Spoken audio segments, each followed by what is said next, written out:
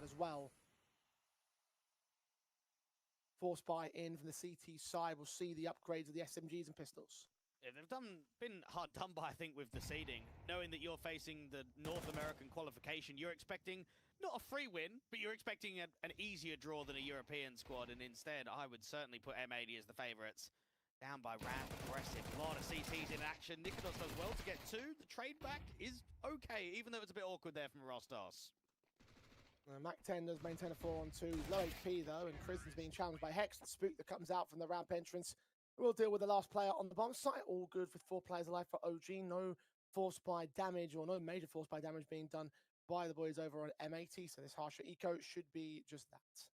And every time I'm watching OG and the recent history, I always get the feeling that that trio of Spook, Adam B, and Nikodos, it's insanely strong, isn't it? Because we have a lot of rounds where Nikodos is even rifling over AWPing. He's got one of the best rifles in Tier 2 as an AWPer. OG are certainly a scary team. They've won 16 out of their past 20 best of threes on HLTV. The only losses that they've taken in that streak has been against 9, BC Game, Paravision, and BetBoom, all teams that we would classify towards the higher end of Tier 2.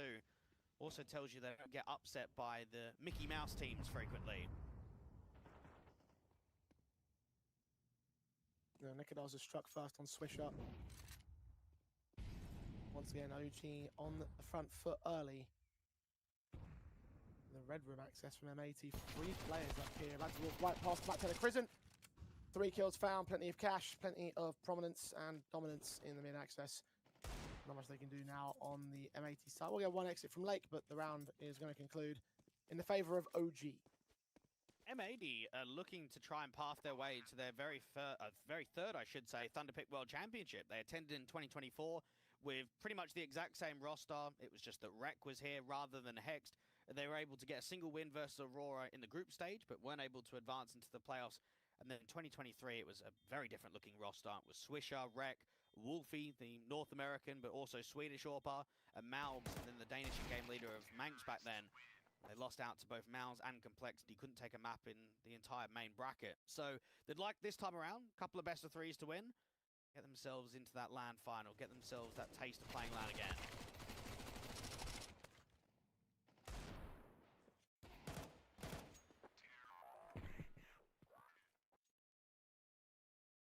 A lot more land prominence recently from M80, of course. Last land for OG was that Austin Major. I think that M80 was in attendance for at the same time, went of course rather deep by comparison. Lake finding Prison to kick things off. M80 the first to strike back. Opening picks have been quite the domain of OG thus far.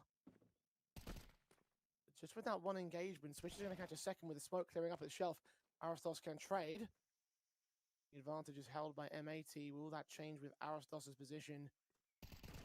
Like to see players coming out of shelf. 2 men seen at the T side. 1-for-1 by Lake and Adam B. Spook gets involved. Stacks goes back and forth with Adam B holding on to a 1v1 now against Sin.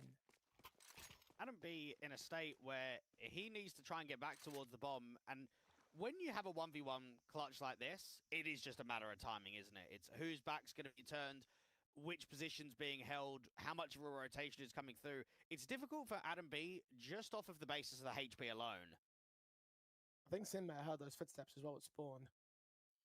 Yeah, he's watching the doorway. Adjusted when Adam B was making all that noise, and he might have the minion over the bomb. He might be able to see it from this position.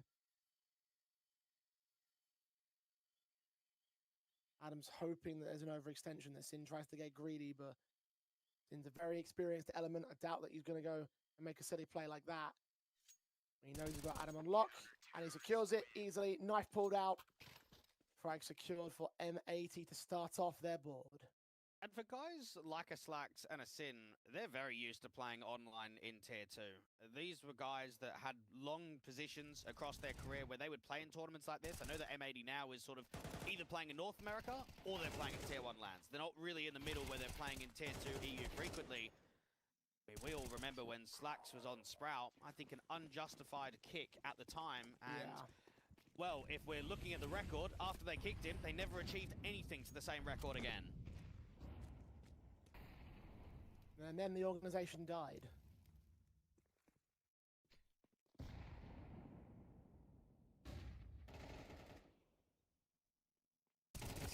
going to open things up again in this round. Lake's going to sneak around the edge of the smoke and find 2 more picks outside of lane. Easy pickings for M80 as they lock in their confidence for round 5.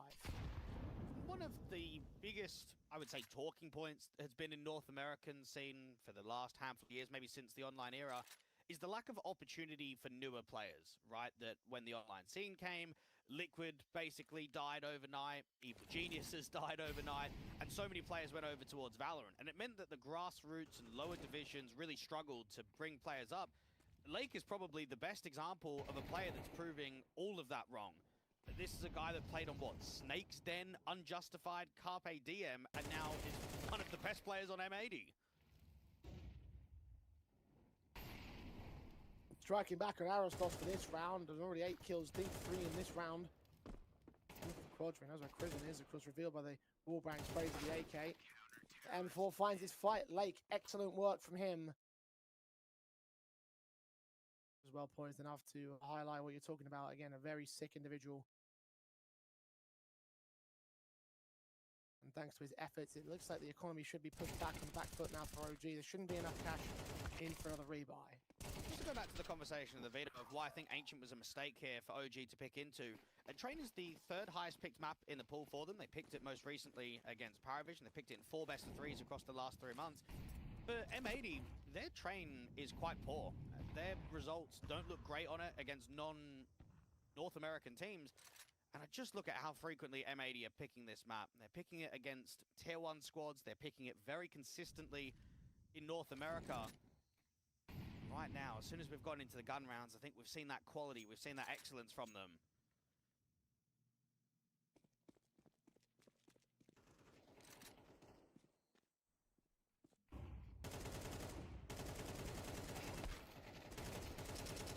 Easy pickings for this round for M80's part. OG enough weaponry to resustain anything of major value. M80 will even things up, square things up. Keep 3 AKs into the round as well, so a lot of firepower available to the CT side. OG will now start buying in some more, and we're looking to try and regain control of the early start that they had. Excellent work from individuals that got them off that pistol. Conversion came, you would expect M80, however, with the rifle rounds in mind. I've done a great job at forcing out impact tactical pause for OG now.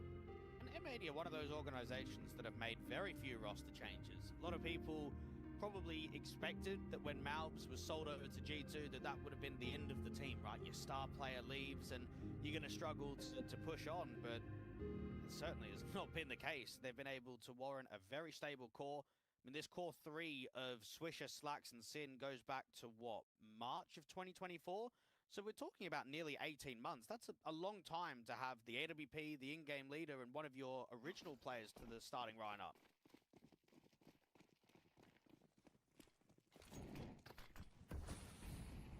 Rifle buys now for OG. AKs across the entire T-side board.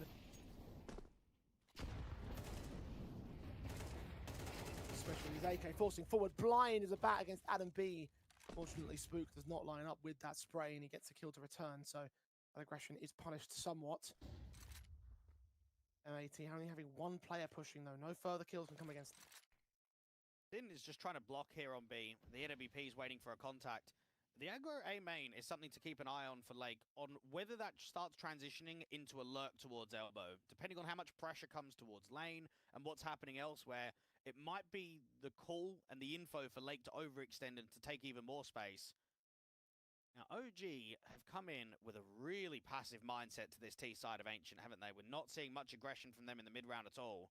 There's contrast to M80's push. You mentioned Lake, of course, in main, but Sin now making his way down ramp alongside Hex. Lake has caught Arostos. It's a pick found. Sin tries to win a fight, but only sees the 1 man for it. Spook trades to a 3-on-3, and this CT defensive starts to really thin out. At least it is an even man stance for the time being. I'm going to go back for that bomb, pick it up outside the elbow and commit it to a bomb site. It will be the hit. Doesn't seem like it. Starting to rotate back away. Spook and Nikodos just trying to clear up space, but they are running out of time. And there is a resmoke going down towards Donut, but no one on A directly. What you've got is Lake as a rotator in spawn.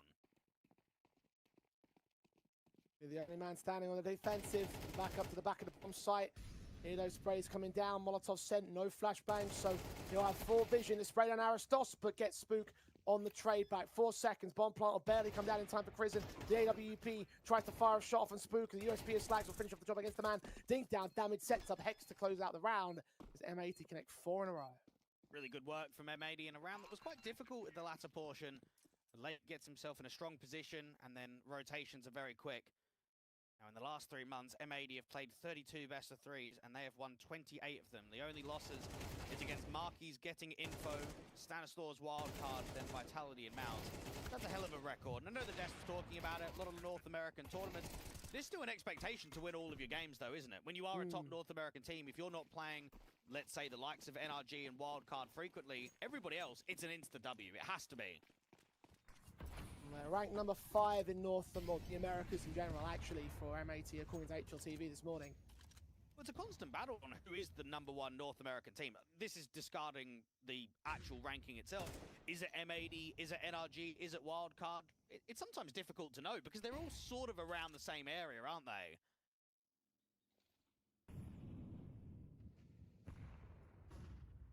Things would be pretty bad at Liquid if you're not even including them.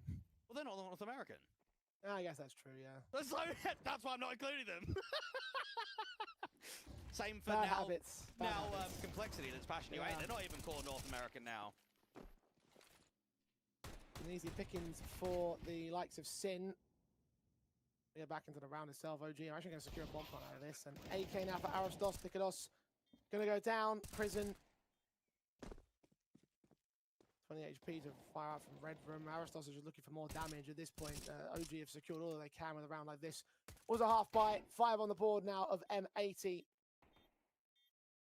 She will lose Lake here. I don't know if Prison can escape with that rifle. And M4 picked up and rotated to the A bomb site. Yeah, they're not going to have time to go for the hunt. So actually, it's not bad to escape.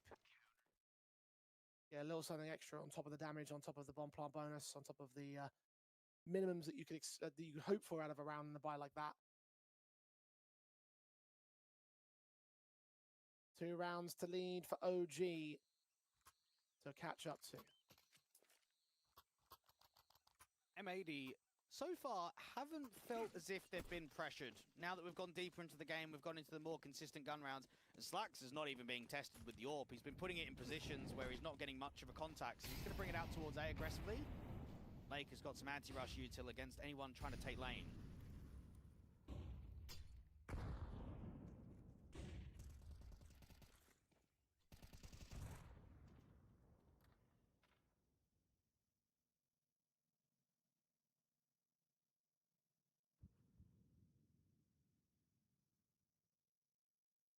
Passive on the part of OG, just grouping up around these 2 entry points in the B doors and elbow.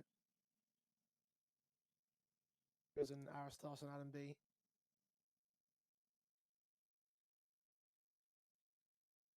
With Nikodos and Spook holding down the B door angle.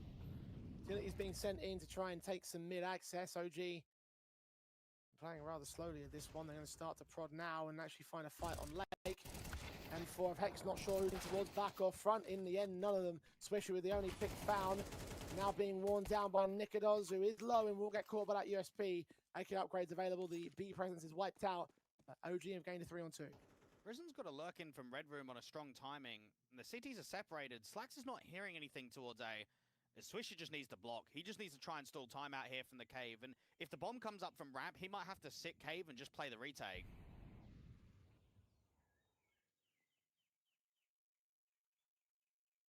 The back lines will be cleared.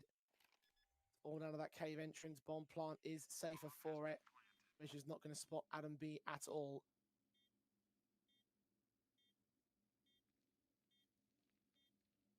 I don't know whether him and Slacks can really go for a retake here. Slacks is rotating to get towards the B ramp angle.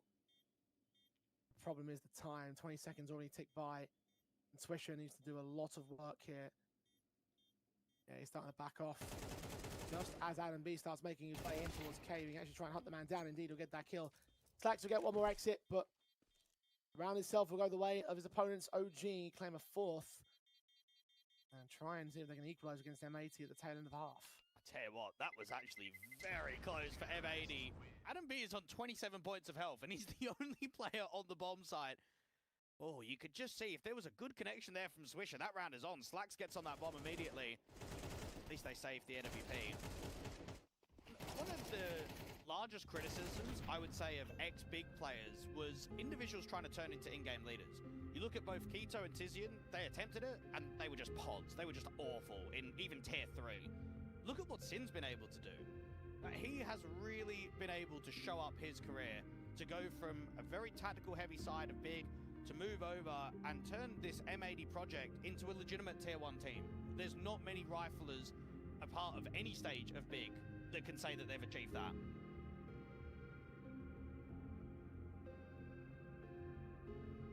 For a time, his period on Big, his appearances on Big were the highlight of Sin's career. I think now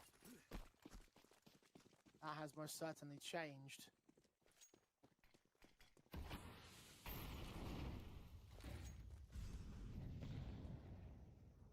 You are right, captain of the M80 squad, and therefore a figurehead as to why they've been doing so well recently.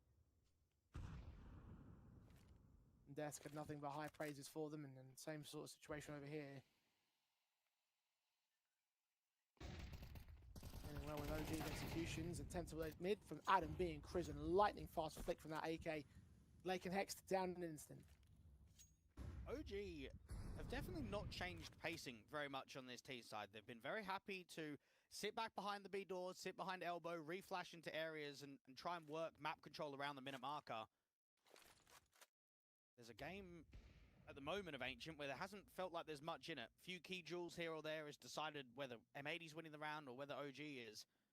Now Swisher's out towards Cave. There's a decent timing from Sin to deal with the lurk of Crizzen, because that might be an important kill if you want to try and cover this. Adam's found Sin, easy pickings down to 2 men, go M80, and feels like these rounds go in one of two directions, either an easy lockout, a very easy set of frags for OG. Occasionally you used to see that one example where it got close on a retake attempt, but some very solid team play here. Got a lot of strong coaching staff in server between both of these organizations. You've got Def, who played on Complexity for nearly 4 years, was an English player that played pretty much his entire career out in North America. And then I'm looking at OG, mate, they had Lambert. Remember how long he was involved in the French divisions, Envious Academy, LDLC. A long-standing player in at least the French scene of Tier 2.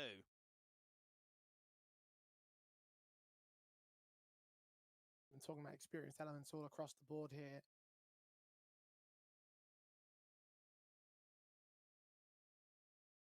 All those individuals opting and giving a little bit extra, a little extra push, a little bit of contribution here and there to allowing these teams to get to their respective positions. Well, if I'm not mistaken, Def was coaching M80's Valorant team, because we lost him to Valorant for quite some years. I know he lost him to Valorant. I can't remember if he was coaching M80's Valorant team explicitly. I'm pretty sure he was, yeah. He went in as a player initially, like he was playing for Dignitas, if I remember correctly, at the start. I have to verify that and check the Wikipedias and find out. But look, back in CS, back in home territory, back in the real games, he's done well bringing an 80 as far as he has. Obviously, historically, actually, one of the best examples of a UK talent back in the early mid periods of Global Offensive. I don't know if he was the first UK player to get called out to North America, but he was the most prominent one, and in that Complexity team had a very long extended tenure that even led him to be one of 2 of the first players from the UK to play on stage at a major. A lot of history behind him, but also well tied in the North American space, which is partially why M80 has a lot of affinity towards him, I'd imagine. You're probably more versed in it than I am, but definitely Surreal. He was also on that Complexity roster. Yep. And then the only other one that comes to my mind is Stanley, when he moved over to NA to play with Ghost Gaming around 2018. Of that period, sure. Almost was a little bit later with Envy, wasn't he? 2019, roughly.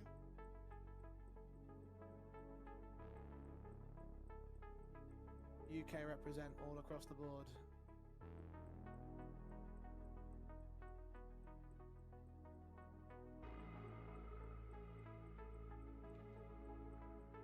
And the experience of that individual, again, very impactful, I think, towards what M80 have done recently, even if B-Dog wants to undersell it somewhat on the desk. I think you should definitely be overselling it. Look at Keita, another head coach from the UK. He was on Fnatic for maybe a little bit too long and hasn't been able to find an offer since. I've not even heard of his name. We've also had someone like Alex completely disappear. I think it can sometimes happen with ex-pros, with ex-coaches, that you don't see the involvement anymore. Now look at OG and even some of their recent officials. Look at how they went last night. They played their matchup against the Danes in Arbe that were recently at Epic Land, and yet they lost map 1 and map 2 went to overtime. They could have been 2-0'd by Arbe. They got really tested in that best of 3, and I'm sure that Krisen and the rest of the boys would have probably looked at the end of that series and thought, geez, that's really not a good result. We need to be a lot cleaner than that. And especially when you start leveling up in the competition, facing squads like an M80, being on the pathway to qualify into a Thunderpick LAN.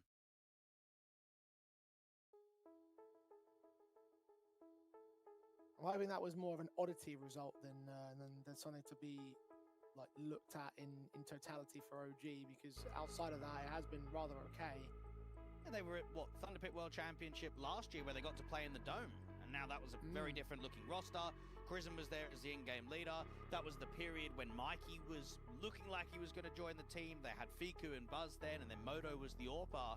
And they had an incredible tournament run. They beat VP in their opening game. They lost to 3D Max, rematched against VP, beat them. Then they 2-1 big in the play-in, and then that's when they got to the LAN playoffs. They unfortunately weren't able to win a game. They lost out to both Heroic and 3D Max. But Krisen knows last year what it was like to be a Thunderpick LAN, and now he knows that it's only 2 more best of 3s to get his organization there again. I guess in many ways for him and for the OG organization in general, an opportunity to finish the story in the Thunderpick circuit, because back then they had a rather good run at that event. They placed 4th, and a lot of people were saying at the time that, oh well, maybe this is OG really coming into their own, maybe this is their chance to show that they're a good team now. And then obviously it didn't end up happening. This new squad, maybe this one might have the chops to do what the squad from last year couldn't quite get done. I think the major proved it for me. When you haven't qualified to a major in such a long time, and then you qualify to Austin, and then you go there, and you still are beating teams. They were able to beat Complexity in a best of 1, they beat Tyloo in a best of 1, they beat NRG in a best of 3. Both of these teams had, what I would say, very similar placements. Both teams made it to stage 2. We had OG going 0-3 and M80 going 1-3. So not quite being able to sort of push on and go for that deeper run, but still getting the taste and the experience of playing at a major. From Magno Jazz, but he gets punished as well. Both entities getting the stage 2 position. I believe that M80 got invited directly to stage 2. That's correct. And with the way the rankings are working at the moment, I believe they're also going to get another stage 2 invite, well, according to the predictions of HLTV. So it's not like they're in that invite zone right now. They need to go 1 place in the world if they want to achieve that. You just got to look at, after the major, they got rid of Rec, they brought in Hexed. Since then, they've qualified to ESL Pro League. Now, despite there was no wildcard or NRG in the qualifier, they still made it happen. They still won that tournament. They went into a single CCT where they got eliminated by wildcard in the semis. They went to Frag, which featured some South American and even some European representation, and they had a 2nd place. They lost out to the Poles of now Venom in that grand final. They've won back-to-back NA Revival series.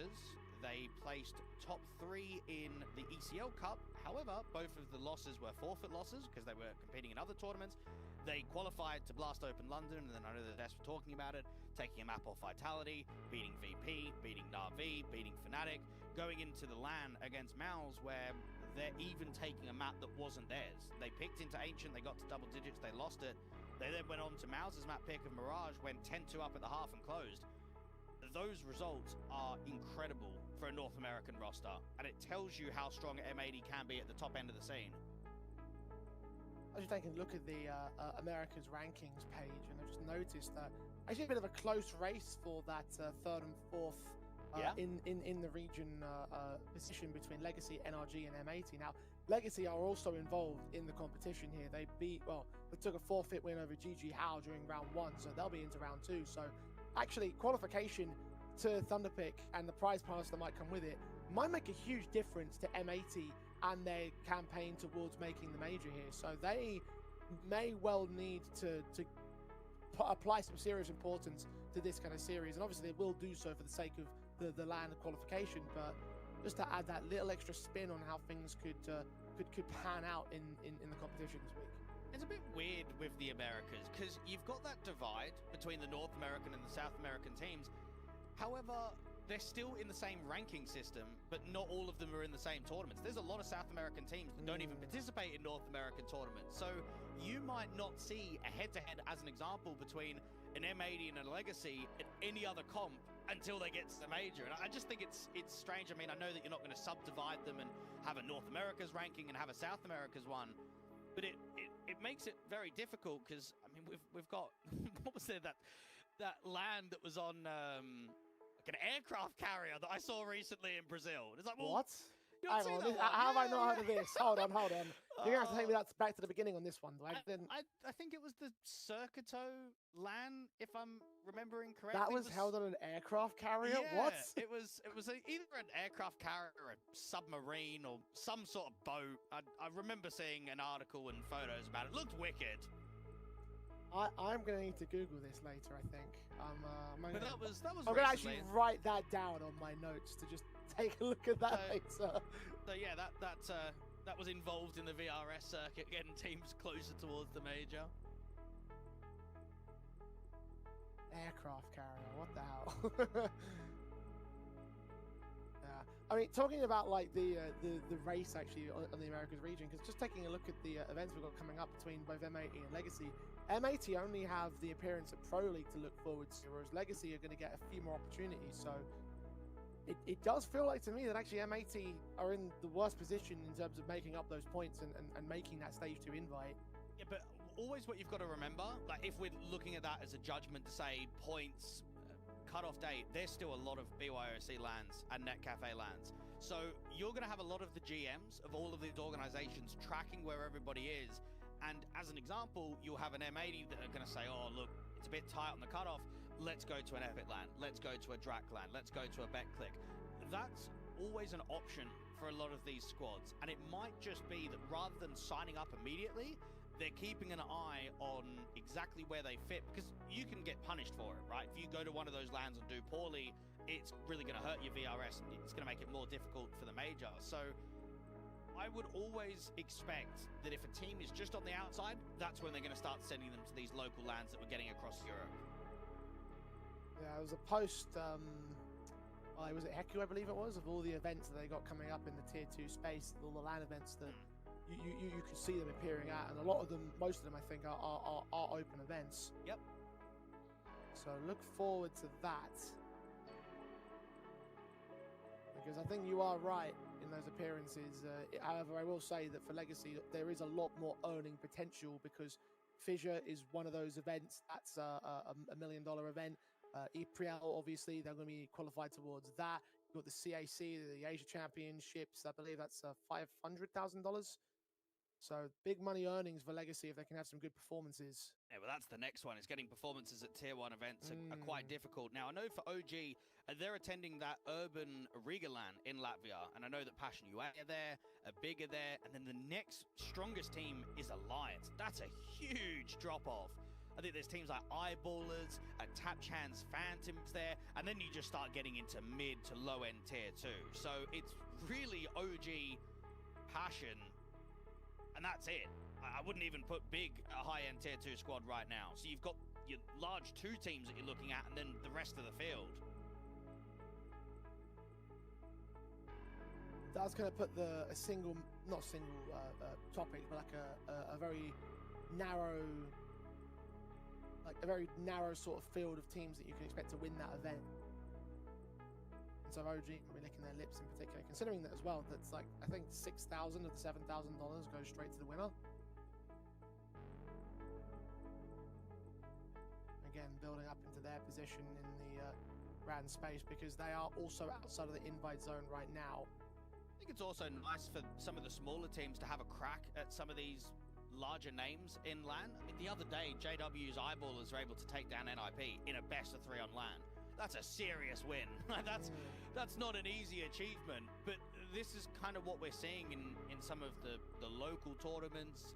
I mean, for Fragadelphia, as an example, to have Flay and Sobel and Innocent fly all the way overseas to go there, it's making it a very global game. I know that we're not classifying it as CSGO anymore, but it really is. And I definitely see both the pros and the cons for where we are right now, but for all of the local teams and even for the tournament organizers that are putting on these smaller LANs, I mean, let's be honest. You look at like a Draklan as an example. How quickly are 32 teams or 16 teams signing up to a random Romanian LAN? It's not happening. You'll get your Nexus and your Hype Spirit and let's just say your Chankies and like all your mixed squads that come from. That's expected, right? Because it's a local event. But there's no way that you would ever see international teams going. And now you're getting the names of your NIPs, of your OGs, maybe even your M80s, making the move because they know that that's the way that the format is. That's how the future is of VRS. For better or for worse.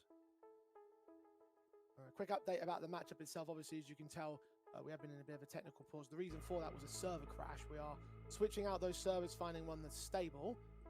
And for those of you wondering, the crash took place before the end of round 10, where it was effectively going to be a 5-5 scoreline. So we will play from 5 to 5 because we're going to give them that particular round, and we'll assimilate and emulate that particular outcome. So yeah, we'll be dead set even as we get back into this match. It's an important thing to note about this one, just to those of you wondering at home what's been going on. Even for OG, and they've got quite a hefty schedule in front of them. They're playing, what, BC game tomorrow in one of those ECL games. They've got NIP at the Starlighter LAN in just over a week.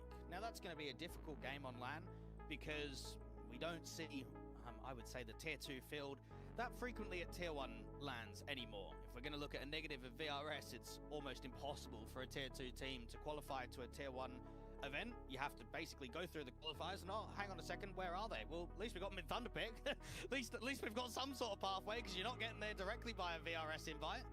So the OG are playing tomorrow, right? They're playing BC game tomorrow in ECL. Okay. And then NIP is next week, I think in 8 days' time. Might be seeing a busy day from them then, because tomorrow is also our final day of the close qualifier, and if they win this match against M80, then they will be up to try and find a spot within the final event.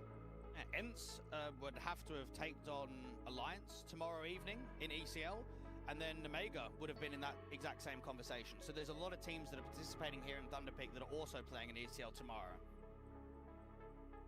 The online cup where you can get a few extra points. You expect this kind of level of grind from even the most borderline of Tier 2 teams.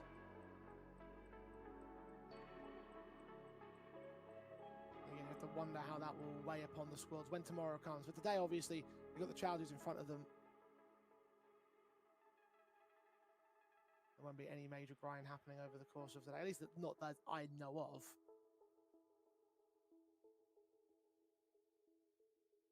Full focus from OG to M80 and M80 to OG.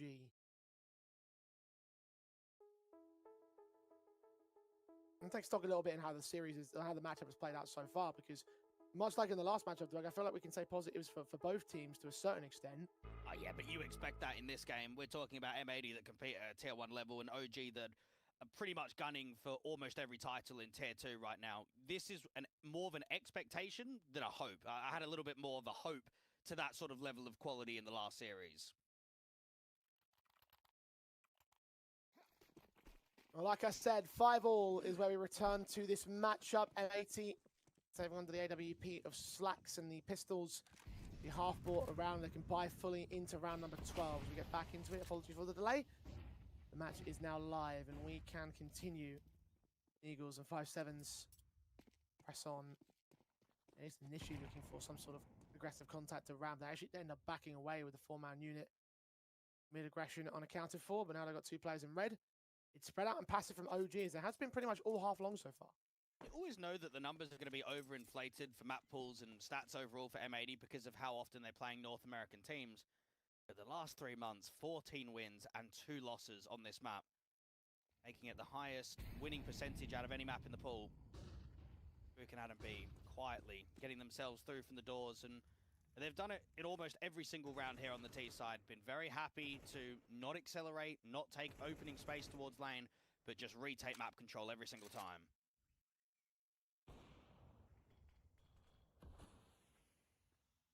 Lake hitting a fantastic shot on Nikidos. The AWP removed from play on the T-side line. Smoke's not fully covering him off, though he doesn't want to expose himself too much, so he won't stick around that aggressive line for too much longer. The time stalling on OG is left him with 30 seconds to rotate and hit A, and Slack's AWP is lying in wait. Peeks in, grabs Arostos. USP of Hex right around that corner will get Adam B, and Sins 5-7 also strikes from the back. This might be a full eco steal out of M80. The minimum 6 on the CT board. OG can't do anything. Crizzen can't do anything. No time left for him to play. One of the very first times that Slacks has actually something to do. There's been so many rounds that he's brought the AWP towards B. There's been no contact. He's brought it A main. There's been no contact. He comes into Donut, and while it might only be 1 kill against the onslaught of T's, he does set up that crossfire, doesn't he? He goes right into the USP that's tucked in the corner. And when it started off with just the AWP out there with being denied from the Deagle, everything just collapses. And for OG, they lose almost everything to an extremely light investment around saved weapons.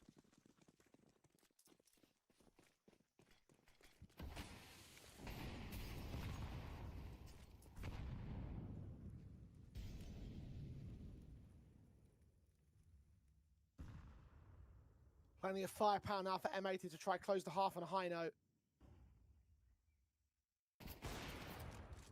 Shot from Slacks missing on the first peek in from Shelf. Still a Lake out here. What a shot that is. Adjustment couldn't be more perfect to the head of Crizzen. Spook would take down Swisher in the mid fights. Meanwhile, the A hit is coming in real quickly from Aristos and co. Bomb plant will just be secured at the edge of the bomb site. Nikidos caught catching Lake through that smoke, and our 4-on-3 will go to Hext, caught off by Adam B next. And that should leave a very difficult retake for the last 2 players of M80 versus 4 of OG. Slacks will try flashing his teammate Incendiary sent towards the temple entrance. That should send the AWP back a little bit further. Many more individuals to deal with. Slacks watching, seeing Shadow, getting a shot. Second player, unknown. Nikidos trades, and Sin. He's got too much, too little time to deal with. OG will even us up and take control of the round. Very good start from both of these teams to start off Ancient, and moving into the second half. I would expect M80 to definitely bring a bit more pace to the table. That was a very slow, a very considerate T-side being called from Crizzen, and in the end to get 6 rounds versus a tier 1 squad, I think you'll be satisfied with. But you can't just be satisfied with outcomes of rounds and score lines. OG's mindset is to win this game. It doesn't matter if you're the non-favorite or if you're considered, if you win, it's an upset. You have to do everything in your power to make sure that M80 get taken down today.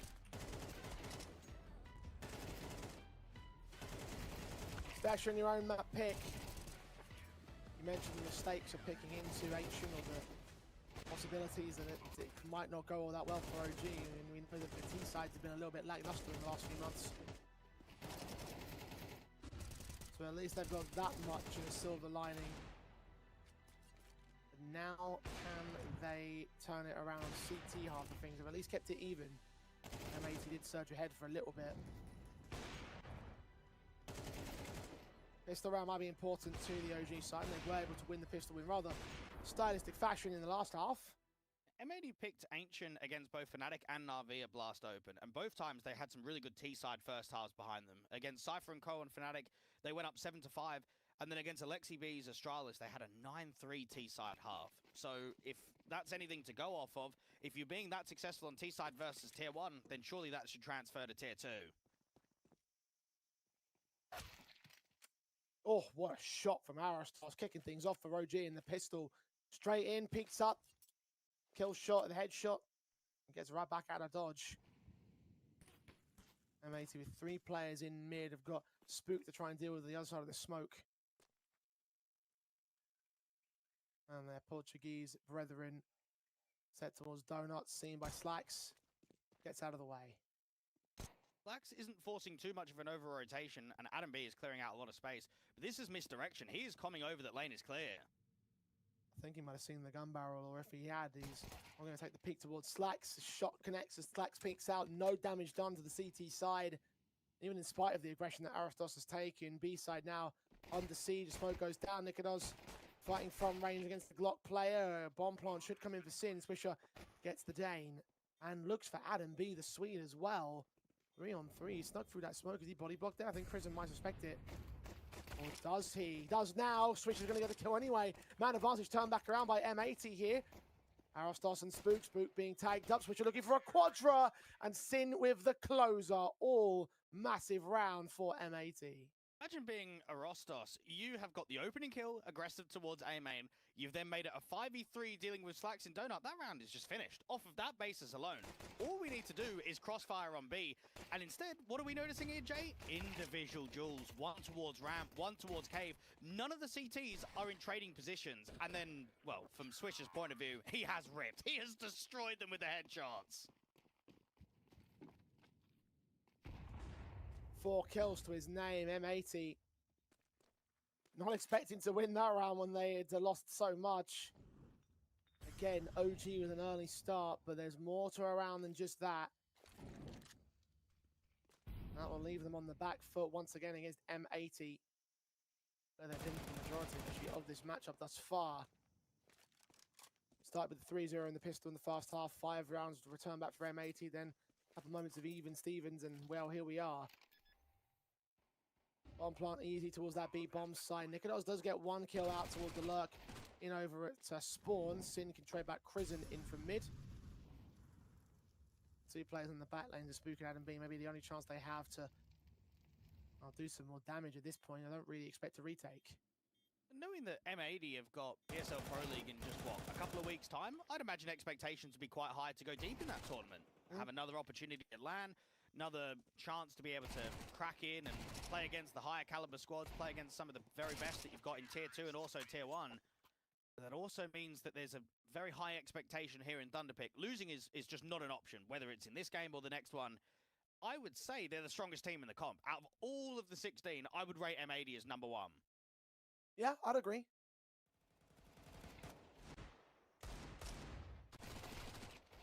Other squads have potential or possibilities, or they've shown us a little bit of life, but nothing quite to the level that M80 have.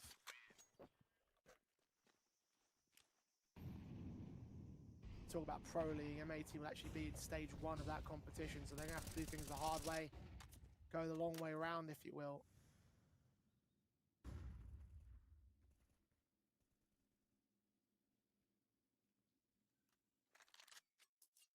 Rifles of OG are now out to play for round number 15. M4s and a FAMAS. A couple of MAC-10 still available for M80. Treating this more of a bonus round than anything else. In one of the 2 AKs, and he's just jumped face to spot 2 players, a cheater. HE placement looks good against Prison, and Spam is getting close towards Nikodos. Now, Nikodos is trying to fake that there's only one there in cave. Only one was seen on the jump spot, the slight spam that's come in. Lake can't really do much in the round. He went quite aggressive out from elbow, and he got hit by spam from Red Room. So he's down on 21 points of health. He's basically a running decoy on an execute, isn't he? He's the one that goes in first, and that they trade around him. The CTs are moving in en masse. They are starting to rotate a lot of bodies away from B, and A seems to be the target to what is a contact out from A main.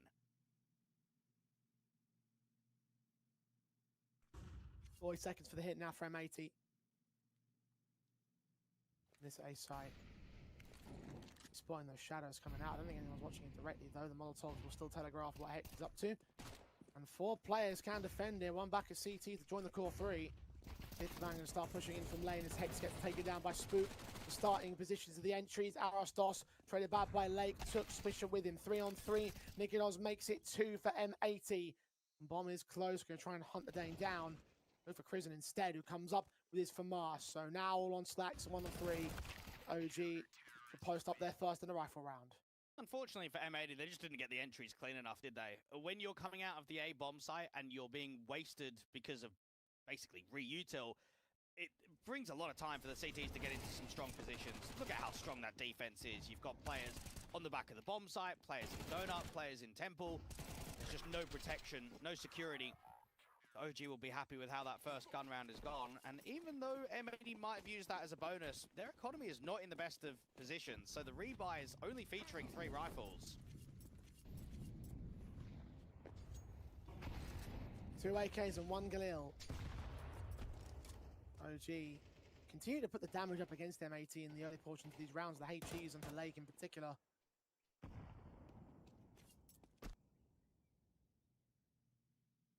Round 16 will put him on the back foot. Swisher didn't quite lose the duel against Adam B, but he'll tag him low, as he will with Sin. HE's down a little bit too deep, so Swisher won't be in just yet, but he is damn well close to. Spook in at red, 3 players to receive. Sin's easy, Slacks lines up. Hex about the bomb carrier scene. Lake also revealed. They will give a lot of info up towards OG, and Nikolos can use that info to great effect. 2 frags, round over. They just get funneled into mid. Because lane is being taken so heavily down from bottom ramp, they can't get out of B doors, they're struggling to get out of shelf, and it pushes the T's into 1 or 2 directions, either donut or red room, because they're there in so many bodies. And for Spook, anytime you've got T-side players walking through a red smoke, you know that you're on for a lot of damage. You know that you're going to be able to get at least 2. And between him and the likes of Nikolos, they make that round look so easy. Now they do.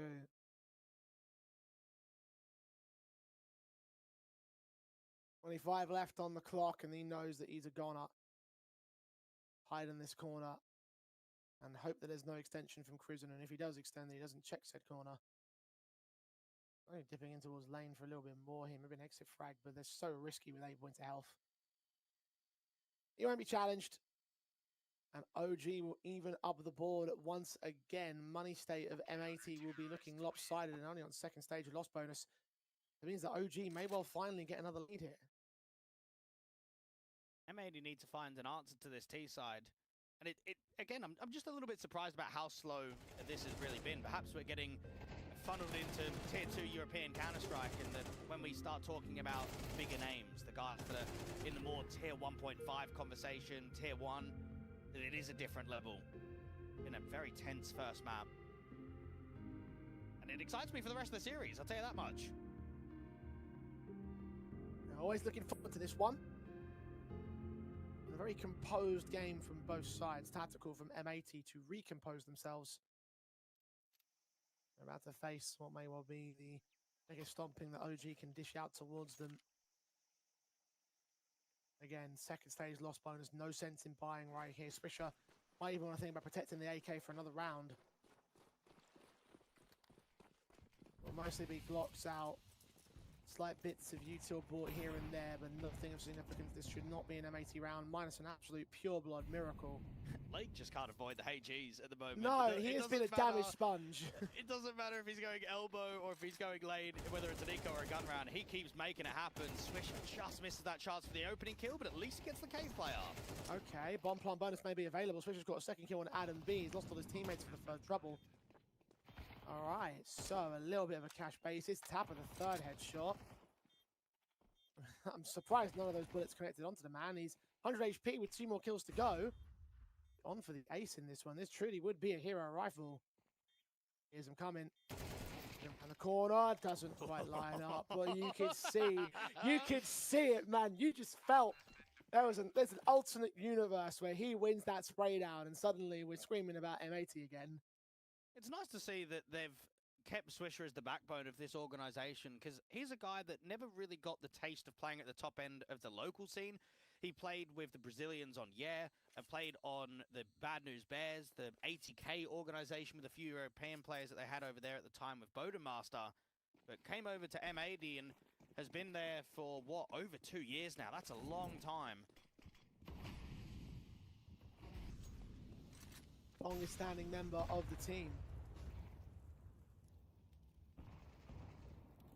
Introduced July 2023, the only other player from 2023 being Slacks. Is pushed forward into Hext. Hext isn't going to deal with him. In fact, no bullets land. I'm surprised at that much. Had quite the amount of time to stabilize that spray, and it just didn't happen. M80 on the back foot once again. Ikedos misses that timing with the AWP, so the walk-up might surprise him. He might not expect Lake to already have crossed out to that right-hand side. Engaging into Prison might provide some surprises. Shot from Nikodos lands on Swisher. And that player of Lake is still pushing on towards the man, but Nikodos can deal with him regardless. So cross wasted. Nothing found there. A donut for M80 OG for 5-on-2. Be 10-8 on that board, minus again a massive moment from Slacks or Sin. Swisher almost had one in the last round, but this one might be a bridge too far. Now, say what you want about Slacks' impact in the first half, because he was bringing the AWP in a lot of areas where he wasn't even getting contacts. The difference between the two AWPers has been night and day to winning rounds. We've seen a lot more impact of Nikodos' kills that have turned round victories for OG. Whereas for Slacks, it's just been rifle heavy for M80. Tries to take a fight on one man as short. Sin goes down to the player at long. And Adam B doubles up. OG, again, a confident round from them. All 5 alive. And double digits taken for the international team of that. No bomb plant bonus was gained by M80. Imagine a half buy would be the, or certainly was the logical kind of the logical buy to make here. Well, what I find quite interesting is that I've casted OG a lot recently, and it feels to me every time that I cast them, they're always on boot camp. Whereas for a side like M80, they were at Endpoint's facilities just before Blast Open. However, they're not there now. You can see they're all playing from home. Now, I would expect that Slacks and Sin are probably with their families back home in Germany, but for someone like Swisher, for Lake and Hex, they've got to be somewhere in Europe to be playing. So to not be back at the boot camp facilities after Blast Open is the surprise to me. I wonder if that makes a difference of how competitive you can be, how you can play as a team. I mean, Hex, he might be a bit more of a role player and certainly an extremity on T side, but 8 and 14, it's a quiet showing from him.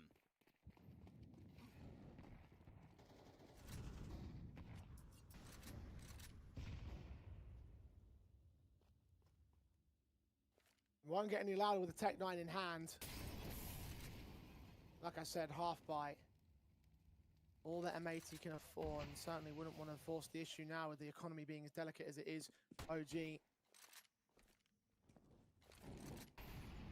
prime position. 11-8 at the very least, and potentially even more so.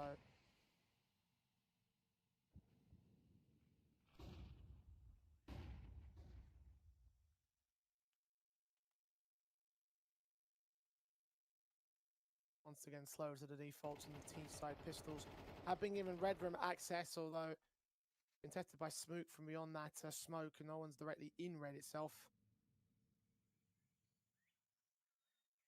Smoke starts to fade. Smoke will start to look and search the AWP of Nikodos. Spotter players in mid. Aristos strikes first.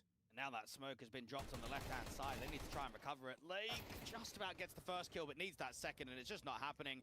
Individually, OG shut this round out. Yeah, well recovered by the riflers there. Been a bit awkward for a moment, but all's well that ends well for OG. 3 in the lead, 2 to the win. Rifle by for M80 will now need to find the same success that they've had across this map up at times, and especially during that first half. Well, it's funny when you compare the two teams. I mean, one roster change for M80 this entire year. You look at OG. What was it? Nexia's got benched at the end of the year. They played with Spook. They played with Mikey. Moto was there. Fuku's now gone. Rostos has come in. You've had so many players come and go.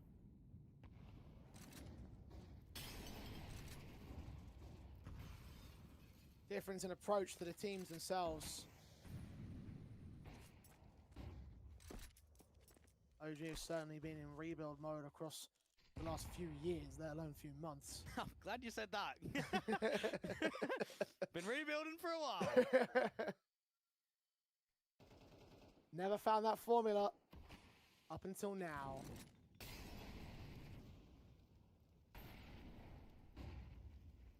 Flashes forward. Sin. Tap and burst to the AK. Adam B still returns to the wall bang. Swisher, flash blinded. I think the opposition also got blinded there at Cheetah. Slacks caught Spook, I believe, pushing forward of that smoke. watching for over-aggression of OG. That HE doesn't land on Swisher. Lands at Lake's feet, so once again, sponging the nade damage. Could well have been a kill there in Cheetah instead. Slightly missed smoke towards the top of the ramp, so Kristen has to try and work around that now, and Adam B is keeping eyes towards his cave entrance. Down the util's good for the CT side. Cave is blocked off. And you can see Hex rotating away. Krisen push forward the smoke, and once again, over-aggression is punished. This time with Krisen making a ton of noise there. Hex will deal with it. It's all on Adam B on defensive, and he will find Lake. Headshot gain, backs away from that Molotov. It's a complete misread. As soon as Kristen goes through that ramp smoke and doesn't say anything, they think it's an A-lane, and that's why he starts running. What he ends up finding out is that Hex is stuck in the corner, and there are so many players out there to cave. The in-game leader makes an info play, says that it's clear, and then actually just gets jump scared. Rostos out here from long, doesn't have a teammate in sight, and no one's giving him a chance on this post plant. Really tucked here from the T side. With that kill from Slacks, Arostos will fall. Nikodos will hold on to his weapon. We'll look for an exit. The round is already over. And OG will not have their map point. M80 will continue to fight well. Aggression just not working for the CTs this time around. Wrong places, checked at the wrong times, and so playing on for a little bit longer here. OG have the money for a buy-up. They've got savings in their bank accounts. Again, the thing started so well for them. Genuinely felt like those first couple of picks, they've given them enough to push past that finish line. It was a great couple of kills from Adam B. And I know we always have a little bit of a laugh about Metasport and some of the transfers, but considering that they had Nilo and Adam B on that roster at one point, and now they're not even solid in tier 2. I don't even think they're in the top 80 on VRS. I can double check that for you if you like. I'm pretty sure they're quite low. I don't think they're very high. Metasport 81, so barely outside of the top 80 according to HLTV at the moment. Yeah. And obviously, as you mentioned, Adam B being one of the talents that really was part of that Metasport breakout team from back near the beginning, or the tail end of 2023 and in 2024 as well, where they really started to establish some presence.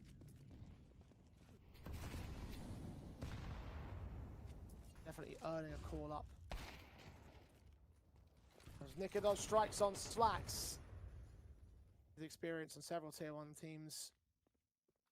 Working well to shut down the first. Sin and Lake taking heavy damage to M80.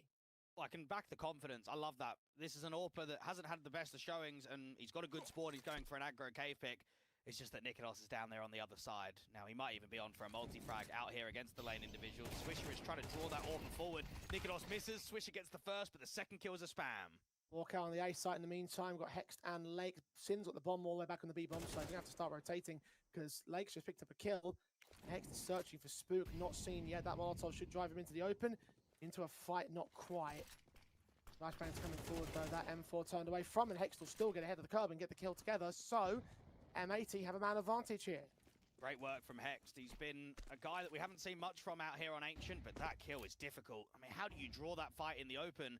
Krisen might be able to get a freebie against Sin, but once he reveals his position, that's when the T's can turn. Kill found, and so does Sin go down to Adam B. It's all Hexed alone. Forced out a fight. And needs to win 2 more. Will be a 3K in the 1 versus 2. Volleys are sent to his position. Flashes forward, tap burst against the first. Krisen doesn't fall, doesn't take any damage for it. Incendiary on the bomb will stall for extra time. They both got kits though. Smoke's in the way. Adam B holds it. Krisen spraying against him. It's manic stuff from Hex. He connects on against the wrong man though. And Adam B will hold the map point for OG. OG hanging in there, and Nikodos and Krisen, they relieve enough pressure against lane. They get themselves a lot of rotations out towards that A-bomb side. And when Krisen strikes from A main, how quickly does his CT player from spawn also get that secondary kill? OG get up towards map point, and it's been a good showing. Don't get me wrong, I can sit there and question the veto, but you can't question the result. This has been a superb first half and even second half.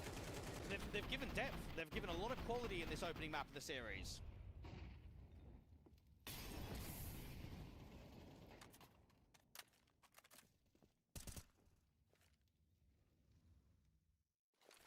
enough to where OG have 3 map points. M80 still hot on their heels. Rifles in for Lake and Co. Still see damage again, sponged by Lake and Hexed.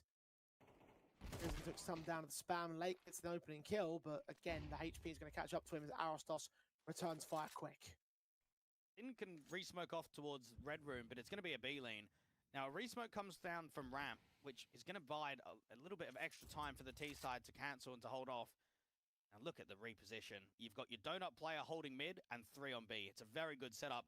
And Krisen is getting close behind the smoke. Last time he did this, it cost the round. He checks the corner this time, but Slack still wins that fight, so they're down a man. Aggression punished once again. It costs them another round. You have to start asking, are these risky plays worth it? Nicodos will be alone towards Cave. Second player on that bomb side defensive. Going to rotate back towards A just in case. And a Sin strikes against Nicodos. Now it confirms the round is lost. OG cannot close just yet. M80 are still in the game. Well, it's funny, right? Because when we casted the last series of Ends, every one of their info plays felt like they had free space, didn't they? They pushed Ivy on train, they never got caught. They pushed upper tunnels, they never got caught. You come into Ancient, and we've now seen kind of the reverse of it from OG. The 2 times that we've seen deep info plays down from ramp to try and clear up lane, to get a call of the round, it's just been an insta-kill. Straight away, cancelled by M80. Really good defaults from them.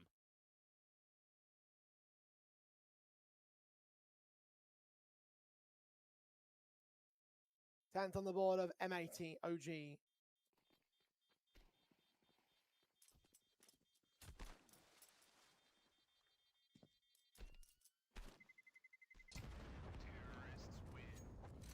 An M4 and an AK in for the next round at least. The AK more particularly of note. I should still be alright for them, M80. They'd gifted a bit of a lifeline there, and you're wondering whether OG want to continue to go for those aggressive plays, because that's the second round it's cost them. 4 rifles, 3 M4s, 157 for Krisen. The buy state's going to be weakened. It would be forced into round 24 if we have to go that far. OG would really do well to win 23. Slightly aggressive in towards Cave, and they are coming well out. They are trying to challenge the T's into lane. Making noise, flashing forward. AK sprays will try and return some of the damage, and they will be good on damage on Spook. Nicodos taught some of that as well towards lane. Spook's going to back off towards Donut and defend that A-bomb site. Bomb's yet to commit to a site yet. It's actually been left over in the spawn access. M80's default, certainly hunting for a kill. OG are not presenting any though.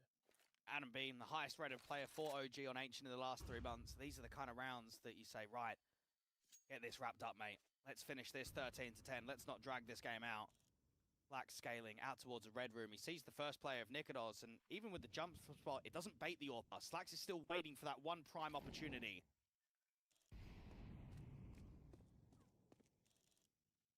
With no shots fired, Nicodos just back away from Ray and leave it up to Adam B to defend that part of the map. Bomb site of A has 3 players they suspect to split in, and the gamble may well work for them. 30 seconds. Smoke inbound to secure and confirm what's going on. Engage a Spook and catch that bomb carrier. Double, triple sequence of frags. The USP brought out for Arostos to finish off Slacks. It's Nicodos and will close elsewhere in the blink of an eye. OG shut it down and take map 1 at 13 to 10. And they have accomplished the difficult task of taking a map off of M18. This is a squad that is participating at the tier 1 level versus OG that would just like a chance to get to the same sort of pedigree. A good showing on map number 1. Excited to see what the rest of the series holds for them. Indeed, and I think it was a good showing for both teams. And as you said earlier, that's kind of what we expected to see. These are 2 very solid squads as of late. They've been highest ends of the scene in the case of M80, especially a couple of S-tier events as of the last few months. So they've already gotten themselves quite a lot of reputability coming into this matchup, and for OG, it's a solid start. Their own map pick, and with some doubts about it from your perspective, Tweg, but they've very clearly been silenced there. Yeah, they have, and it's an Ancient that is another win to come into tier 2. It's another win against a very strong team. Now we move towards Overpass, the pick of the M80 side. I'm excited for that one, but before that point, back to Pavlos on the desk. Cheers, lads. What a match. What a game. And I feel like we've already watched the series from watching just a single map. There's no other way to describe it. I feel, Brandon, this just was a pure war of attrition. This has been the best match that I think we've covered so far in terms of quality CS. Like, I've really enjoyed what we got out of both OG and M80, and I thought it was fantastic because what OG did in this game is, you guys were saying it, I think Jay and Dweg mentioned it as well during the game, M80, obviously a North American team that has got European players, and they're now trying to play European style of Counter-Strike, and it's worked for them so far, but you go up against OG, a team that has got a lot of structure, who's spoken about the efficiencies of Crizzen, and they made this game really difficult for M80. They didn't give them a sniff in this first half. They really made it challenging. When you want to try and take map control, OG are playing really passive. They're waiting for you to waste all of your resources, and then they can activate. It was a really calculated default, especially in that first half, and it just made it really difficult for M80 to build and actually gain any momentum at all. Yeah, I feel like we had a great example of the fact that OG is a team that's playing up to scratch with the meta of the best teams in the world, right? And you could see that from the way that they were playing the push and pull game when it came down to map control, pretty much what Brandon was explaining right now. The way that M80 went into the buy rounds, especially after picking up the first two, thinking, okay, we're just going to be able to run at them and take that mid control, fight for lane, go for those aggressive plays, and then at a certain point you could just notice how Crizzen was able to adapt to all of that. So he was like, well, that's not the first time we're playing against an aggressive team on the CT side of Ancient. We're just gonna wait for you to throw in your initial utility. We're gonna punish you with some anti-rush nades in towards middle, in towards the lane, and then we're gonna retake it with some lane flashes. There was a couple examples of where OG needed a little bit of time to adapt, but once they did, and I feel like round number 9 was the first example that was really good. They just started picking up full control of what was going on that T side, and for M80 it is good that they were able to pick up those initial 5 rounds in a row, but it felt like the moment that Crizzen and OG adapted, it wasn't really a competitive game anymore. The biggest thing is, I think it speaks to a really good testament for OG, as we've spoken about the level of individuals, how they can be these 5 superstars and these 5 individual pillars of consistency for OG. We got that all the way through Ancient. Every single player was performing to a good level. The kill distribution, they were only within a couple of each other, and that really exaggerated the effects towards the end of the game, because M80 started doing that. We had Slacks, we had Swisher, we even had Sin putting up some really good moments, but for by and large 80% of this game, Lake, who was absolutely fantastic, didn't have any support. And when you've got 5 players of OG that are consistently nipping at your heels, being really annoying, every single player is providing the same level of impact, it's so hard for a team to hang on. And it is testament to OG, the fact they have been able to hang on in this game and make the scoreline look as competitive as it was, and that was just with one superstar shining for the most of the game. Ted, now, for me, a massive pivotal moment in the game itself was the start of the second half for OG. They started to streak some rounds, started to get away from their opponents here, and it gave them a bit of a buffer for M80 that they had to recover from later on, which it ended out didn't really matter right at the end. It kind of gave them enough room to close out that series. So why do you think that's the case from Overpass? How did they manage to get themselves that early lead there on that CT side? I feel like when it comes down to this game, we are praising OG a lot because of the adaptations and the way that Crizzen was able to, I guess, reconfigure the frequency on which OG was operating in terms of what M80 were throwing at them. But to be realistic, M80 did win the pistol round, and they did have a 2-round lead at the start of the T side, right? So it all comes down to the fact that Adam B was incredibly impactful when it came down to a couple multi-kills. Nikudos was able to pick it up. It felt like as a team, OG just started waking up, and when we say as a team they started waking up, they were all on the same page. Whenever they were going for mid-round aggression, it felt like everyone was glued in and everyone knew what was going on, but individually they were hitting the shots as well. I feel like they were just able to win the few crucial rounds that they really needed at the start, and you can see the emphasis on that team play even more with the distribution of the kills here. Arrows those bottom fragging with 13 kills, Adam B top fragging with 19, everyone else in between. This is a great sign of a team-oriented type of play, and I guess you could see M80, you could look at them and say, well, it does look like everyone was doing their job as well. The thing is, it really felt like in important rounds Lake was a little bit over everybody else, but I want to emphasize more on the good performance out of OG more than the fact that we probably expect a little bit more out of M80. I wouldn't say they played a bad map of Counter-Strike. Sure. I mean, OG came into this with showing some really good performances, but top of the charts. Adam B, you guys both sang his praises during those highlights there. Now, Brandon, obviously, we got to see a lot of positives from OG. You know, a bit of a slower start from M80 than what we would think. You know, it was a very close one. Does it change at all our perspectives moving into the next matchup, right? When Overpass comes underway, does it change our expectations at all? Firstly, I don't know what is going on outside my house. There's a really, really weird noise. So if you hear that, I'm going to have to mute. I can hear it now. Yeah, don't know what that is, guys. But look, I don't think it actually changes expectations just because, and I'll get this in quick, I feel like I'm going to get eaten by something. M80 obviously play a lot of Overpass. OG don't play a lot of Overpass. But the fact that Adam B was playing really well, I think, is so important. I think that Nikodos, I mean, again, Jay and Dwight said it, the amount of impact Nikodos had, and I've really prevented that. The thing that I found fascinating watching Nikodos is typically we speak about AWPers that can sort of give up space and give the riflers more room to rotate. But for Nikodos, he was really plugging in the gaps. There was a couple of rounds, that one round in Donut in particular, where Lake hits that timing and gets over on him. Nikodos smartly takes one shot, falls back, plays such a passive line, able to make sure that nothing in the round falls to chance. And I love that because it is making sure that all your bases are covered, and it just really emphasizes this cohesion that this team's got. I'm going to mute now.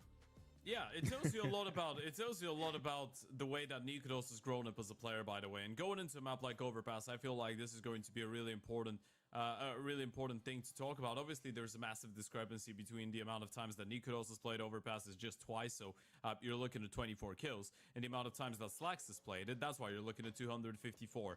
Slacks has been exceptional throughout the last couple of days for the side of M80, throughout Blast as well, but Nikodos was picking up the slack really well when it came down, excuse the pun, to the CT side of Ancient. And I feel like what Brandon was talking about could be doubled down with the point that Nikodos, from an opener that didn't want to open, would constantly go for rephases, would be almost too aggressive actually at times, and wouldn't lean into that identity of a supportive opener enough for his teams before, is now being the person that OG needs him to be, right? Because he's got a lot of aggressive riflers on the team, and he still gets, I think, the freedom to play his style of Counter-Strike every now and then, but I feel like he's become a lot more of a mature player throughout the last couple of months on OG, and I think it's going to show with him starting on the CT side with OG, obviously. If they're able to put the open in his hands early on, I feel like M80 could be in a little bit of trouble, even though I still believe in their T side on Overpass.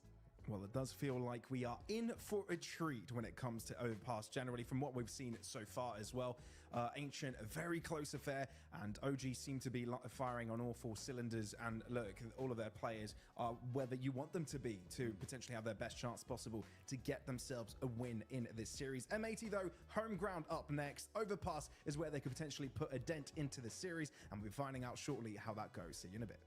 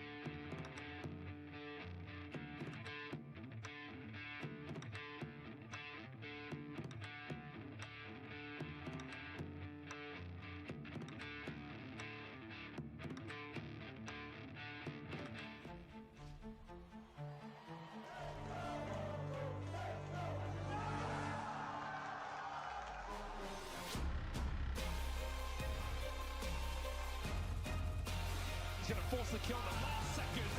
Right to the smoke. Look at him go.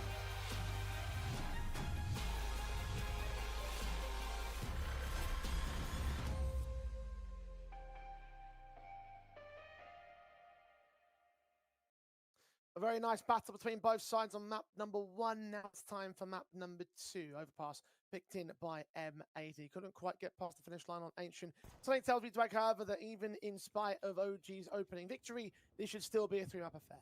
You'd certainly expect so. Don't see a lot of overpass being played by OG. They tend to ban it in the second wave of most vetoes in best of threes. And a lot of teams, let's be honest, in Tier 2 Europe aren't picking it. It's only a side like an M80 that are even picking it at the Tier 1 level. So much so that OG only have a couple on record, so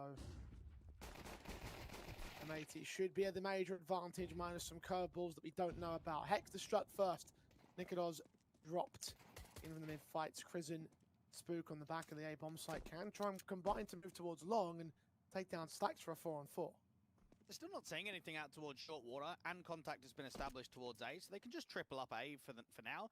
You've got to boost up for the T side of Lake, and he's got a smoke that can go down towards Bank, go down towards the left-hand side of the site, and then also the other one towards Dumpster. Krizen's making another info play. He's got a good timing against Swisher at least.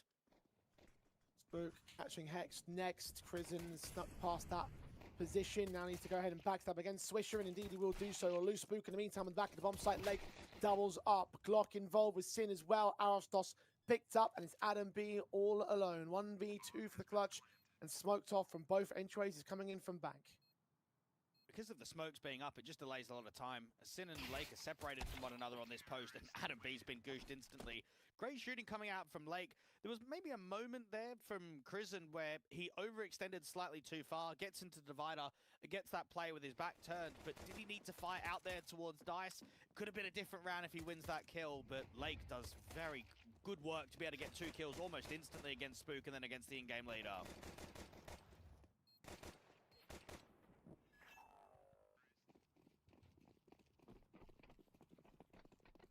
Pistol round success for M80, something that got close to winning in the first map up on the opening pistol, but obviously the clutch came in from OGs that denied that much. Although 100% success rate in T-side pistols. Faced the fourth buy of OG, including a scout for Nikodos and a CZ from Adam B. You don't see that often, let alone see it getting a kill here. You've got Nikodos that is giving complete freedom towards the bathrooms and the divider area. You're playing a 4-1 setup, you use the scout out towards long, you're not seeing anything. Sin gets a good timing, Spook gets an even better one, but the trades keep going back and forth, and this is going to favor M80 for sure. Especially the latest casualty to return from the M80 side and allowing an opportunity to open towards that B bomb site, but he's got no teammates with him here. HP advantage still sits with the M80 camp though, so OG are truly on the back foot. I don't think M80 have that information just yet. I imagine they will do soon. We saw Overpass being picked in the 2 series that qualified M80 to this tournament.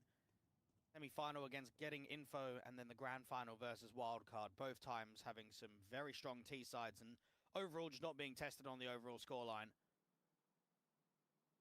Got a rotation from Nikodos, 30-odd seconds on the clock. They're not seeing anything towards the short water area either from Krizen, so they're going to rotate Adam B up. But on 3 points of health, there's only so much a FAMAS is going to be able to do. Time will run short on M80, but they will go for the execution within that timer. FAMAS gets overwhelmed quickly. That smoke actually lands deep there. All just revealed was Nikodos. The burst fire of the Galil just clearing up enough smoke for Lake to capitalize upon that kill, that threat. And might have been something is going to get wasted. The second on the board of M80 very early here. Again, the damage was too much to work with. So this is M80's 33rd best of 3 on HLTV in the last 3 months, and the 16th time that Overpass is being picked by them. And they pick Overpass, they pick quite a bit of Ancient, a little bit of Dust 2, and then there's a drop-off of the sort of extremity maps of your Inferno and your Mirages. Normally seems at the moment that they're not picking Overpass against teams that either insta-ban it or teams that are quite strong in it themselves. Of which there are very few in the latter category.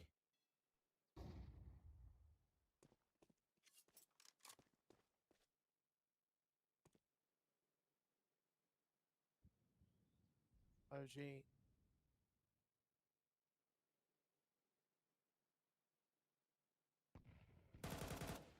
rounds to start. The eco pistol should be mowed up really quickly here in the round 3.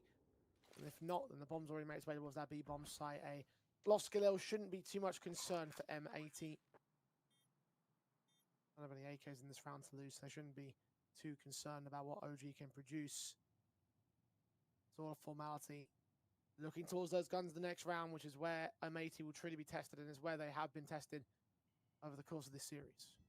Crizzen getting very close to the achievement of 300 maps under the OG banner. He's currently sitting at 297. By the time you can see the light of qualifying to the LAN finals, that 300 should be accomplished. In Lake, all in positions to deal with these last few players. OG don't have much in round number 3, and M80 will get a very comfortable lead of the 3-0.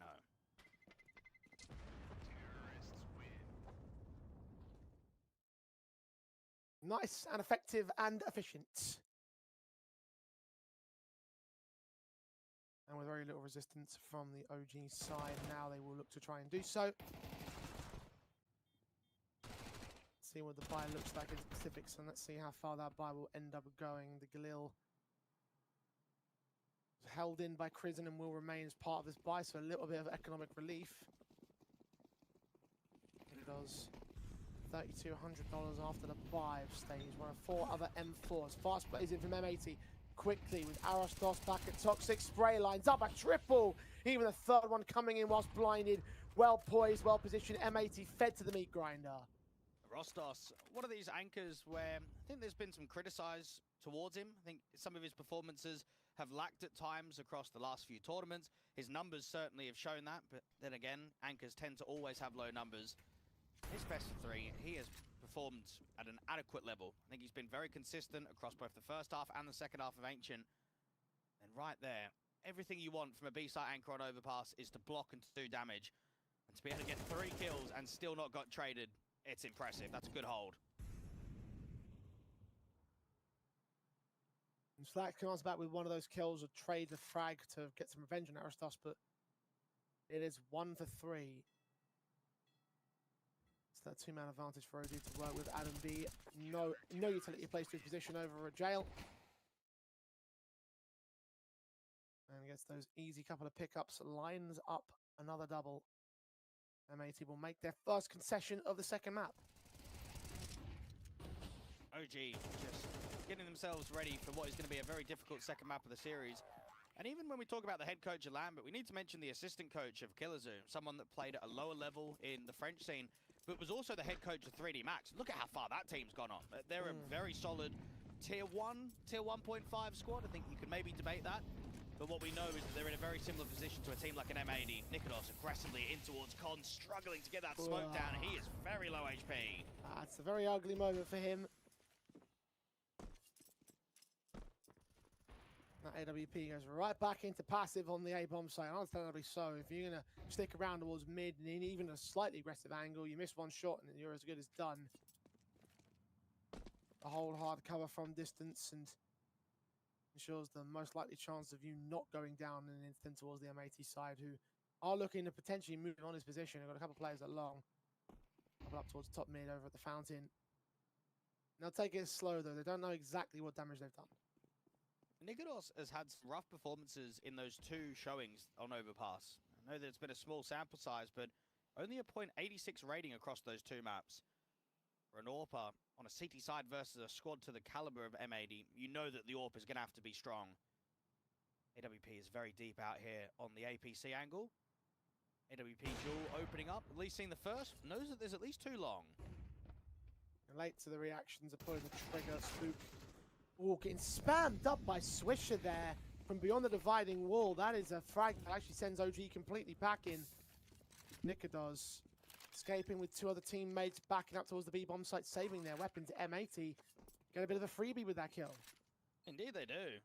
That's a great spam. You don't often see that spam coming out towards Divider. As soon as you hear that dink, you just hold down mouse 1. Nothing that Spook could have done about that. Nothing that Nikodos can even do. Because if he's maybe in a state where he's not as tagged up as he was, he probably plays that AWP very differently. He might sit there and post on the sign angle. He might fall back towards dice, get himself out towards the truck. Because you are on 8 points of health, you have to play passive. You have to keep falling back. It meant that Spook had no help, no assistance on a crossfire. M80 may have lost the first round to OG, but it's an instant response, 4-1.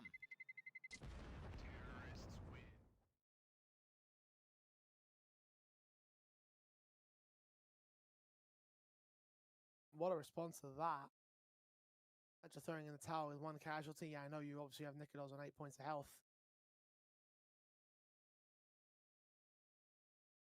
Even so. We get the rifle back in for their dropped players so they can essentially get a secondary rifle buy. It's less of a buy and more just a supplement. 80. Surge ahead on this T side line. We know from the apples they play, they have been very CT based for OG. Even if the T side win percentage is good, there's in majority CT starts and running away with one-sided halves here. Nicolas and Hex going back from fourth. It's Hex that will be able to turn back onto the kill against the AWPer. 2 frags found from him down a connector, maintains a 3-on-3. Got a long access timing for Lake. There's been a lot of distraction and a lot of emphasis towards short water, so he might feel that he has got the move to walk up here and scale to the bomb site completely. Spook is the solo defender, and Hex desperately needs that kill. At least he spots 2. They know that there's 1 A max, and there's the A play up, so round's kind of over, because how do you rotate up here if you're Crizin and a Rostos? This is difficult for the CTs. Like being low HP, might provide a kill. If they can search for an exit frag, they might get that early, and then that might be the indication to try and go for a retake. But in general, you are right. One man in mid, Aristos making a ton of noise towards this. Lake's going to use that info. Opposition of Sin. Provide support. Aristos walks right past Lake, and that will be no chance available for OG. We'll see Chris try and charge away to the bomb site, and actually, yeah, fair amount of damage towards Sin. You know, the M4 tap burst. He has a good read on Lake, but couldn't hit the kill shots. Oh, that's frustration from Crizin. 3 HP was in that fight, but OG still lost it. And what we always notice against the higher level squads, those sort of tier 1.5 teams, the ones that are really up there from the echelons of tier 2, is that they will punish schoolboy errors. And I'm looking at that from Spook saying, you are the only line of the A defense. You cannot afford to go down without impact. He swings wide. It's a lot of damage. He gets Lake down to 28, but it's not a kill, and the round's just over instantly. Yeah, Crizin, he has a good effort at the clutch, but you're not in a winnable position there. It's a very difficult 1v1. And frustration because, well, you're down 1 to 5. Yeah, not been the best starts of OG, and you're starting to see a little bit of what we were talking about the fact that I've only got a couple of maps on record. And for those of you wondering who those were against, it was Metasport and Tricked. It was a 13-7 and 13-4. As I mentioned, I was alluding to earlier, mostly because OG got on the CT side start, got like 9-3, 10-2 halves.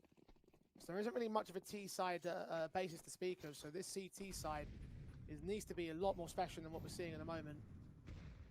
7-5 is their best case scenario at the moment.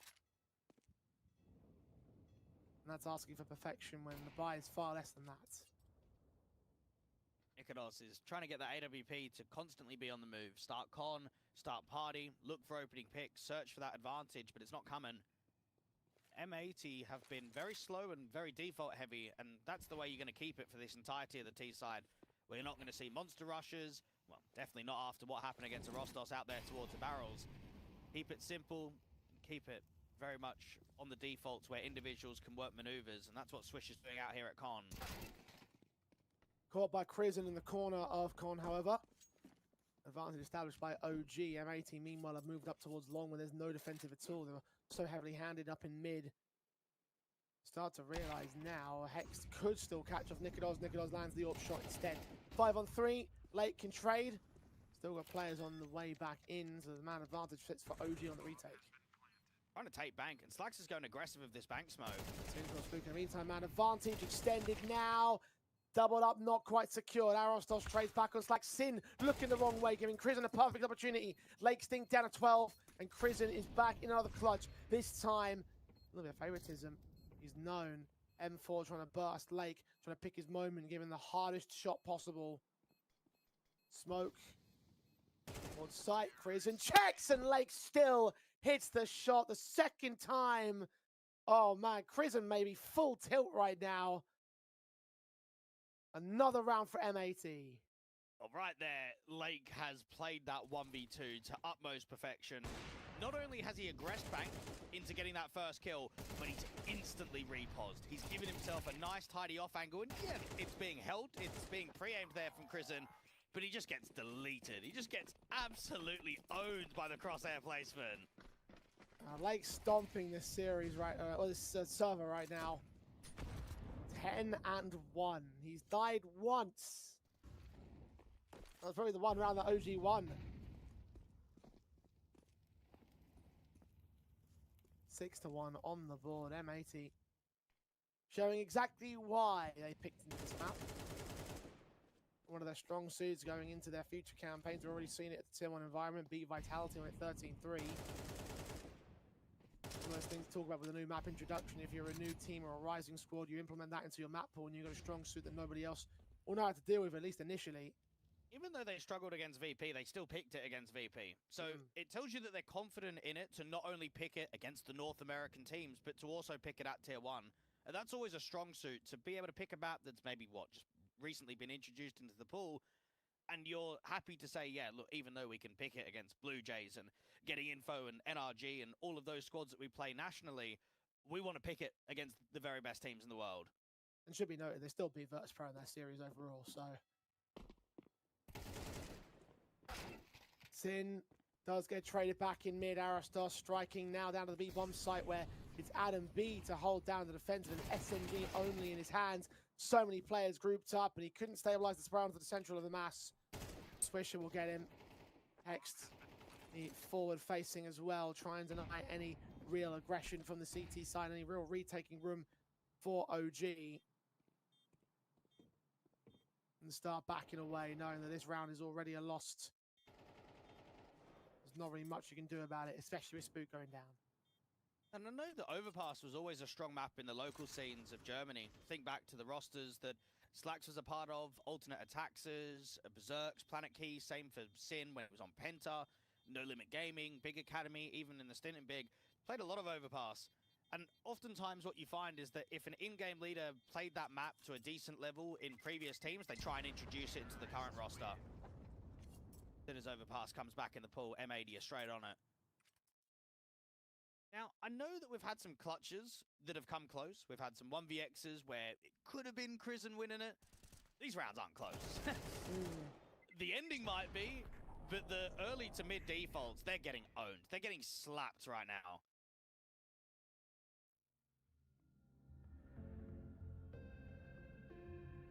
Tactical pause called in by OG, their second of this map up, because they found no answers to the wrecking that they are taking.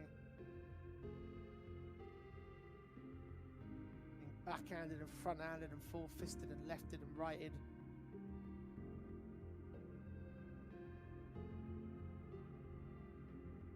Knocked down for the 10 count, and M80 are currently at 7.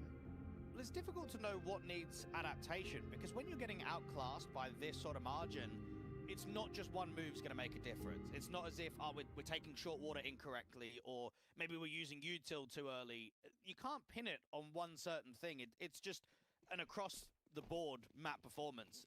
This is just a far better M80 side than what OG is showing up.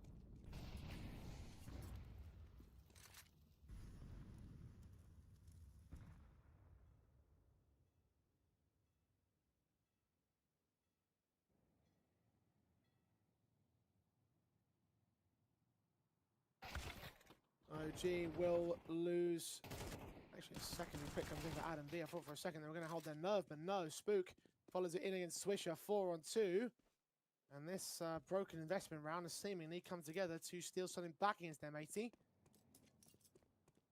Second up for the OG board. Lake will try and make some noise over on A, but don't think that's really going to make a massive difference here. There's still got Kevlar around the AKs that they've now picked up across the CT line. That bomb can't really commit outside of Monster. I think they've got an inkling this out there as well. As soon as they spot, they'll know what's going on. Peeking. Core thought that was a collateral for a second, but Slacks only gets the one kill, 2v2. Now just down to 1. It's all on Lake, who has been stellar. Don't count him out of it just yet. This is very winnable. He's got time on his side, and he knows where both players are. It's about trying to separate the jewels, and at least he's got the monster player. Adam B caught jumping. Molotov to the right, thinking the Spook might be close. Flashbang over. Adam unaffected. AK baits in the shots, gets his position, but doesn't hold accuracy of the spray. So this time it's not a clutch for the North American. And OG can just about post their second round.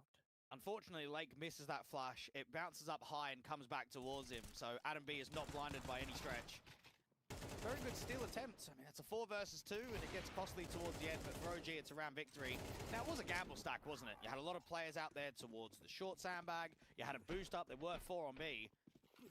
Need to try and work a gun round, though. They've got to give themselves, I would say, a bare minimum 4. If you're getting 2 or 3, you don't have rounds to play with. There's going to be almost nothing in that second half.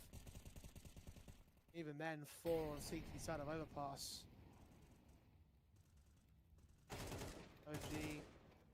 Well, Spook's finally stepping up in connector. He got a kill in the previous round and starts things off against Switcher in this one. AK frags, looks up the birthday party. No one's seen there. There isn't player that is out there, and the rest of the core T-side units start walking in towards A bomb side, where there is no major defensive. Look, Sid and Lake are going to get the bomb down for free. Concern will be how much the extremity players will be able to do. You've got Slacks up in mid. Hex now starting to converge upon connector control. Nikodos lands Slacks. Oh, and Hex has walked right past him. That's a dead man walking. Bomb plant secured, but it's 4 on 2. Sin trying to cut the rotations quickly from the B-side individuals, and Lake has got no chance, but just to make this expensive. Gileo in hand, overwhelming the numbers. No more expense to add.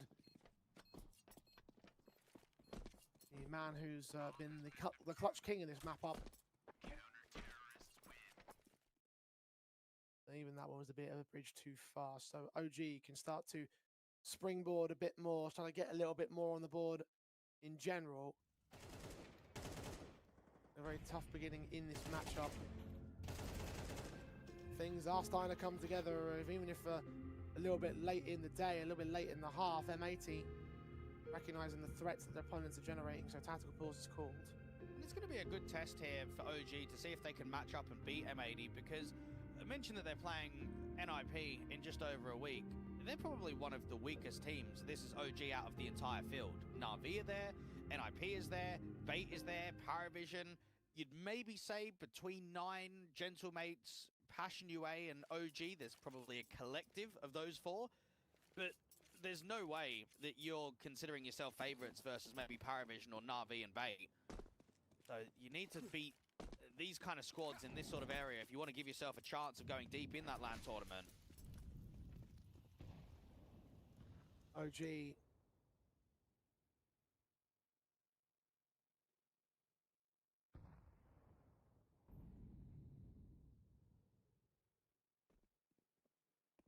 behind by 4, should close that gap with 4. Spook's ready. Slacks. Back turns, not quite, doesn't hit the shot. Spook gets surrounded, but does deal with the secondary player, and 3rd kill comes in, 4th one in fact. Yeah, easy pickings for an anti-eco round like this. Ace, not quite going to get allowed, but Spook still has done his work. And the rest of the round should fall down to the rest of OG. And tries everything he can, but no more than that. OG get up to 4, and well, this last rifle round, Sim would love to take. Make sure it's an 8-4 half. Overall, for M80, I think that it's been a pretty successful T-side. They haven't been tested a huge amount. Feels as if they've been able to come in with a pretty strong default, come in with good pacing, and come away with a good scoreline difference. OG, however, from their point of view, will probably be disappointed they lost both of those 1vXs from Prison, because at least if one of those are being converted, maybe you get a tied up score. Maybe you even get a lead going into the second half.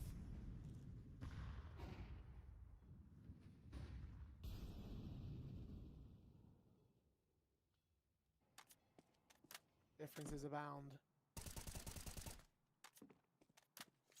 OG starting to get a handle on these openings in the round, swishing down to 66. Initial damage being done. A little roll forward on the CT side. Hex, there's absolutely no idea. Caught completely off guard by Aristos. The Orpa Slacks trying to land a shot above on that boost. Doesn't connect against Spook though. The Orpa of the CT side can back away.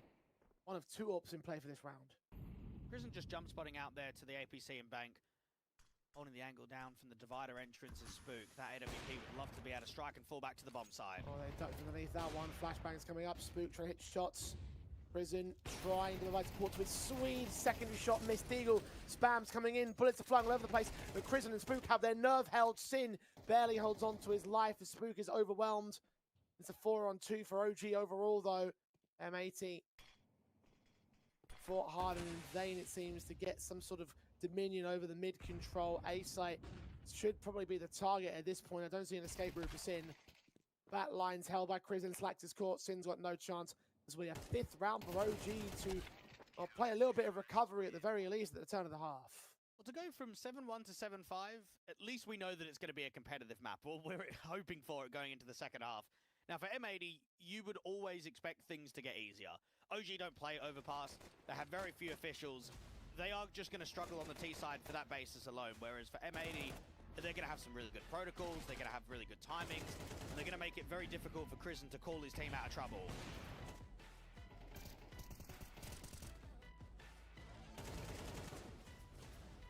Good to see as well for a little bit on those cameras that OG were keeping their spirits high, because Prison in mind is very easy to be tilted given the rest of the half that we saw from them. Yes, it's recovered, but that scoreline was one-sided at a certain point, 7-1 I believe.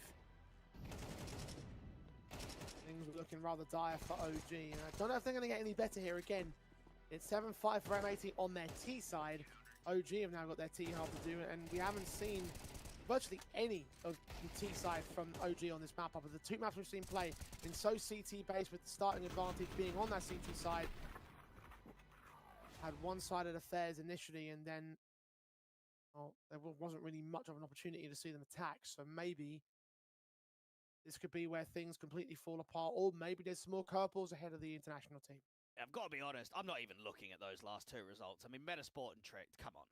It's not even mid-pack tier 2 teams. Those results are just, they're there, but they don't mean anything. This is a completely different level of competition, and maybe it will give us an indication to what Overpass could look like in the next few tournaments, maybe the next few officials. That's fine, I can get behind that.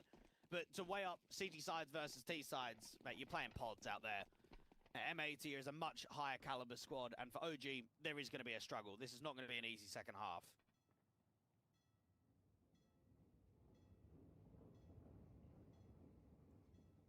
M80 lead by 2. OG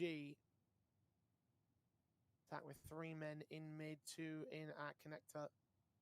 A lot of presence in the CT side out towards the B bomb side, which they're going to extend towards and realize that nobody's out here, so rotations will be thick and fast and true towards A. So the gamble with the information set now sends OG forward. 2 players initially standing. The second set, the second backup dancers will be here momentarily, seen beyond those smokes. The Slacks goes down to the first port of call. Swisher getting caught back by Nikodos on the trays. The backstabs also inbound from Hex. Sin is low. Lake and Sin get involved with those picks regardless, reducing them to 2 men, dropping that bomb, and Hex closes in the pincers ever more. Seen by Arostos, takes him back to a 2v2. Trying to double up from Bank, and Spook is worried about the bomb site. The timing is good, but his back's turned against the Julies. All Lake struggling, but he forces it into a clutch. On Arostos now, 45 HP versus 65 on Lake. 2 kills per player, triple available for whoever wins this fight. Bomb picked up. Arostos, he's waiting for Lake to make the play, and he's looking the wrong way, giving Arostos the perfect kill and an all-important pistol win for OG. Well, thank goodness that Krisen doesn't have to slam his table again, because they would have been fuming to lose another 1vx. It just plays it very slow and waits for Lake to make the move rather than him. He's got so much time, 30 seconds on the clock. You don't need to force the plant, you don't need to tap it. Just wait, patience. Now, it's always difficult when the player's not looking at you. Very difficult headshot to come in, but he makes the job work. And for M80, insta-force buy, trying to go into round 14. Waste no time, you still have an advantage, you still got some buffer room even if OG take the lead. Neither side is really near winning this map just yet.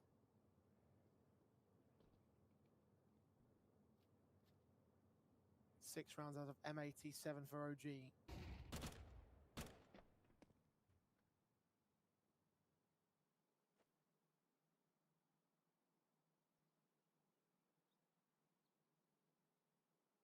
And it's slow. very slow from the OG default. I have to be careful about this. I think they have an inkling that there is a force buy in play.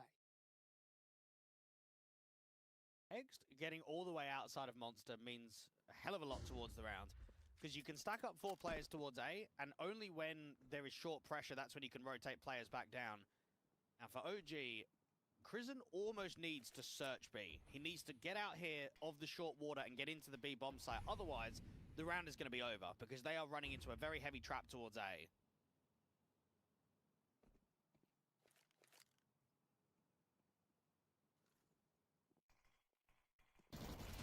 Smoke. Covering Lake as he peeks in, slacks his scout, going to get Nikodos. 5 on 3. Spook will get Lake to return at last. Advantage still can get maintained. Look at Hex back out towards this short access. He's caught off by Aristos. I thought his flank was going to catch that bomb carrier, but instead they play their matey for fools. Spook will stick around in the bathrooms to get Swisher on the rotation. Scout shot missing against the low HP Aristos. Crizzen involved against Sin. He'll strike back on Slags, remove him from play. And just about OG will maintain 3 lives in a round. Well, M80 have just been humbled there, and hope that's a wake-up call from Def and the squad. That was egotistical in the 5v3. They were in a perfect setup. Why is Lake swinging wide here? As soon as they get these 2 kills, you sit back and you play the crossfire. He gets driven into an unwarranted duel, and then Hex, the B player, he's worried about the flank that's coming in from short. He leaves his post. He leaves B completely. And everyone just starts getting caught. That round was an absolute sitter from M80, and I hope that OG really start to challenge the threat of the 2-0 now, because that was an unacceptable loss. Who would have thought with the way that the matchup had opened up that we were going to see a 2-0 here and now? I don't even think anyone would set that from the outset. Again, M80 love this map, made it part of their pool when the rest of the scene doesn't really tend to do that with a new introduction. OG, perfect example of that. Twice played, neither of which were their picks for curveballs from lesser teams. They were able to come out on top of that, but Caliber's so different right now in server today in M80. Their 7-1 lead has not gone any further as OG connect enough of a round streak to actually take a lead back from them. 7 in a row for the international squad. Even though the form might look very good for OG, and I certainly agree it is, the actual tournament placements have looked really poor over the last few months. The EPL closed qualifier was only a top 8. Red Showdown was a last place. Blast Bounty was a last place, but I'll put an asterisk on there. They had to take on Mouse. Yes, they qualified to the Star Ladder land, but Exort Proving Grounds, top 8, lost out to Fnatic. Season 3 of another Exort event, they went to the semis, but got knocked out by BC Game. A CCT, they won a single one of them, but then went into the very next one and only made the quarterfinals where they lost out to BetBoom. Their ECL Cup, they got knocked out, by Paravision in the lower bracket, so top 6 there. So, yes, it is 16 out of the past 20 best of 3s being won. There's definitely a lot of wins. They're definitely a high-end Tier 2 squad, but it's the lack of qualifications and titles, which I think is holding OG back to that next step. And if you could beat M80 here today, if you could go on to win the next series, then you do bridge that gap. We were talking earlier yesterday with that Soarin' Big series, how we didn't think that either of those two teams were going to really match up to the potential of the victors of this series, and I think this is a perfect example of that. This should be a layup in the next matchup, so you would imagine that the victory here and now is going to be the one tough challenge that you need to overcome and would get you by default to the Thunderpick World Championship LAN Finals. OG boost up on short. Didn't even see this with M80 at a certain period, and Aristos going to use that to great effect. Hex is caught. Crizzen sacrificing his HP for that play, and alongside Spook, Aristos will peek in against Sin. Look for one man back at Warnter, and M80 have collapsed on the B bomb site. OG are riding high. It's an excellent default there from OG. Everyone is successful. The first kill towards Connector, the boost up towards the Toxic Barrels, the entry pathing coming out of Monster, going through from Bridge from the short players. You can't ask for a better round. I mentioned that Hex was pretty quiet towards the start of Ancient. He picked it up at the end, but I mean, I'm looking here at what's happening on Overpass, and again, you might be a role player on T side, you might be in Extremity, but you're 3 and 13. And one of those guys, he was what, out on B on the MP9 in that 5v3 round. He was the one that got caught from the connector rotation. And this is OG coming very close towards the 2-0, and for M80, this is unacceptable to go down. I would say 1 or 2 or 0 and 2. This just should never be a series lost by them. M80 is starting to turn into a bit of a choke. I say a bit. It was 7-1, so... I was going to say, I was like, yeah, you know, maybe a bit might be underselling it. 8 in a row for OG, who are now facing up against the broken buys of M80. Half invest. Well, went from a map 1 where it was a little bit closely contested to now one-sided streaks in one direction, and then just back in the other side of things, the Europeans rocking the North American core. Lake's M4 is the hero gun of this round. Might have to be a hero of his own. He has been a hero so far in the series. It is Swisher the man to pick back. Nikodos, who took down Hex to start. Low HP for Swisher and Slacks, and Lake took tag damage the same. Swisher will not last in Monster. Neither will the other teammate, will fall back away from Sin. But I want to see Slacks turn into an impact player, because for you and I, we've casted his career for many years. Yeah. And there's been certain moments when he was out on Sprout, especially when he dropped down to alternate attacks, that he was a top tier 2 European AWPer. He was a serious threat. And he still has been. He's a class player. He's definitely tier 1 worthy here of M80. But it's been an average series from him. And it's moments like this where you want him to turn it around. If it's going to be anyone, it's going to be someone that is impactful, someone that's very experienced. I mean, Slacks has 1,655 maps on HLTV. That's the highest out of anyone on the server.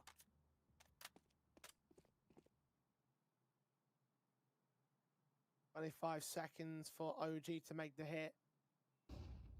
Both Slacks and Lake have gambled their way into the B bomb side. Bomb's going to commit in. A backstab from Spook is going to realize that A is completely open, but not much you can do about it now. Slacks overwhelmed. Lake cannot get the bomb carrier, cannot get the planter.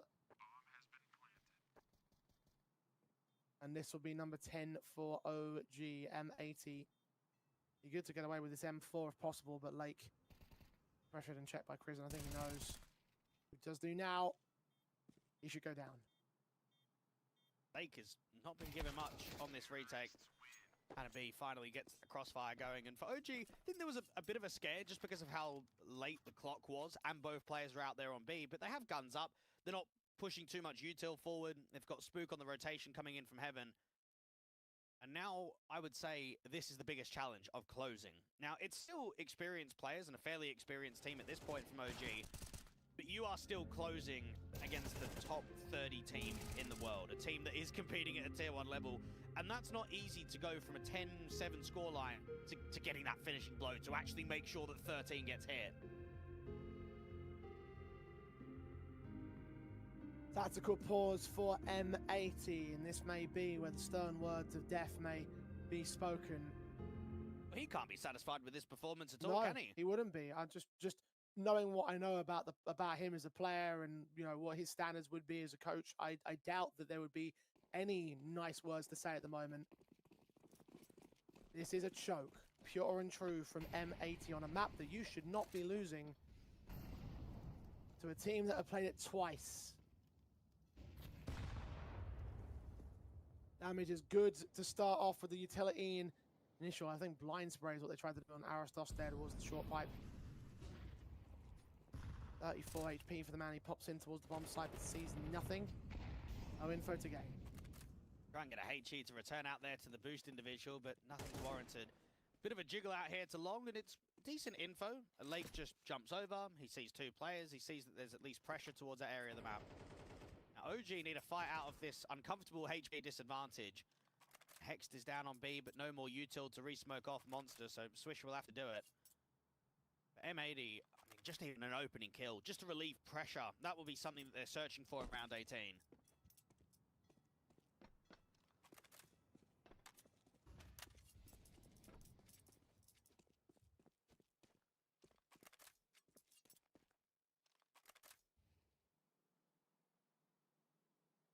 Spook in the mid control.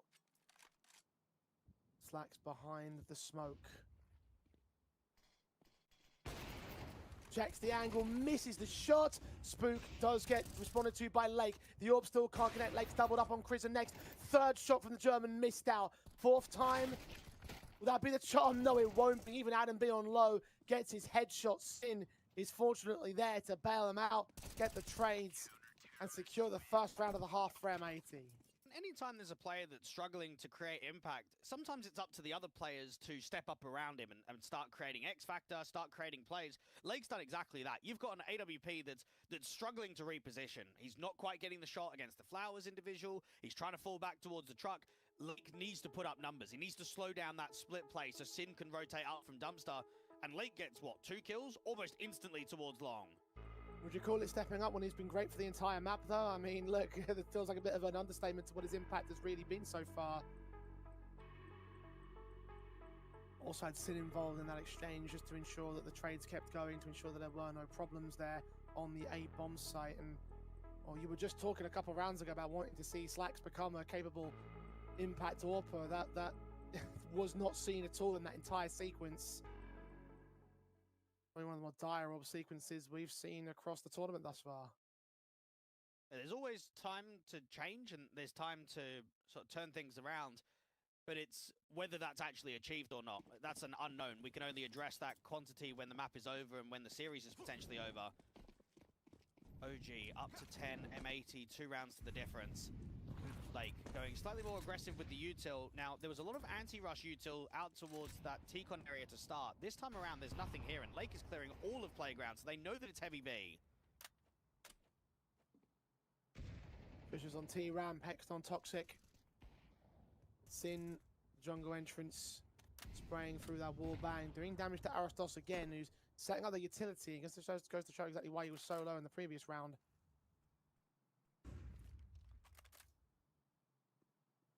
Minute and 15. CT doing a very unique setup this time. They push one player all the way up towards the park, so T-Con will not be easy to take. B is still the target, though. The split play in from Monster and Short. I don't say how this round could be won other than a miracle for OG. They're going to need some cracking entries to run into a bomb site with 3 defenders. Pressure blinded. Hex gets his kill. Nikodos gets the returning with the orb. Frag. Hex is overwhelmed. And Sin now pressured, standing alone. Flashback catching players blinded, but he burns and goes down to Chris. And Slack's caught one of the bat lines, however, his orb shot leaves it all on the Dane. 1v2. He doesn't know about Lake. He knows that the AWP from Slacks has rotated out to short water and behind Monster, but he's waiting for the rotation to come from CT. And in fact, that Lake is coming in from behind him. And even for Nikodos, that was a hell of a shot to be able to create that opening out from Monster. And that was a very tough round from OG. They were completely outread. Excellent call, excellent stack, and Sin and Co make that feel quite easy, even if it does get a bit chaotic with the trades.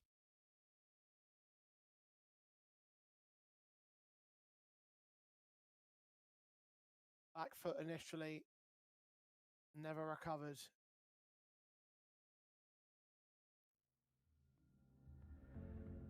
Tactical for the OG side now, because they have gained a lead, but it's about to get tested. 2 in a row for M80. No one holding on to any weapons, no saves, no bolstered economy states. There was no bomb plant in the previous round or the round before.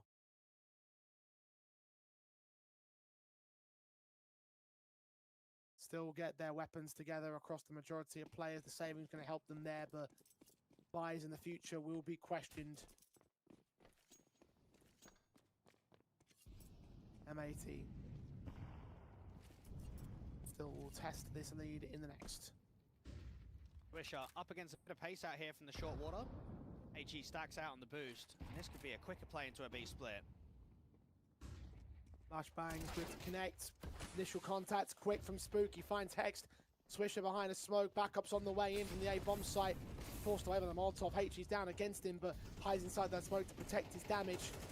No trade frag. Spook doubles up, looks for the triple nose. He's somewhere inside that smoke and gets him. Nikodos caught Sin in a blink and you miss it moment. OG are in a 1-on-5 or 5-on-1 against Slacks, who stands alone. with an AWP back out to Graffiti's entrance and no retake possible. OG respond in kind and put 11-9. Round coming through from Spook. That opening entry that he gets out there from the short sandbag is then turned into kill after kill, and he ends it with 4. And he's a guy that surprisingly has so many maps on HLTV. He's got over 1,000.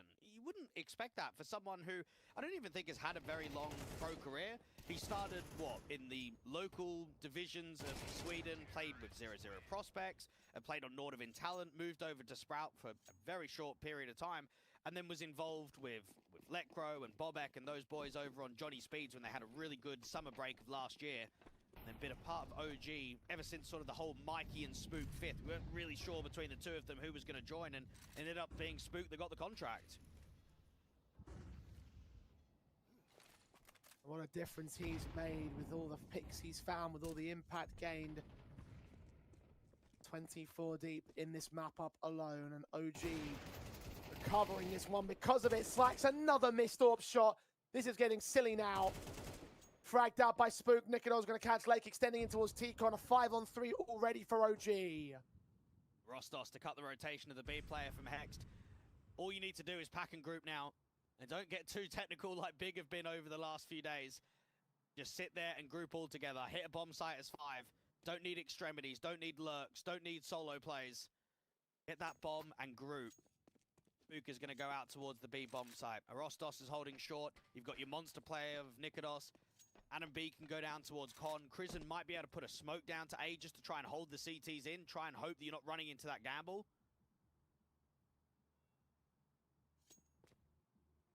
40 seconds.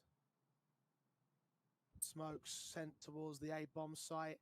Trying to telegraph some sort of A hit, but MAT aren't buying it. They're going to pick their site and hope for the best, and the best may well come their way. Or are they going to rotate? They have time to do so, so they will just about get there up here. Arostos gets caught by Swisher. Nikidos will be there to cut the rotations and protect that bomb. Should just about make it to the bomb site in time. 3-on-2 for the post plant. There's no point even attempting this if you're M80. Hold on to the double AKs and look to try and play and give them 12. Look to try and play for OT. Can't see many other better options. Money's not great on savings for M80. Lost bonus is all you're working with. OG.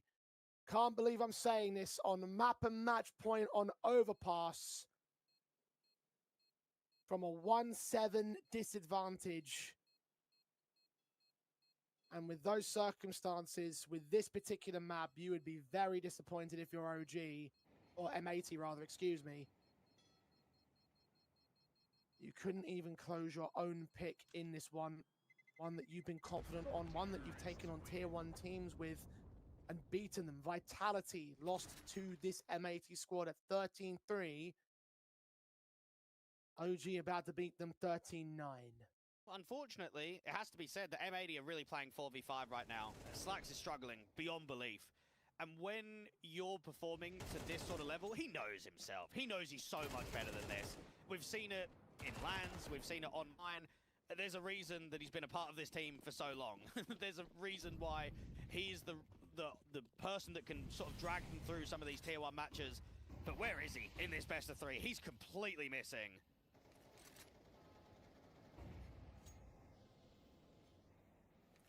And that's the drag factor that seems to have anchored M80 down. 3 rounds in a row required to get to OT. They saved the 2 AKs, as you mentioned earlier. 2 M4s and a FAMAS to back it all up. Cross-map utility thrown in towards mid to indicate a default over on the A-bomb site. But M80 have recognized OG's proficiency towards this B-bomb site. So stack in with 4 players total. Shadow seen, goes for Hext, 1 kill, 2 kills found. Adam B with a responsive. Utility down with HEs and flashes that try and block, and Adam decides it's best to fall away, protect that bomb, and play the man disadvantage. Luke is still waiting to see if there's long aggression or anyone into connector, but nothing's being seen from his angle out in party. OG are waiting for a jump spot info out there towards short, but even that's not been given. And unfortunately, you're starting to run out of time. While you're waiting for a move to be made, if the CTs aren't giving you that chance, you need to start accelerating. You need to start being on the front foot. Well, they're making a move, though. The rotation's back in towards A as they've heard nothing over on B. Spook certainly done well to lurk back here. Time will be short against them. 20 seconds. A boost is also in effect. Sin's AK watching for the short access.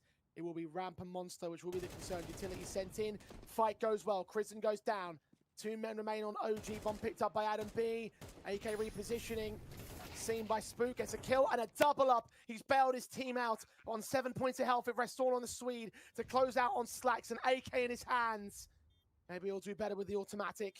HP advantage over both these fights and can isolate them individually. Leaning up to the site. Check for Adam. Doesn't see him. Now he has. 1 man left. Look for Spook. 28 frags deep, and he will not go further. M80, stay alive. Oh, just when it looked like Spook had almost dropped 30 and closed out, that was such a sick triple kill. It'd come out of nowhere. It's a 2v4, but there's nothing in the round. And then for Slacks, well, that's one way to not only silence anyone that's looking at him that he's not performing very well, but it also is just pure survival. You've just got to do anything you can to hold on into this matchup. Man, lightning fast from Spook, that triple sequence, and just clinical accuracy for the heads. And Slacks back on the AK. I was just about to praise him as well. It's just, you're right, it is a tough one to throw. I was about to say, maybe the automatic is the best weapon for him right now. The AWP just hasn't been working. M80. 1 out of 3 gained. OG still have weapon sets and a buy available. On bonus will ensure that buy in the next round as well. That 2v4 being worked to getting it into a clutch scenario, the 2 for Masters, mate, that's going to make a huge difference for M80 in what the ability is from the round. Not just so much from the 5 point of view, but do they want to make an aggro play when you've got a FAMAS over at M4? You're going to be indecisive in the mid-round. Sin with the spam down towards connector. You've got a fairly heavy group towards the front side of the bathrooms, and M80 across the board have played really passive on their CT line. We've not seen bathrooms being held. We've not seen anyone play in and around Divider. They've been playing on a basically DICE and APC.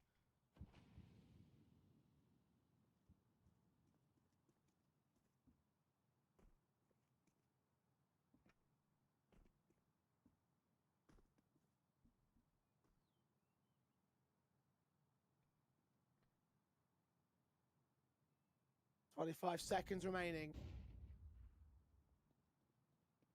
Spook and Kristen start walking their way up into long. Utility sent in for mid. The boost of late.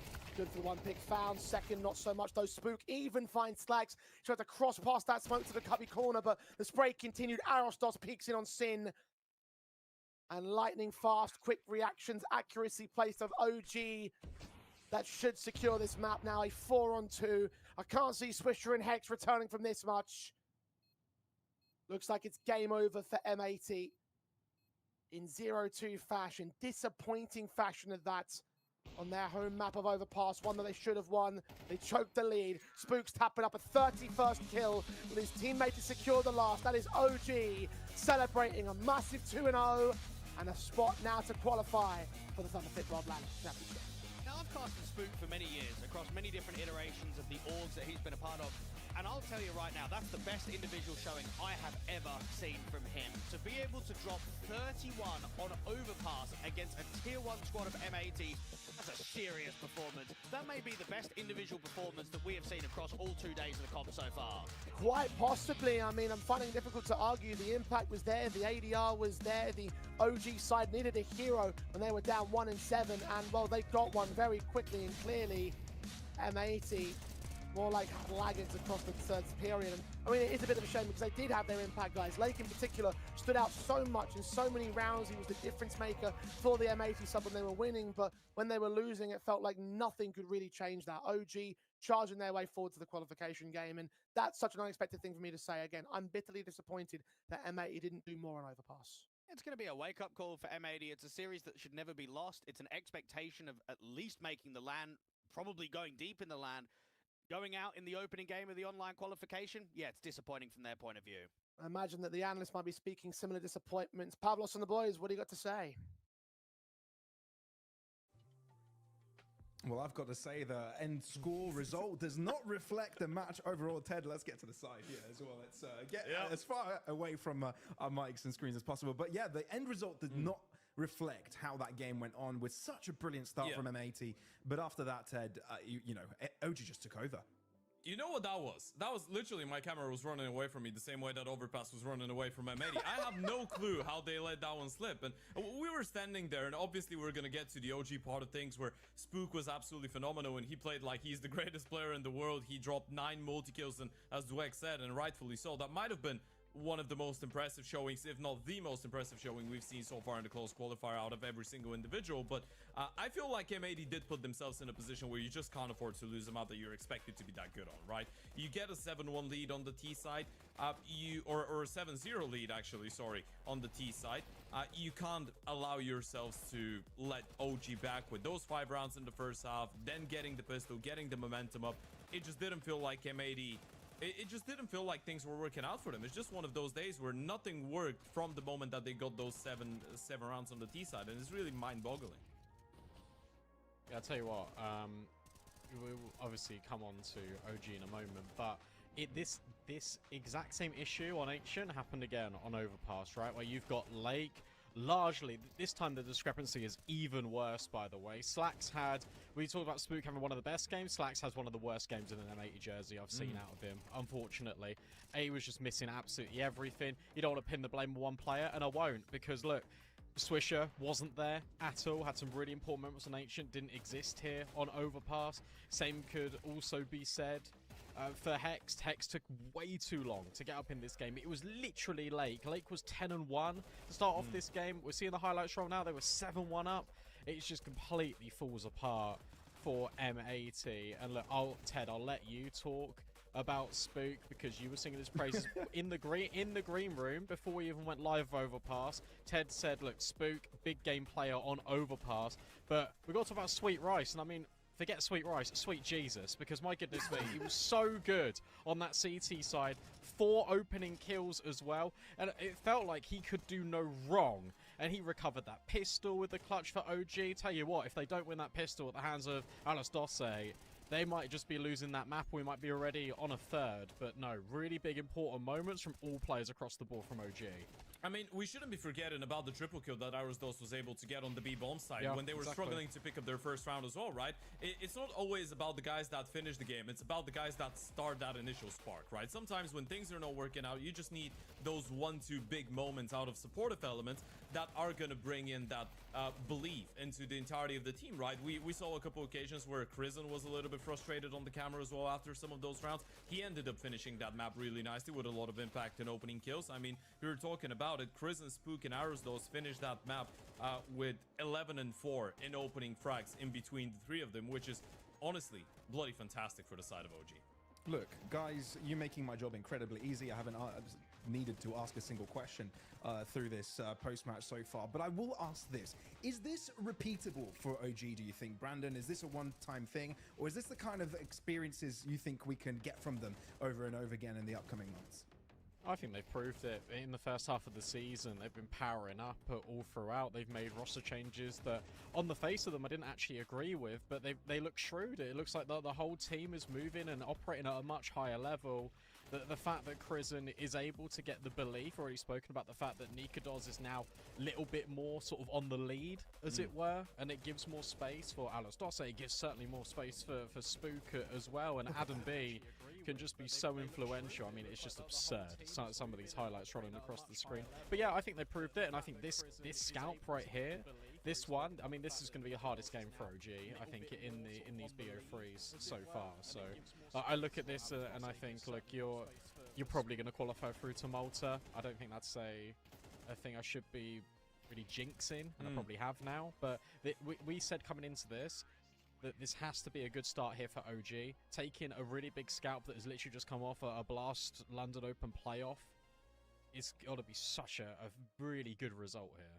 Yeah, it also proves why you can never be relaxed when you're playing European online Counter-Strike as well, right? If you're M80, you're going to one of the biggest stages out there. You're playing some good Counter-Strike, you're getting maps off of Mouse, off of Vitality. Then you come into an online European qualifier, and then you realize why you want to stay in North America for those qualifiers, right? Because everyone is playing on such a high level when, sure, maybe on a good day, M80 is the better team. Maybe you can make a point about all of those, but you can definitely tell that OG are playing some really good fundamental Counter-Strike, that never die mentality that we talked about for the entire team has been a reoccurring topic. And then occasionally you're gonna get that 31 bomb game out of Spook, which again, it does feel like a bit of a flash in the pan, but for anyone that has been following Spook for a long time, even if you want to go back to the CSGO days when he was playing on that 0-0 Nation Academy, he's always been an incredible A rifler when it comes down to overpass in particular. I feel like it's always been one of his strengths when it comes down to this map. It is incredibly impressive that he was able to keep it going on the T side as well, but I feel like this is the face of Spook that we need to be seeing, because one of the main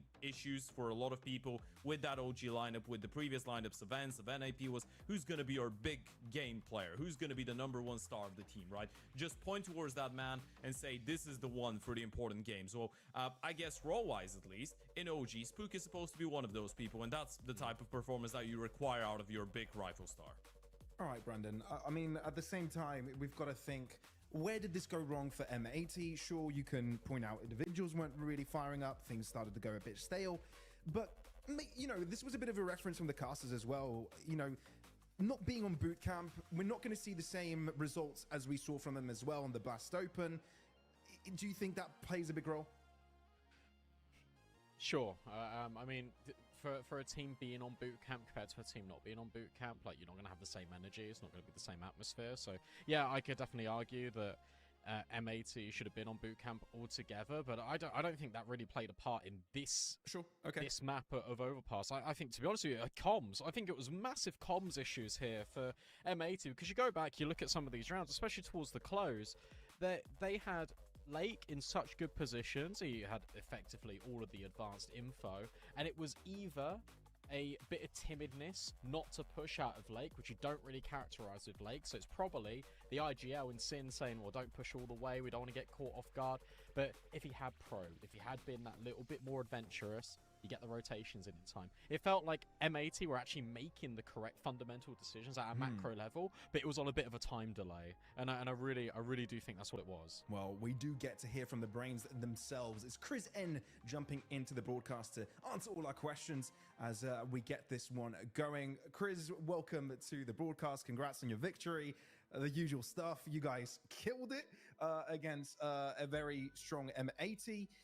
But break it down from your perspective as well, because this was a tough one. You were on the back foot already with that 7-1 lead from M80. How did you guys manage to turn that one around? Yeah, I mean, first of all, thank you. Oh, it was tough. I mean, M80 is a really good team, and they for sure played really well. So it was no surprise for us that it was gonna be a good game. I think we did very well in like adapting and also getting the most out of the last CT rounds that we had. Of course, so we could set ourselves up for a good T side. So I mean, I think we did very well. We followed through, and I think we made them guess quite a bit throughout the game. And they seemed a bit on their toes, so it was good.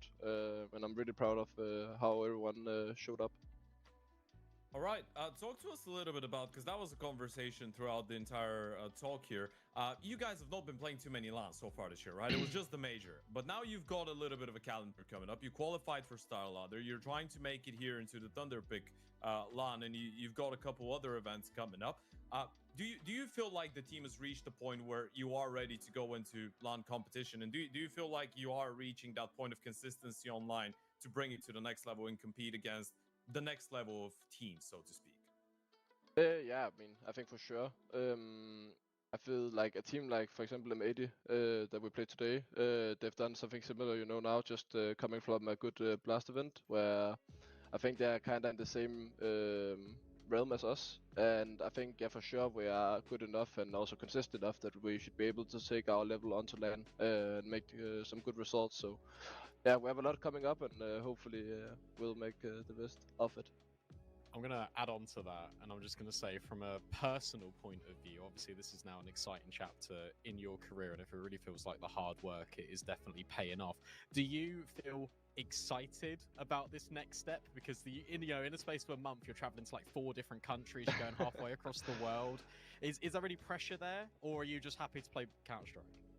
I think the pressure is definitely not something that I feel or that we've even talked about. I think everyone is really excited to get to play because as you mentioned earlier, we haven't really played LANs, so we're just really looking forward to it. And I think just getting to feel each other out also on the server and then a new environment is gonna be really cool. So yeah, we're really excited.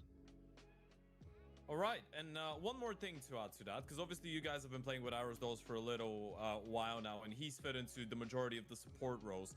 Has it been, how do you feel like you've been able to implement him into the system, and do you feel like his addition has opened up opportunities for some of the other guys to get more freedom, including yourself as an in-game leader?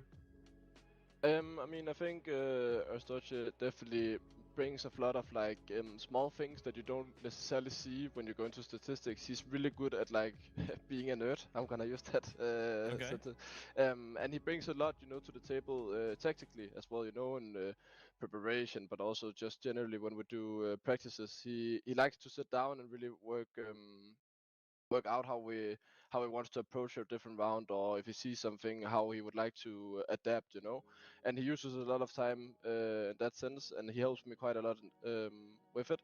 So I mean, yes, he's been really good, and he definitely is making space for a lot of other people to come in and shine, so he's been really good, and I think we've done a good job so far implementing him.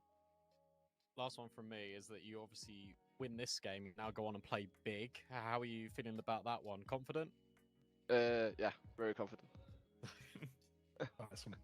Thought so.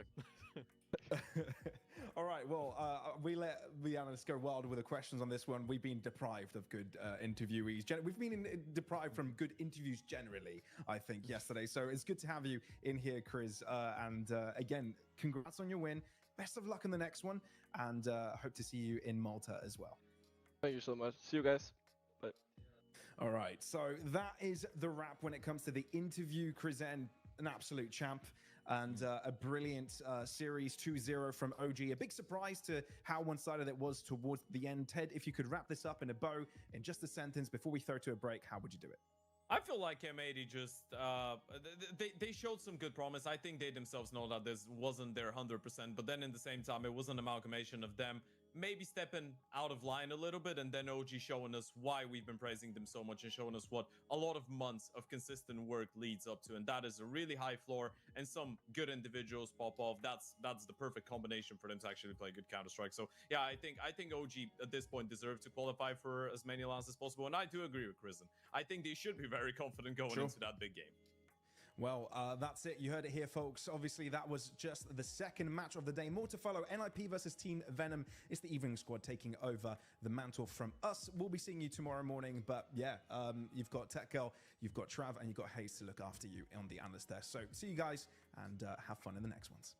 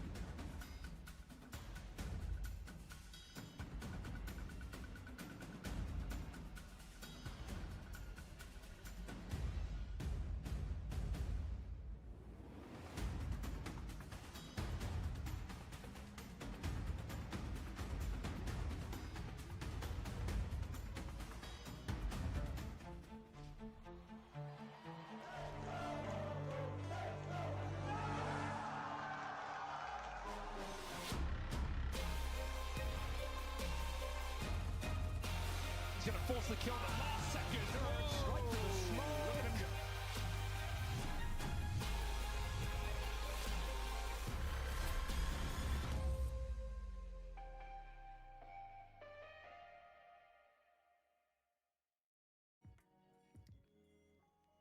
Welcome back to the Thunderpick World Championship closed qualifiers. The night shift is in attendance. My name is Sam. I'll be your host. Hayes and Trav are with us so we can break down all the action. Vince and Anders will be jumping into game in a little bit.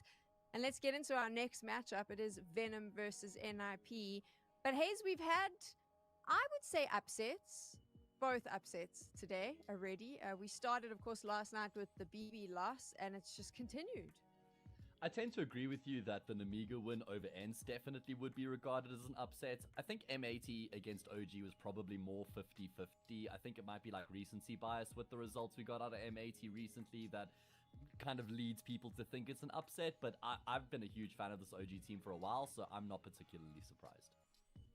Trav, please tell me you're on my side. It's an M80 upset. Come on, Trav. right? Remember your casting duo here, man.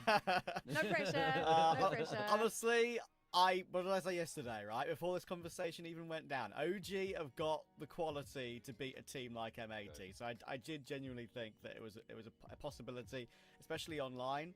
And yeah, I mean, I don't disagree with Matt about Namiga though, by the way, because I think they've been really struggling since they lost Sway and playing with Sawalio, right? So if they could make a LAN, a sort of a surprising LAN, it would be a big boon for them.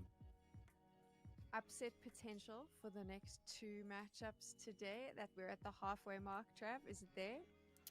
Honestly, I for this first game, I'm not so sure because I think it's a bit more of a random game for NIP in terms of like it's a very unknown opponent.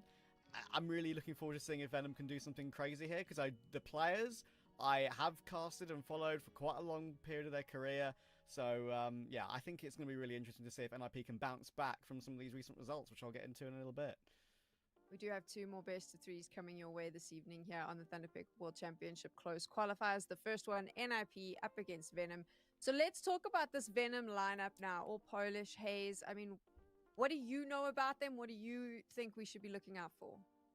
Quite a lot. I've been covering these guys in Tier 2 for a while, from Rebels to Colsey, and now under the Venom banner. A lot of recognizable name value, in particular, obviously, Innocent, who's been around the scene for a long time. He's a highly experienced individual. The one guy whose face we're not seeing on the screen now is their coach, Spiro, as well. And that combination of Innocent and Spiro have been around the Polish scene for probably at like a decade at this point. And then you've got the young, plucky, up-and-coming individuals surrounding those experienced veterans. And all four of the players around Innocent actually pack a hell of a punch, Sam. You know, someone like HFA, for example, is certainly worth keeping an eye on. He was quite unfortunate to get benched from that Apogee roster recently, but such is life when you get someone like Diho who comes knocking on the door. Flay's been popping off with the Orb lately, having some really impressive series, and I've been following him for a while, and he's been doing very well online, but I want to see him now delivering when there's like LAN qualification contention on the line. There's a lot more weight in this certain matchup, and I've seen him play well over the past 12 months, but this is where I want to see that kind of crescendo and see him deliver in the big moment. Trav, what do you think about Venom?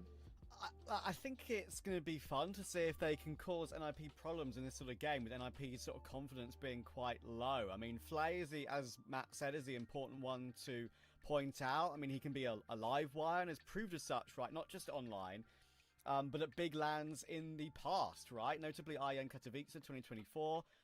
That was when there used to be like a Polish regional championship qualification spot for that IEM Katowice event.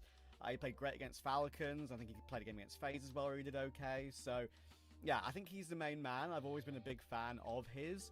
And it's nice to see a team like this in the Polish scene, which is like, I guess, a mixture of youngsters and experience. Because Innocent, like, you know, Matt touched on it too. Like, he's been on pretty much every single notable Tier 2 Polish team. Illuminar, Pact, Whistler Krakow, Anonymo, Enterprise, Rebels. Like, the list is almost endless for him. And, yeah, even on that old school G2 edition of a Polish roster as well back in 2015. So him and Sobel have all the experience alongside the coach, that's for sure, in Sparrow. And yeah, I mean, HFA or Huffa, as I like to call him, because it's more fun to say, and Kloku, also a great name, have good experience playing with each other too in that sort of bet click apogee setup. So It's very unlikely they qualify for this main event, but they are dangerous. Okay, please don't kill me, Polish fans in the chat. No flames. I have to ask the questions. I've got to ask this one. Why is the Polish scene struggling, though, with just keeping a lineup together, right? We talk about all these players, but we just see them move teams so often. Do you think a little bit of, I don't know, sticking together for longer than 6-7 months might work in their favor? It's the same thing we talk about with the South American scene all the time. They're just like stacked to the brim as far as talent goes, but trying to get the right talent balanced on the right team seems to be the struggle and the problem. I think there might also be a bit of a lack of org support. Like you'll see a lot of unorged teams, mixes together, looking to try and grind to create a bit of a name for themselves and then get some support. And when you've got so many different mixes from the same region, you're obviously all not going to get the org, and then maybe one of them gets an org and they make a player change, which then disrupts two teams, obviously bringing in another player as well. So I feel like the instability might just be down to a lack of opportunities from salaried orgs, basically. But yeah, if we could just get some consistency within these rosters, it would certainly bode well for them in the long term. Right, let's take a look now at their opposition. Ninjas in Pajamas, NIP, that lineup, some tenured names in the mix. I am a huge fan of Snappy as an IGL. But, Trav, when I brought this up yesterday, you said you have concerns about NIP. I've been watching them grind tier 2. They've just come back from a loss at Philadelphia. They're flying all over the world, get land points for VRS. They're trying to live the dream that VRS was meant to create. But the dream is looking a little bit touch and go towards nightmare because they're not really bringing in the results, are they? No, you're absolutely right. I mean, I think everyone was really excited for what they could show with Kaspersky's brilliant debut in Cologne. But since then, they've pretty much lost every single important match they've played.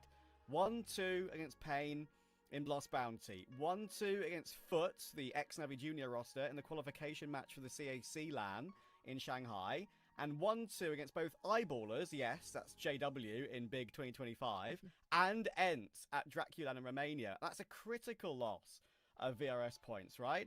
You mentioned their Philadelphia trip. They went all the way over to Knoxville to try and recoup some of those points, but even though they made the final, they lost to NRG. Sure, they played without Wrinkle, but, you know, with professional stand-in Smooya, who was totally capable in those situations, they couldn't find a way to beat a team of NRG's level. So yeah, I feel like it's been a collective downturn in the individual form of the entire team. I feel like I'm one of the only people in the world right now that isn't as low on NIP as everybody else is. Like, I understand that they have lost a number of really important games, but look how close those losses have been as well. They only brought Kaspersky into the roster like a month ago, and it's not like they've been getting blown out the water. They've been competitive. They've been showing up. They just recently had that run at Cologne, right, where they then lost out to Navi in the playoffs, and everybody was very high at that point. Well, not the playoffs, but just before reaching the playoffs, and that was a good showing from them. Then they had a lot of narrow losses, but I feel like if they can just tweak one or two aspects of the game, then we could see them finding success in those sorts of matches. I do think one of the main points of concern with NIP at the moment is their T-sides, though, Sam. They've been really lackluster in that department in particular since Kaspersky joined, and I'm not putting that on him because he's actually been one of their stronger T-side players, but that's definitely something that they need to figure out pronto. Let's take a look now at the map, Veto, to see what they're going to be playing in this series. I think it'll give us a better insight into what to expect. Walk me through this one. Trav, what are you thinking? Well, I do think that like the one thing that NIP still have in their veto is Nuke. They're willing to go to it nearly every single time. Thing is, even though I'm totally confident that NIP are going to find Nuke in this series, they are going up against Venom with Polish players who historically have always been good Nuke players. That's something you can kind of put on the Polish scene and these sort of tier 2 Polish teams in general. Always had Nuke in their wheelhouse. Every single sort of lineup they've had with sort of these players of this ilk have had Nuke as a map they can go to. So I'm confident in NIP taking Nuke. Dust 2 is very up and down for me. Venom choosing to pick into that one. They managed to get a win over Medisport in it in the ESL Challenger League Cup just yesterday. It was a good win, 13-7, but they have been losing against like regional rivals on the map as well. Yeah. Like Reason and Minolite. So, listen, I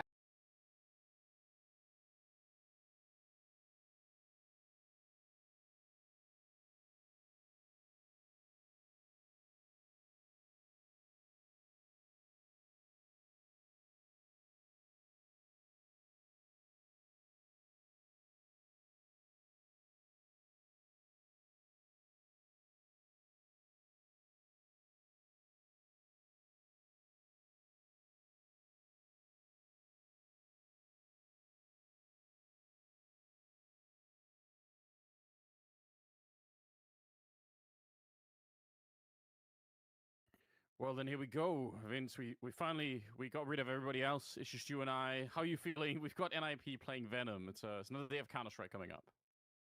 It most certainly is, and I think this is going to be a fairly interesting one as well, Anders. I mean, we saw some upsets yesterday. We saw some crazy twists and turns. Obviously, Betboom getting knocked down by 9Z with a couple of, like, let's be honest, rookie plays, but really showing just what they were capable of.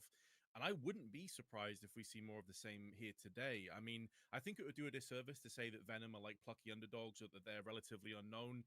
They've been in multiple iterations, Rebels into Khaleesi, into now Venom. They've been moving team names and orgs, etc. But they've been together for quite a considerable amount of time. And you and I have had the pleasure of casting Innocent many times over the years. Like, we're obviously both old fogies in the CS scene right now, and so is Innocent. He's been around forever. Yeah, it's. I always find it a little bit heartwarming when you see people kind of return and stick around. Like, there's something about that that's nice. But yeah, he's obviously been around for a really long time. So yeah, I guess we'll see how this one plays out. I mean, I like this NIP lineup. I feel like they should be doing better than they currently are, but I think they can find the right rhythm here. So I don't know about you. I've got NIP to take this. I have to side with them. I look at the numbers and everything else. Like, it's surely got to be the case, but we've already seen some pretty wacky upsets today here at Thunderpick. So who knows what's going to happen, really. Yeah, I would agree. I think that even though Venom probably have a little bit more caliber than a lot of people expect, especially people tuning in that maybe don't know so much about Venom or the Polish scene right now, and obviously NIP is a massive brand in Counter-Strike, even though they've had their ups and downs now for the past 10 years. They went from being one of the best teams, if not the best team in Counter-Strike, to, let's be honest, like a tier 2, tier 3 team for quite some time. Like, it just wasn't working for them. And this is probably the most excited I've been about an NIP roster or lineup in probably 3 or 4 years. I'm really trying hard to remember a time where I had this much faith and belief in this team. And even though they have had some rough losses, I think Hayes is on the money. Like, it's a relatively new roster with Kaspersky coming in from Ents, who has been a shot in the arm. He's been very good for this team. I think that this Shush revival as well, by the way, on NIP, like, obviously he's been in a ton of Danish teams in the past. I think that's also an amazing thing too. Like, he's actually performing individually extremely well. And then you got Snappy. Like, guy's been around forever. Super, super underrated IGL as far as I'm concerned. I think he was scapegoated massively when it came to Falcons. So I'm going to be curious to see what happens here, man. I've got a lot of faith in an IP.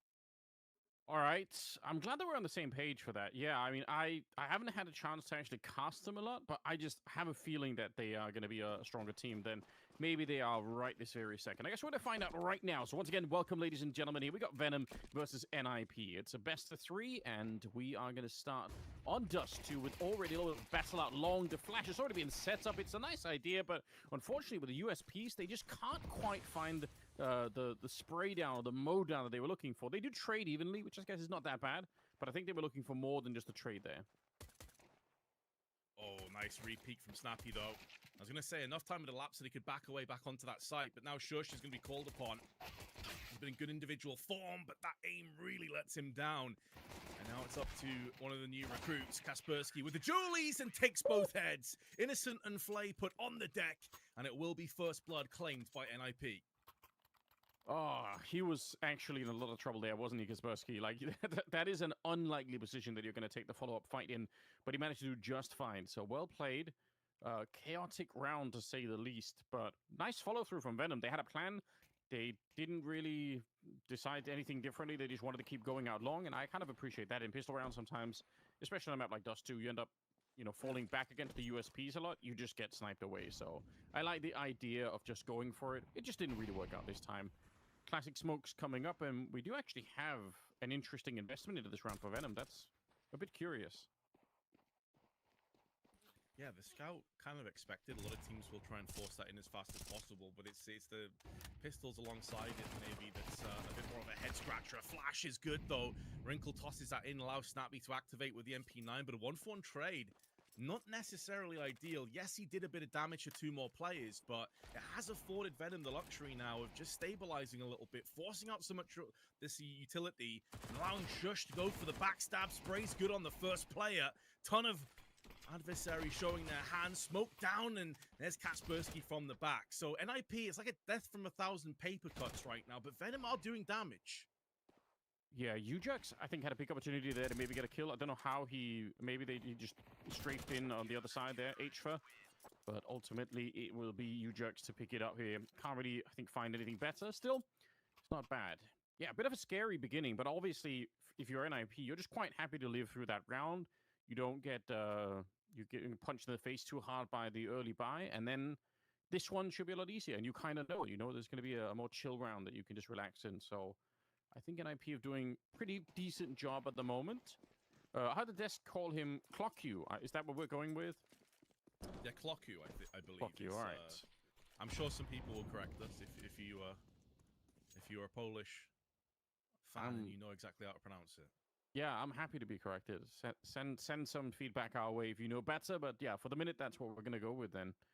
They do have a couple of deals, so they could do a little bit of damage. Even the tech line there on Clock-U, so I guess we'll find out if they can do some damage here. Nice timing on the smoke. They're going to flash their way through, though. And Ujux, okay, he's just going to commit to it. He's going to say probably getting a kill and falling back from that position is just fine, but that's a pretty good spray. Yeah, very nicely done. Effectively an eco bash, but the flash was there and his aim was on point. So a clinical round anti-eco bash as a 3-0 comes in. Storm is brewing. I like that.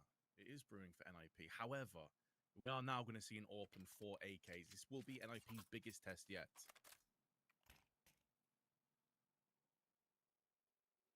The bonus round, always interesting. Always a lot that can be set up when you, if you can get through this one. Fluxo has picked up the AWP, and I think he's one of these players that's not to be underestimated. Got to be really careful you don't give it up too early on here against the AWP on the T side. They have an early stack out long on NIP side, which I don't hate it, but since they don't get anything immediately, they just kind of fall back. It's curious that they didn't do any kind of a boost up or anything like that. I think those boost up on the blue container have become pretty popular these days. I think we saw Siren get a triple from there yesterday, right? When yeah, they were you're right. 9Z, and they had no idea about it. So I absolutely agree with you. It is definitely an angle that maybe they'll try and utilize further down. I think maybe the reason they didn't go is because they traded weapons for Ujux to have the MP9. Not quite as powerful in that sort of mid-range alleyway peek onto the double doors. So I think he wants to play up close with it instead. They are going through all of the normal motions that you would see here. They're going to be checking out the catwalk position, whether you want to do the mid split or you just want to go and attack the bomb site. You kind of need this position. And honestly, Wrinkle still has some good grenades. He's got the incendiary, he's got the smoke. He's playing that A-ramp position. If he can just wait until they've thrown their smokes, which, yeah, they're going to do right now, he can counter some of this if he's really quick with it. We'll see. Already the first grenade coming out. Snappy's trying to buy some time as well, but he's going to go down inside of the smoke. Sobel there to pick up a couple of kills before they get closer. Wrinkle's down and out. His grenades didn't do any difference whatsoever. And Kaspersky will be the next to drop. So Shush, just nothing you do about this one. Has to try and back a little bit further out. That's a really nice execute from Venom. Yeah, it's clean. Sobol, another player that's been around for quite a considerable amount of time in the Polish scene. Obviously, Spero as their coach as well. A lot of names I'm sure a lot of Polish fans will be very familiar with. Hell, even just Counter-Strike fans that have been around for a while. But yeah, you're spot on. There's nothing really Shush can do here apart from save. I mean, they do have a nice bank balance built up. Innocent will deny him, but they can buy again. It was effectively their bonus round from the previous, obviously, coming into this with a FAMAS and MP9. So they'll be back in with an AWP and a full dosage of M4s, I'm sure. But great news for Venom. They're not going to be battered early on here on Dust 2. They stand tall. Only the one loss of life on that clean catwalk push. Game well and truly on. Wrinkle with the AWP in his hands. Very promising prospect. Ukrainian AWPer. I expect big things of this guy in the next year or two. Yeah, he's got great personality to kind of go with it. Like, you can tell he's just kind of the soul of the team in some sense, especially when they end up playing on LAN. Super fun to see. Unfortunately, this time he's going to end up going down right away, so it doesn't really get a chance to flex that AWP. Look at the trick they're pulling in Upper Dark. They threw in a smoke, and now they're actually double walking through it. So NIP hoping that someone hears the smoke, and then they just continue to march on through. And it honestly looks like it's going to work. I don't think Venom has any idea this is happening. No one's looking. You can see Sobel's here. He's not once checked behind him. He's just going to turn around. Oh, the timing is absurd. He had no idea that was happening. It was pure reaction to get that headshot on the Shush. A lovely shot up to his 5th kill already top of it. And just I'm talking about like this, you know, it's not a big deal. They had a bonus round come in. Well, you've just been battered so quickly in this. Wrinkle never saw a pixel as he got snatched away by Flay. NIP, who have fully rotated off the B site, going and wrapping around from Kaspersky on middle. They may just think about saving at this point. As soon as they hear the bomb plant go down, I wouldn't be surprised if those two A players kind of revert back to a long save. And Kaspersky should be favorite to get this kill. Could even pick up the AK-47. Standing his ground. Surprised that they are not backing away from here. Maybe looking for some exit frags, but it could do more harm than good. Nice kill from Snappy, though.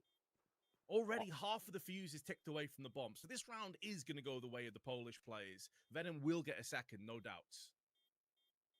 Yeah, they know that Sobel is low because of the earlier dink there, but it's just still too much of a stretch here, and the weapons are so important, so they don't want to quite do it. I'm shocked that NIP don't do more damage. Like the idea at the start of the round, he was really good. That smoke into upper dark that we didn't really see it on camera, but you can see it on the minimap. They walked through it, and it just worked exactly like designed. If Sobel had turned around half a second later, he would have been dead instead. And Kaspersky's lurk into T-spawn would have been very, very efficient. So I guarantee you the whole round just hinges on that one moment. That is super unfortunate. They're going to know later when they go back and look at the demo. They're going to find out exactly how close they were. But nonetheless, they get to save some weapons. And I suppose that's not too bad. A little bit of typing going on in the background. So I don't know, Vince. What's your mood for Dust 2 these days? Where's the map rank in your head? I don't know if it's that Dust 2 has won me over a little bit compared to before. I mean, I kind of go up and down with this map. I've loved it. I've despised it. I've been everywhere in between.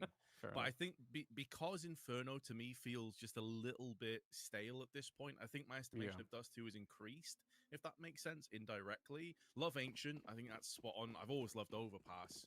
I think Train is getting more interesting as time goes on. Teams evolving to it. Yeah, so Dust 2 for me, it's definitely a solid map to watch. It's always a scrappy one. Like, there's a lot of clutch potential, a lot of action going on, and we can see here early aggression from Kaspersky once again in lower tunnels. Hilarious grenade thrown there from HFA. They have more. It's just it was funny to see. Yeah, I kind of agree with the whole Inferno analysis as well. It's not my favorite map at the moment. Oh, the timing is absurd. See if he can do it again. Sobel, he can. Shush is going to have a bit of a personal vendetta against this guy soon, because that's twice now where, by all means, Shush probably had the better positioning. He had the advantage in terms of the information, and it just doesn't matter. Sobel, 2 kills here that I feel like he should have had none of them. Timing, maybe could have got Ujox killed, and he tries to just floor it. He wanted to go fast on this one, but they're really getting picked apart here. Honestly, Venom they're surprising me at the start. I know they've been playing together for a bit, but they are looking really sharp at the moment. I completely agree with you. Like, I'm kind of stunned at Sobel's double there. Like, the quick adjustment to get the kill on Kaspersky in particular, who's a very, very aggressive player. Like, he's often the space maker, the space taker, the entry fragger when it comes to NIP when they need him. And he goes out knowing roughly where Sobel is and still just gets obliterated. Surviving on 22 HP, tons of impact once again. And Shush has to be so frustrated here. Like, he's the B player. The first couple of rounds, like, often was just trying to look for a save or some exit frags. These last 2 rounds, though, he's been just straight up wrecked. And again, he's one of the players. Like, he's on a 1.10 rating or so. In the last 3 to 6 months, he's been having like some pretty individually solid games of his own right. Before they picked up Kaspersky, was kind of one of their star players. For him to be struggling this early on, that is a concern for sure. Yeah, but I would say it's I would almost say it's a kind of understandable struggle where I would say it's just so unfortunate that he doesn't get some of those kills at the beginning.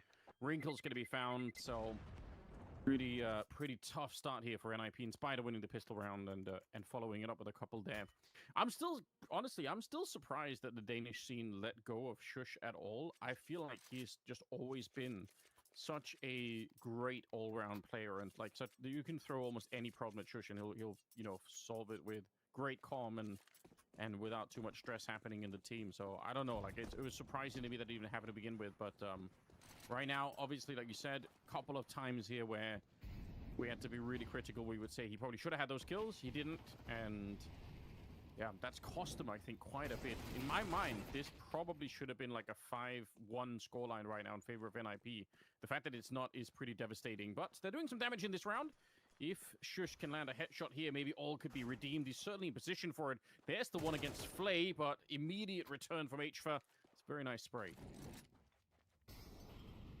Super important round here, though, for NIP. I mean, their economy is going to be able to afford a buy, but it's going to really bolster them and catapult them towards getting a solid half out of this. It is a map that can certainly lean T-sided at times, and this rotation from Wrinkle through the smoke, catching H4 off guard. Now, Innocent, the IGL, the veteran of this team with it all to do. Bomb is planted for him, has a full kit of utility, but the smoke is down. He's not fully buying on this one. He's being toyed with from the player of CT, trying to tap through that smoke, but Wrinkle should be okay behind the bomb, behind the site, and he uses that smoke as his sanctuary. So, stealing the round from underneath Venom's nose, NIP regain the lead.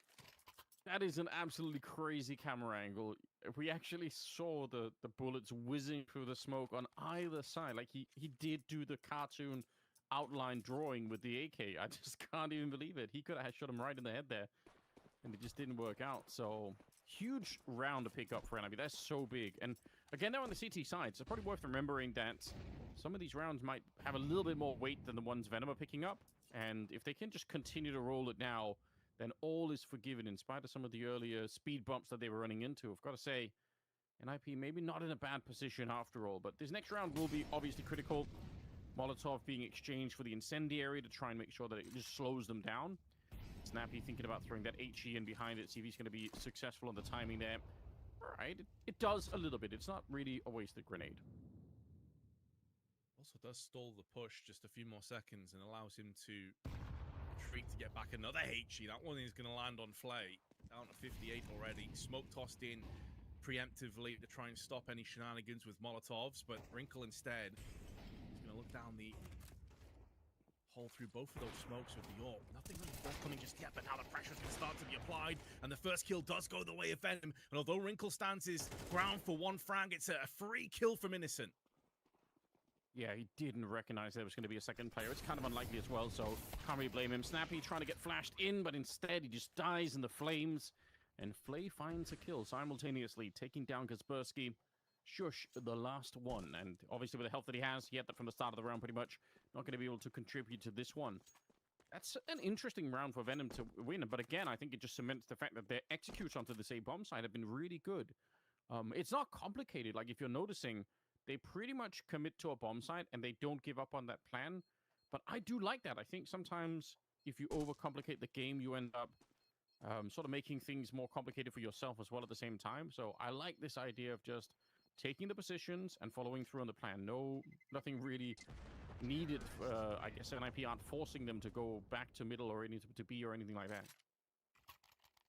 I mean, we got to see that firsthand last night, BetBoom versus 9Z, where BetBoom towards the end, they got in their own heads. They made some horrible decisions. They actually lost the game if you missed it. They timed out in the last round by half a second because they were stalled and like paralysis by analysis approach. So I completely agree. Sometimes the basics are just best. Dust 2 lends itself very well to, if you can get those clean executes, that can be good enough. And hell, you got to have the aim behind it. And so far, Venom have had that in spades. Oh, it's really sick spray while both of them were flashed. Fluxo and Sobel, but none of them could really see anything, but still successfully finding those early kills. Making sure that they check out the car with the Molotov. I think it probably did burn behind it as well. Got to be careful you don't make too many assumptions there, but it looks like it was just fine. They do have the AWP on Wrinkle, so let's see if the smoke fades, if he's going to be able to find something, but right now they're just making the slow walk across. A nice position here with the AK. Swings into it. Shush, though. Great comeback for him. Been struggling to find some of these kills, but gets a double instead. And Flay and Innocent now in a very weird position. You have time, though. That's the one element that works in their favor somewhat. Now, Innocent is giving his position away, of course, but they can easily just dip back. The problem here, though, is that Shush, hot off the back of getting that double on the site, is now wrapping around. Innocent, his game sense is tingling, and he does find himself. Shush takes a stray bullet to the head, though, so he's dinked down to 9. 40 seconds now on the clock, but Flay has bypassed on long. Missing out on that shot is pretty costly. It allows Snappy to just survive in CT, and Wrinkle is providing Overwatch for the cross. Been a nice position here, and that's an easy shot. Now, the bomb is going to be picked up by Innocent, so that's kind of what made them stick to the A-bomb side. There's an HE on Wrinkle, so this could be a very sad end to the clutch here. It already bounces off and right into his chest. You can kind of see it coming slowly. It's unfortunate for Innocent. It's a nice attempt, obviously, but there's nothing that he could probably ever do about that one. So, close round, but NIP do pick it up. They're still very low on money if you look at it, so even winning the round here, they're not really out of the woods yet. Venom, on the other hand, I don't know. They're coming in with great energy into this game early on. Yeah, it's like NIP winning, but like you said, the money far from ideal, so they're having to grin through the grit at this point. But again, Venom's choice of map, you expect that NIP, well, we know that they have a pretty solid T side. It is one of their shining beacons. I expect Nuke in particular. Obviously, that's not going to be our next destination. One that Snappy in particular has had a lot of success with over the years in multiple different iterations and teams. It's good to see Shush as well. I think that's a great confidence builder for him. Like you said, he's had a rough game. He's been that classic B-type meme where you're just constantly getting wrecked by multiple players, or you're having to rotate late game or save. This time he gets himself in the thick of it, but they have lost the first player. This time around, it will be Flay going down first. Sobol, though, will even the odds. Yeah, it's a really nice idea from Wrinkle to try and blow open that smoke, but obviously it kind of backfires a little bit on him there. Nice for Wrinkle, I think, to actually defeat Flay in one of those straight-up fights down the middle. That's got to feel pretty good, because I feel like Flay had a bit of early success. Us two obviously being one of the maps where you actually will sometimes have the Orbs fighting each other. Not always the case on certain maps. They kind of end up almost always dodging each other, or the T side just doesn't even have an Orb at all, so it becomes not so much an Orb versus Orb battle. Under a minute now, and a lot could really be riding on this here. If NIP loses this round, then there's a really good chance for Venom to clean up a lot of the rest of the half right now. They just don't have the cash to start to lose rounds at the moment. The trades continue. U-Jerks is a nice idea, but Innocent, oh, he just has to stand up. And a straight headshot there. It looked like it was an awkward fight for a minute, but now they actually just have the bomb site under their control. I really thought U-Jerk saw his head. I thought he saw the pixel just over the horizon there, but apparently not. Didn't react to it. Now Kaspersky and Shush, I think it will have to be a save. For all the reasons that we were mentioning earlier.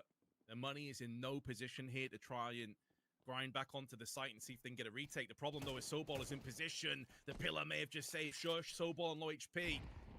They hadn't pushed too far forward. But they are also stalling for this wraparound. HFA is making moves through on the T-spawn side. Kaspersky and Shush may not be long for this world. As the flash comes down, forces the shot out from Shush. This would be a disaster. They needed to save those two guns, and they have been denied. Venom now in pole position to take a 7-5 lead come the second half. Doesn't that just tell you something about the mentality that they're coming in with? Not just winning these rounds, but the hunt down afterwards, the confidence with which to go for those kills and absolutely make sure that NIP just don't have anything going forward here. I think that's a really nice look. So I appreciate that. And that should set them up nicely. I mean, it probably means they're going to bounce up to 6 rounds. And, oh, there's a force up here for NIP. I did not see that coming. Innocent couldn't see much of anything, but he will get traded out. He does get the 1 kill, I suppose, for Mas in the corner. Not the best position for this weapon, I feel like. A slow rate of fire. You're so likely to be traded out, but Wrinkle in position for a little bit of a trick there. Gets the headshot on Fluxo, and it's now a 2 versus 3. Still a very winnable round for Venom, I've got to say, especially because HFA has that 1 Molotov, and I don't think they have a smoke on the CT side, and not a kit either, so that 1 Molotov could just be deadly. Oh, double from Flay. I love the idea from an IP. Like, you don't have a kit, you have to kind of just play aggressively. The downside is that Flay's aim is on point, and he will be getting those 2 frags without too many issues. Also trades up at the end. So the force buy has gone begging and not works out. I do agree with you. I was a little bit surprised at that. They may have been kind of concerned that if they went for the eco here, the next round also wouldn't be fantastic in terms of a buy. So why not go for it a little bit earlier? True. But it was those 2 kills from Flay that pretty much put the final nail in the coffin.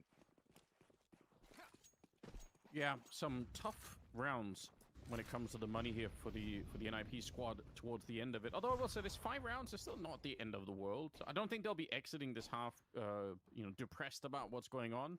Would have been fun if they could have picked up that 4th round, but just wasn't really in the cards. This one is still a chance, obviously.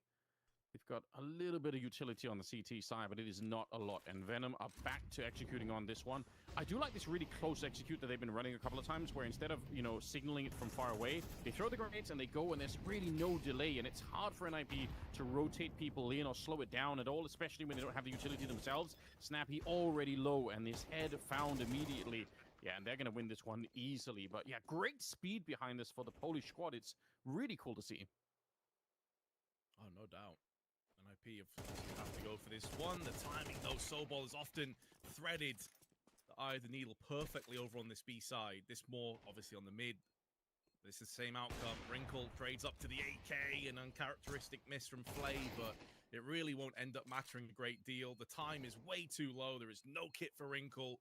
He's going to try and pad his stats as best as he can. He will end the half more than likely on the 10 frags as he flashes himself through the smoke and he goes down where he stands. 7-5 to Venom. And that really did just feel like Venom smothered NIP that entire half. At no point did you feel as if NIP had any kind of comfort, any kind of stability.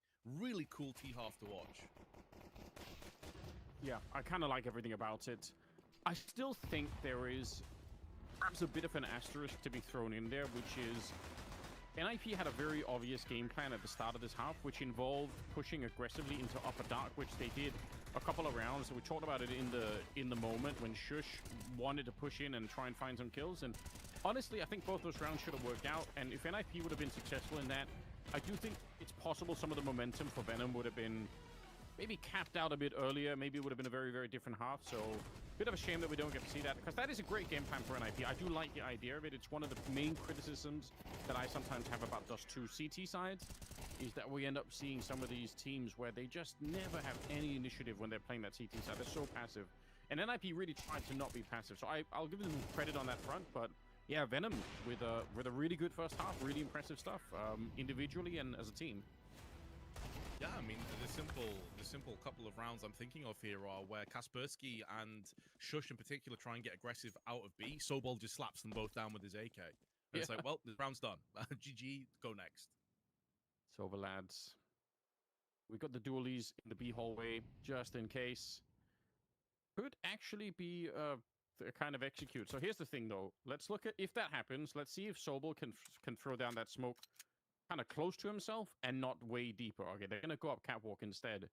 I mentioned this yesterday, but a lot of times you'll see people when they throw that smoke, they end up tossing it deep into the B hallway, and it's not going to do anything in a pistol round or in any round. Like, they'll just run through. But instead, it looks like Flay is going to be put to the test. Well, his aim has been pretty damn sharp so far. Had a couple of big kills and that AK double, but this time Ujerks will deny him any opportunities. Kaspersky doubles up as well onto his fellow countryman, and this is looking like one of the cleanest pistol rounds he could really ask for. NIP bounce back with authority, and so they're not pushing the panic button just yet.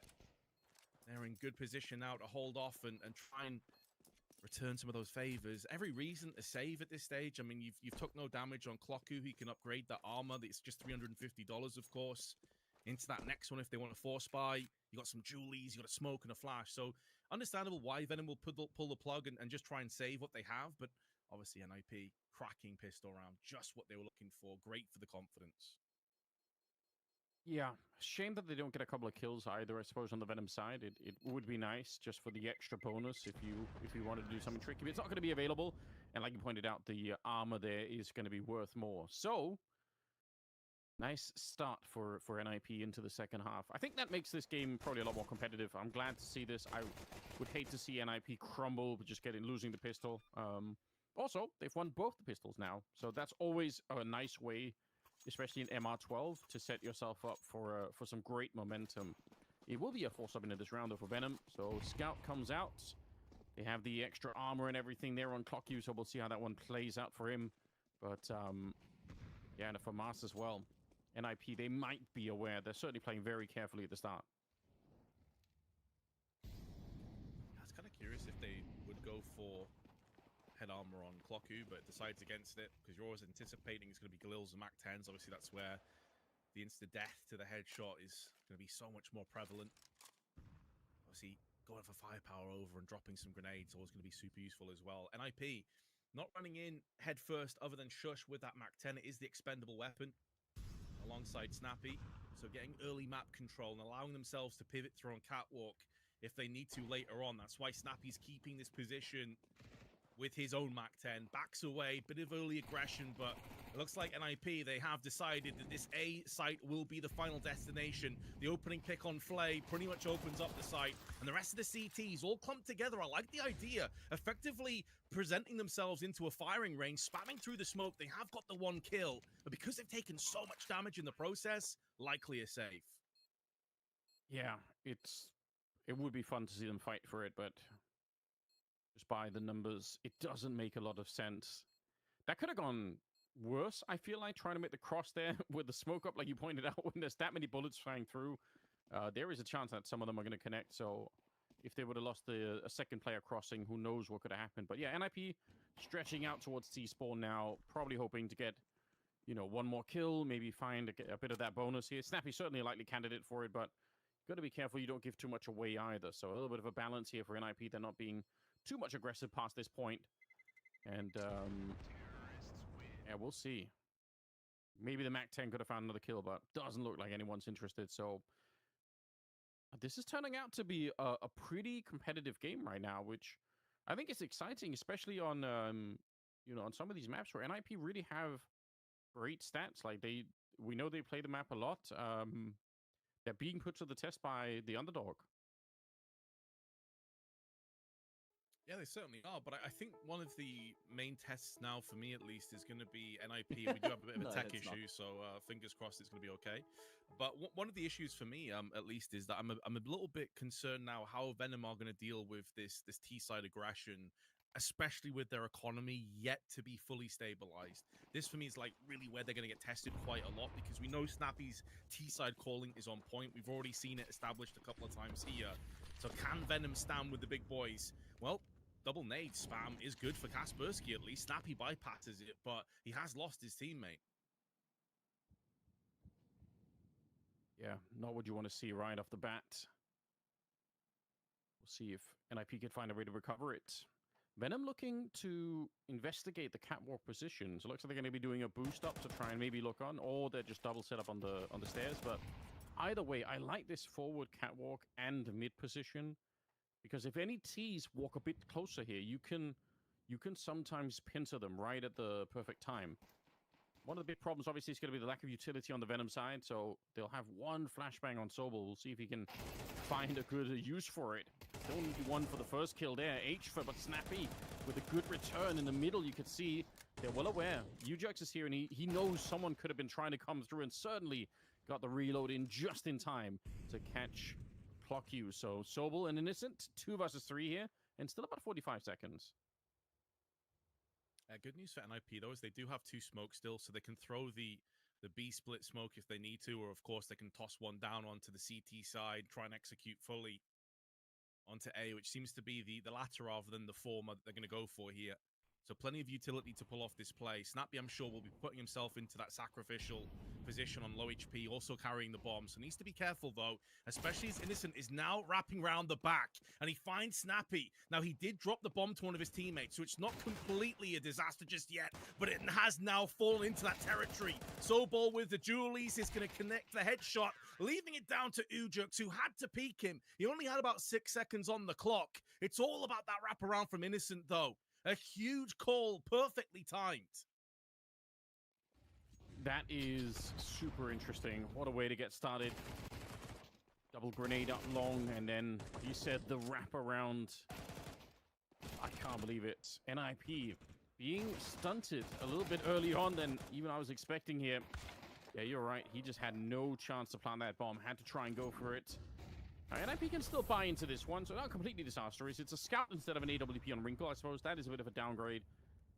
But let's see how this one plays out. He's not going to get a chance to do anything with it because he's already been found by Flay in the middle, though. The immediate return, but double spray down from Innocent. They wanted to really speed that up. Like, once they got the kill, you could tell they wanted to put some pressure on the mid and probably the B bomb site. But Innocent steps up and knocks them both down.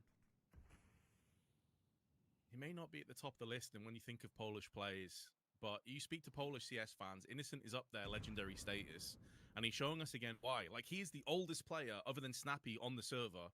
14 frags. Leading the charge for his team. He's had so much impact. Some really good calls as well across it. And him and that Sparrow combination in the coach role is working a charm for Venom. HFAR doesn't even need to get this kill necessarily, but he has dialed it in, and it leaves Snappy on 11 kills in his own right. Has had a couple of doubles and multi-frag positions, but look at all the utility as well that Venom have. They can draw him out, flashing through. 2 players pushing on Cat, now going to be mollying behind that one. Lands in the smoke a little bit awkwardly, but it's going to funnel Snappy to the backside of Goose. And while he tries to move forward, Innocent is there once again to collect for a 3k in the round, and Venom pick up a 9th.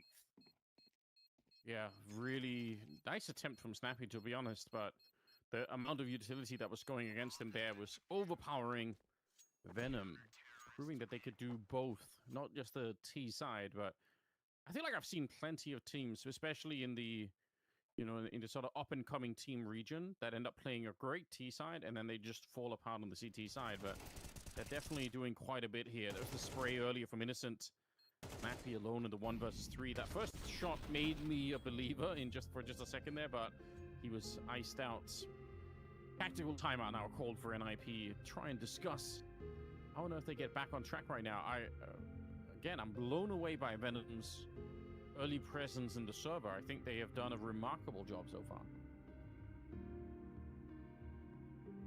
I completely agree with you. I think a lot of people tuning in would expect to see NIP not necessarily wipe the floor with Venom, but get the wins like fairly convincingly, like a 2-0. And the issue comes in, and I think it was Trav that said this on the desk segment, that although Nuke, obviously a super strong map when you look at NIP, Snappy also, by the way, used to love this map back in his Ents days as well, well, obviously had a lot of success. But it is a map as well that a lot of Venom players over the years have definitely lent towards. Like Innocent in particular loves Nuke. He's got so many recorded games on it over the years. So even if like Venom do win this map, you're not necessarily 100% convinced that NIP can get Nuke done. Like, there is definitely a way forward here where Venom could even 2-0, but let's not get ahead of ourselves. They still need to finish this map off. Yeah, but you're right. It's not an automatic win on the second one. It's definitely worth keeping in mind. And I guess we'll also see how much mental energy NIP have to expend on this one. So far, it's a bit of a struggle, but, we're not in the overtime territory yet, where typically that's when things can tilt quite a bit. Sobel back here, hoping to get the timing down right. He's got a teammate with him. Flash already over. He's going to immediately throw that out. They can't see a thing as they come in, and actually Clocky was there in the corner, just able to get the double spray down. Sobel has just been a demon. His accuracy, it looks like he's even moving when he's getting half of these shots off, but it doesn't matter with the M4A1. And Venom with another great defense in this one. They're kind of walking away with it. I'm not saying NIP are necessarily out of steam on this one, but Venom are relentless. Yeah, I mean, some of the calls have been a bit one-dimensional from Snappy. I think that slight bit of uncertainty when Innocent went for the wraparound kill a few rounds ago where Venom ended up winning the 2v3 maybe signs that they're not completely on the same page, but you can't argue, and I completely agree. Like, the fact that Sobol is just so on point mechanically with his aim. You've seen moments from Innocent as well, of course, but then that 2k for Flay to clutch the round out in the previous one in the first half. Like, Venom are here to stand tall and deliver, and you'd expect that NIP, when you've got Ujerks, when you've got Kaspersky and their mechanical aim, would probably have more in terms of firepower. I don't think this game has shown that just yet. If anything, I think Venom have been more on point. It does feel that way, doesn't it? The NIP reduced to an extremely limited buy here. Snappy has a scout for some reason. I feel like, I guess it could work out. Sort of like buying a couple of tickets for the lottery. You can't really win if you don't buy them, I suppose. But still, risky stuff. Innocent with a good spray down, flashed in from the other side, of course, and Scout is not going to be long for this world, so... Yeah, I mean, it's not... It maybe doesn't impact them too much, but I still kind of... I doubt if that's how they're going to end up winning this map, by, you know, having a couple of Scout kills or maybe a random Deagle headshot. It requires something more at this stage for them to turn it around, and that's something that they're not finding at the moment. 11-7 as Venom look to power their way through. Again, map picked by Venom here, but I definitely would have expected for NIP to... I don't know, to just maybe assert themselves a bit stronger at the start of it. I don't know what I'm really missing here. Maybe it would be cool to see Wrinkle also with the AWP a bit more, but obviously they've had the problems with the economy to begin with. Sobel put the test again. The fire and the flames and the bullets on top will take care of both of those players trying to push out. Oh man, a couple of kills just like perfectly epitomizes how this T side has gone. It's just been incredibly flat. There's been no edge to that razor. No, like, real cut through, no penetration on this T side. And, like, when you compare how Venom were occupying their T side, there was nothing flamboyant, no flair. It was just very straightforward and incredibly efficient. NIP just don't seem to be in that same ballpark. They've tried a couple of pushes, they've tried rushing, they've tried to go for fakes, but it feels like they've lacked that punch. They've lacked that ability to knock Venom down and make them uncomfortable at any point in this half. We talked about how Venom was smothering NIP. Well, it's the same in the second half. Like, nothing's changed. Yeah, they're doing such a fine job, and you know, NIP trying, obviously, that's an explosive attempt for NIP to make it out long like that, with the flashes going over and everything else. And it just doesn't have the, like you said, there's no edge to it. It doesn't, they're not getting the kind of success that Venom themselves were getting with when they were trying those things. So it is kind of interesting. NIP setting up for some of the smokes here. It's a little bit slower than what Venom were doing. Venom were already basically running towards the bomb site at this stage, and that little slowdown allows for some more grenades to come out and counter. It's also 5 versus 3, so Venom don't really have to do that much to take the fight. They can just wait until NIP try to get a bit closer. Mid-air shot, as I think Shush trying to make the jump up there just to see if anyone was on the other side. Snappy's going to end up going down last. There's just a single casualty on the Venom side as they get very close now to winning the map. And here's my concern as well, Anders. Like, assuming that Venom do now secure this map and there is no comeback, which I don't really have much faith in. The 2 rounds that NIP picked up in the T round were off the back of the pistol, right? So all rifles have gone the way of the poles, like, pretty convincingly.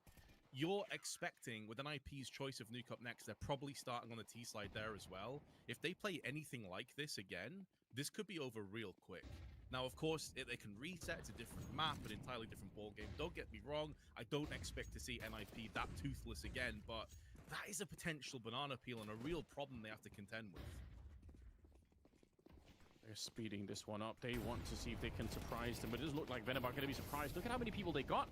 The speed behind this, normally you'd catch that A-bomb site a little bit more undefended, but instead they're slowed down as the grenades keep on raining through. There's just no stopping them right now, it seems. Flay will hit the shot, and Ujux, in spite of all the bullets there in the Galil, only able to get the 1 kill at the end of it. 2v2, and they've done a good job for a second, but it's still just not enough. Venom powering through. They had the whole squad ready to go. It's very well played, and too much for NIP to handle. Anders, when you consider how incredibly one-sided this map is, in terms of the score, it doesn't even paint the full picture. NIP got 5 rounds off the back of winning both pistols, and they only picked up 7 rounds in the entire map. Yeah. That's absurd. They just got absolutely wrecked. I'm blown away. What a great display for the Polish squad to start with, and NIP must walk away from that kind of feeling like there's probably not a lot that we could have done here. I don't think there were a lot of questions. I mean, the only big what if for me was some of the early pushes on the CT side for sure. If those would have worked out, maybe it's a different picture, but ultimately, I'm not even convinced that's the case because they just played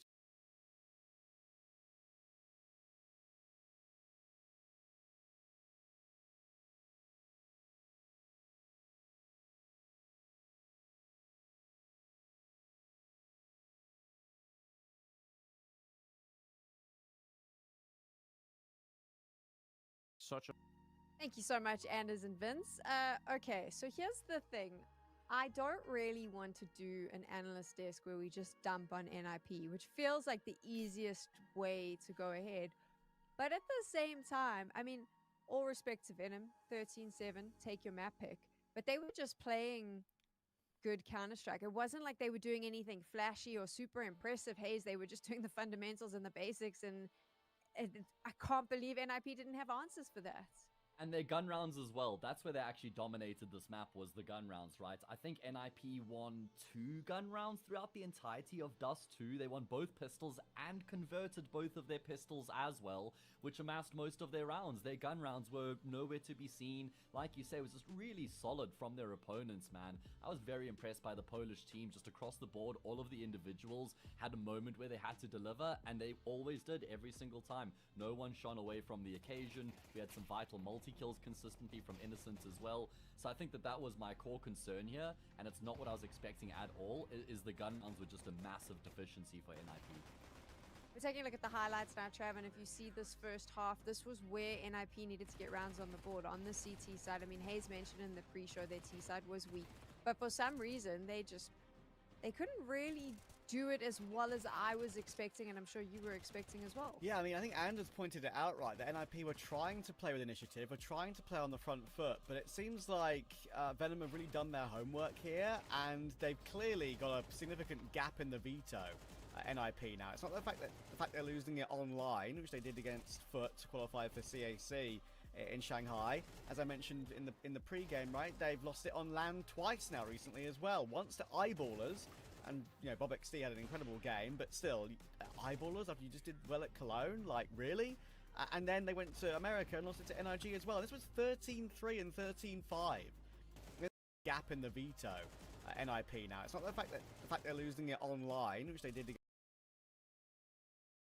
against Foot to qualify for CAC in Shanghai. As I mentioned in the pre-game, right, they've lost it on LAN twice now recently as well. Once to Eyeballers, and you know Bob XD had an incredible game, but still, Eyeballers after you just did well at Cologne, like really? And then they went to America and lost it to NIG as well. This was 13-3 and 13-5. It's two very different sort of opponents from different regions who play a very different style. So it's clearly not a, you know, it's obviously a combination of the. Okay, so let's now move to the second half of this one. Hayes, the T side specifically for NIP. Why do you think they were so weak here on Dust 2?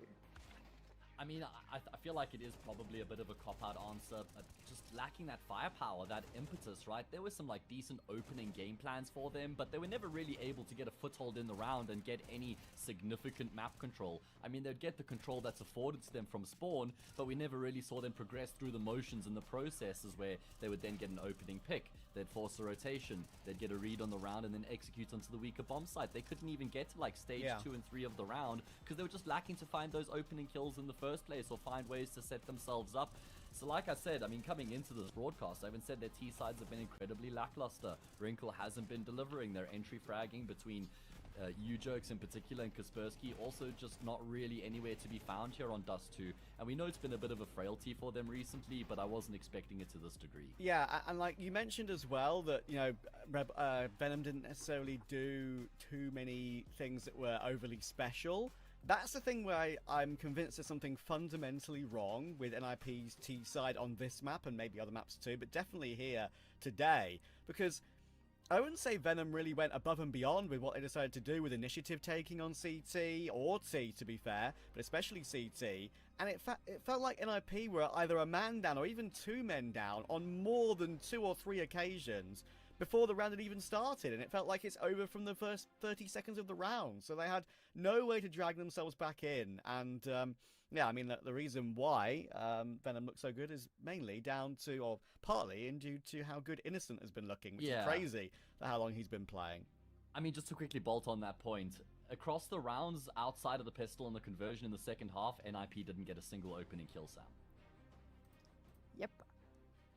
Yep.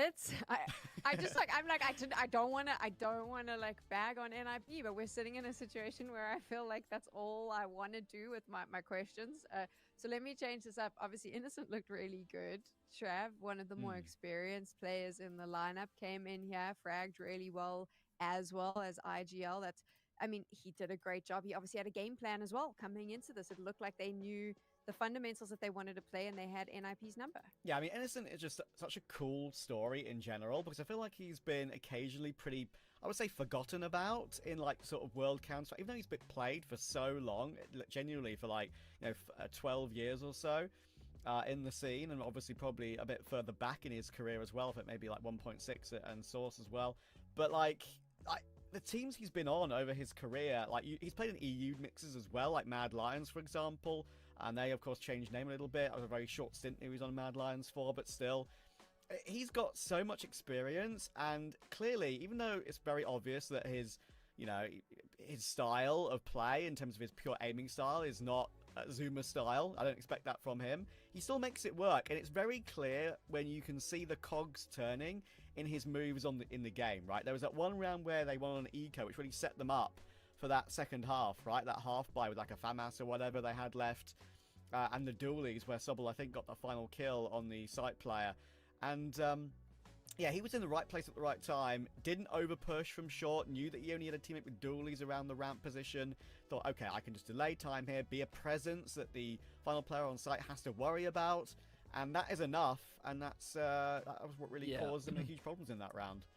I feel like one of the main benefactors for his success on Dust 2 was just his positioning. You could see how smartly he was positioning himself, the experience was there, and then combined with his fragging prowess, I wasn't expecting that. He hasn't been doing that recently online, but just delivered the goods massively. He had 4 multi-kill rounds, I think in the second half alone, certainly 3 in that second half, so he was a big contributor to their success on their CT side, and you've already got such a strong unit of fraggers outside of Innocent. He's not the guy you'd highlight if you spoke about the fragging power of the team. So when you have him, the experienced leader, the veteran, delivering on that front as well, that's just gravy on top, man. We're now moving to Nuke. So let's take a look at Innocent up against Snappy as these two IGLs. I think Snappy calls an incredible CT side on Nuke, which won't matter because they're starting on the T side. And as we've seen, that is super concerning. I mean, there is actually a world where Venom can close this out 2-0, Hayes.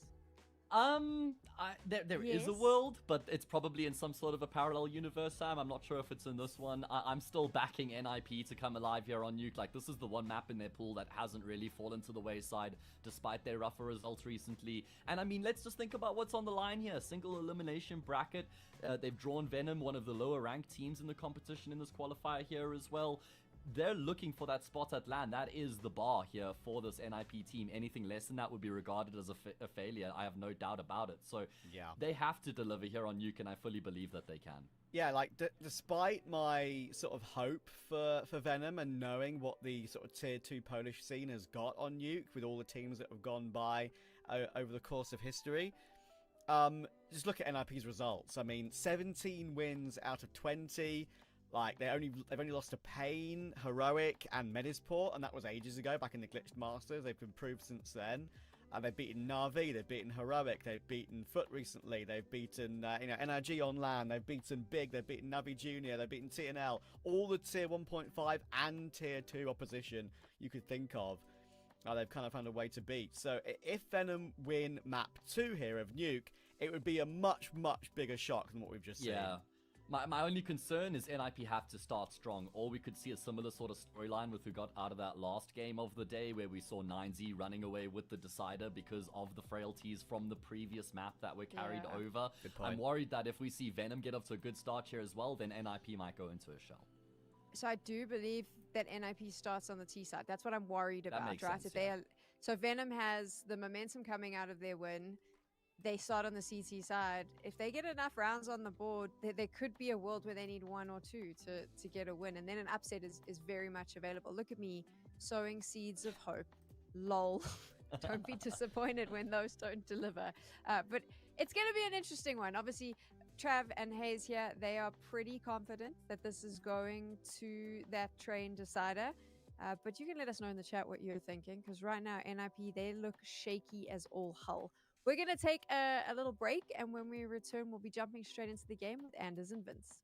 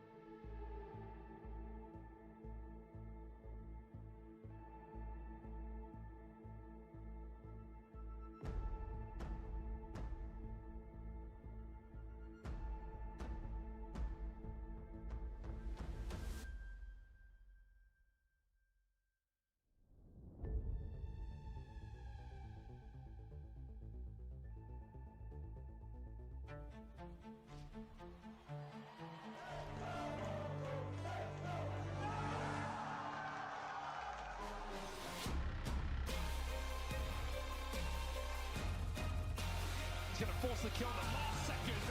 Right to the smoke. Look at him go.